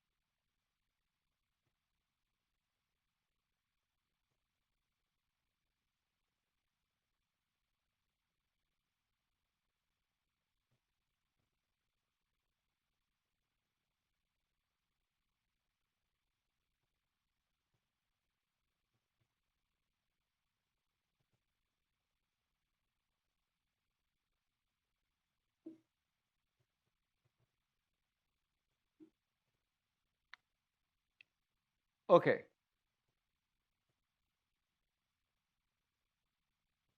Right. Now let's go to the next one. Can I proceed to the next slide? May I? All right. Chalo. What is the core idea? Basic idea. Now this will be interesting. Basic idea. One basic idea. In this approach, that's a core one. The morality of an action solely depends on consequences. Any action is right purely on the consequence. Nothing else matters. No values, no principles. It's the results. If it's positive and if the results lead to happiness, I'm perfectly fine. That means any action that leads to my happiness, any result that leads to my happiness is perfectly fine. So two things here. In this approach, there are two things. Only results and what kind of results that leads to my happiness. Acha, have you noticed something? Everybody knows smoking is bad. There's a horrible picture of cigarette pack, but still people smoke. Why? Because happiness. You go to any alcohol shop, they'll say alcohol is injurious to liver health. Big, bold, but still people will have it. Why? Because happiness. Oh, by the way, did you guys bunk college? Yes, you did. You did. We bunk college knowing it is not good, but still we do it. Why? Because it's fun, happiness. So in this approach, what they say is consequences plus happiness. Consequences that leads to happiness matters. Copy that.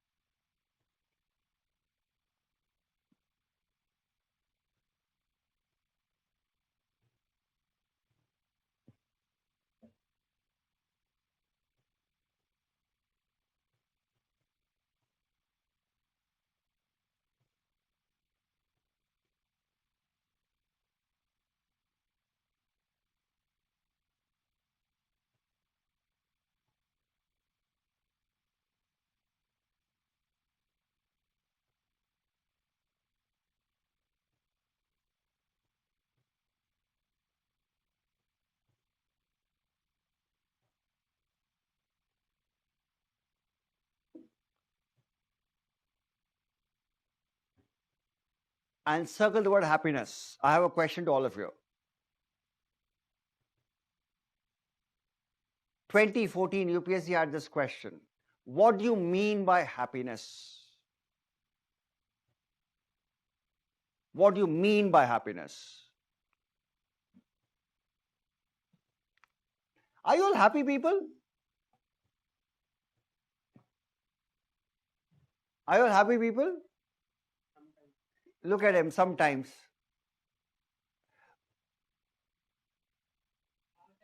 All time happy. You're married, so you have to be happy all the time. Just no, no, sir. Just maybe Oh, he says, I am happy all the time. So obviously, he's recently married. He'll be happy all the time. He's in heaven all the time. Okay. That's Arvindanna for you. Happy all the time. So, moral of the story is you should get married if you want to be happy all the time. Okay. But anyway, happiness. What is happiness, by the way? What is happiness? What is happiness? What do you mean by happiness? Everybody in this world is chasing happiness. Trust me. We are not value conscious individuals. We are happiness individuals. We may deny it, but that's a fact. We only do things that makes us happy. We eat food for happiness. We sleep for happiness. Oh, college kids, tell them what's happiness. Sleep. The day prelims gets over, after that 2 days you'll keep sleeping. Happiness. We are all happiness creatures. Oh, why do we buy cars? Happiness. We don't buy cars as a vehicle to travel. We buy cars, happiness. Jaguar gives me happiness. Happiness. What is that happiness? You listen to music for happiness. What is that happiness? What do you mean by happiness? This was a question, by the way. 10-mark question in UPSC. What will you write? The fun part was everybody messed up the question. Okay, being satisfied temporarily. Okay, calm, satisfy one's own interest, happiness, receiving what we desire. What we desire, I don't think you'll ever get that. Anyway, yes, happy. Okay, fine. State of mind. Okay. Happiness is the emotion that we get satisfaction after what we do. Okay, satisfaction. Favorable consequence. Okay. Right. Happiness. Chalo, I'll tell you a book to read. I'm going to quote the book also. Acha, this is a book not for the exam. Generally, for your betterment, you can read whenever you have time. The book is The How of Happiness. It's a scientifically researched book. It's written by Sonia Lubomirsky. She is a psychologist. She used to teach in Stanford earlier. And it's a well-researched book. Since you're all educated, you'll be able to understand and appreciate the book. It's a bestseller. It's a bestseller. Scientific approach to getting life you want. She said happiness is not about buying your favorite dress. Happiness is not about listening to your favorite music. Happiness is not about getting your favorite service. You listen to music, 2 minutes, it's gone. You buy a favorite dress, wear it, 10 minutes later it becomes old and you are not happy at all. You want a new dress. Happiness is not this. Happiness is this, having a sense of well-being. Are you happy with the body you have? Are you happy with yourself? Are you happy the way you are? The problem with us is when we look into the mirror, we don't see what we have. We only see what we don't have.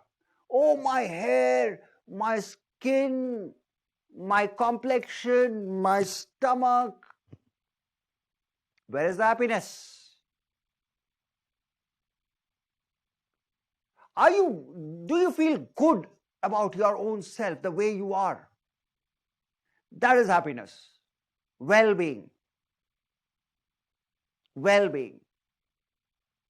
Let me tell you something. You eat a McDonald's burger, you will not love anything about it. And people think that's happiness. No. It's your well-being. And please, after today, please remember this word well-being. You should feel good the way you are. It's not, one thing which is very wrong about with this today's world is this. They haven't made you health conscious. They made you weight conscious. That's the most horrible thing. When I was growing up, when I was of your age, we never had, nobody spoke about weight. Nobody. Because it was health that mattered. Today it's all about weight. Today we have these false notions of beauty. Hair has to look like this. Your skin has to look like this. And one more reason why we are never happy with ourselves is because we are born in deficiency culture. If you look at all the influencers and they only talk about the deficiencies. They all project a certain perfections which nobody can have. It's all photoshopped images. When you see these cover images, they only project something which is not there. So that's the reason we never have this sense of happiness or sense of well-being. We all look for well-being in six-pack abs. Is that well-being? No. I'm happy with my family pack. That's how I am. Fair enough. Why can't you accept the way you are? Next time when you look into the mirror, look at the limbs. At least you have limbs that function. Yeah. At least you have a face. There are people in this world who don't have a face.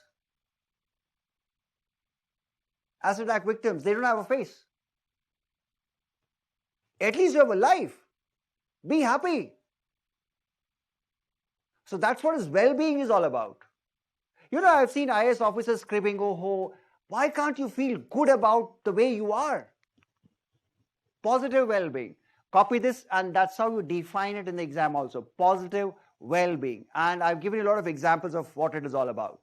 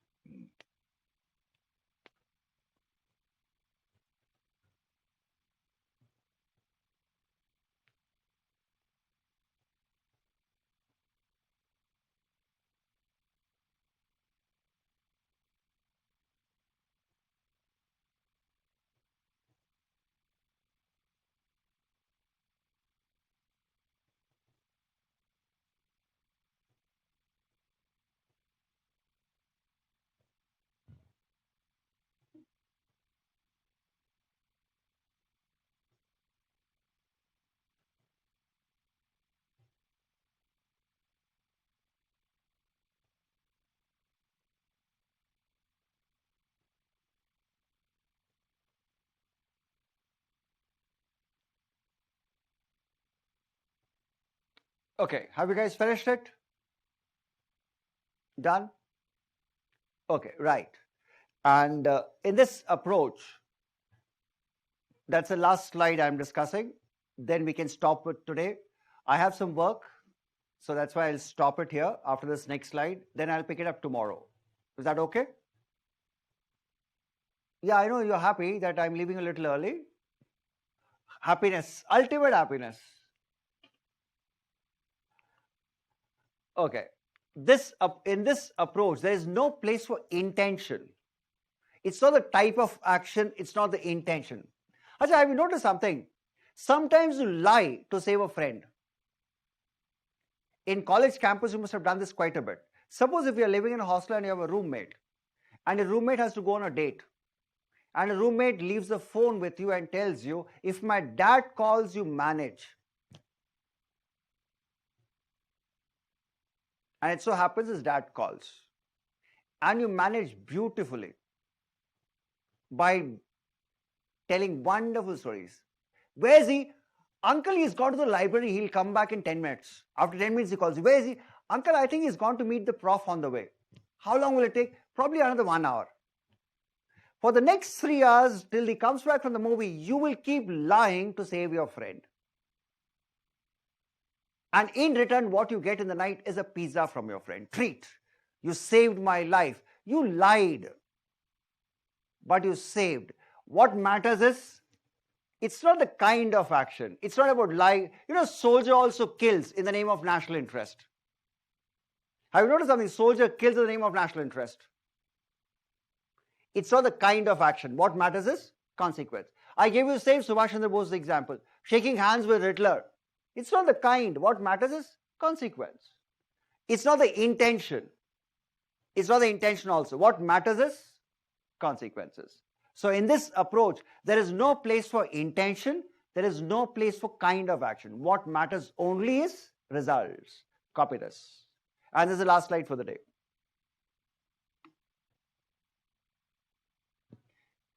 You know, it's a very simple approach.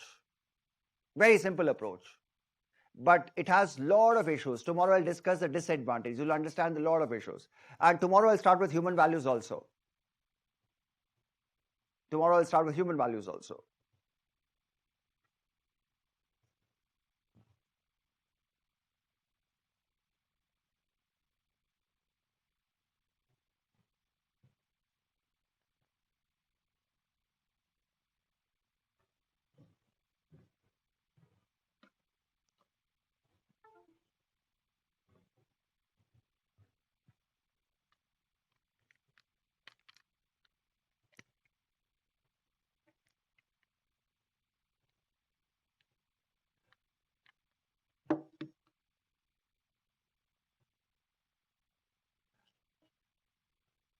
The core idea you talked about is related. Yes, all of them is related to consequentialism also. All the core ideas are related to consequentialism only. All of them. This is all consequentialism. One is egoism that talks about personal consequences. One is utilitarian consequences of everybody. All. One talks about your happiness. One talks about everybody's happiness. Keeping the society happy.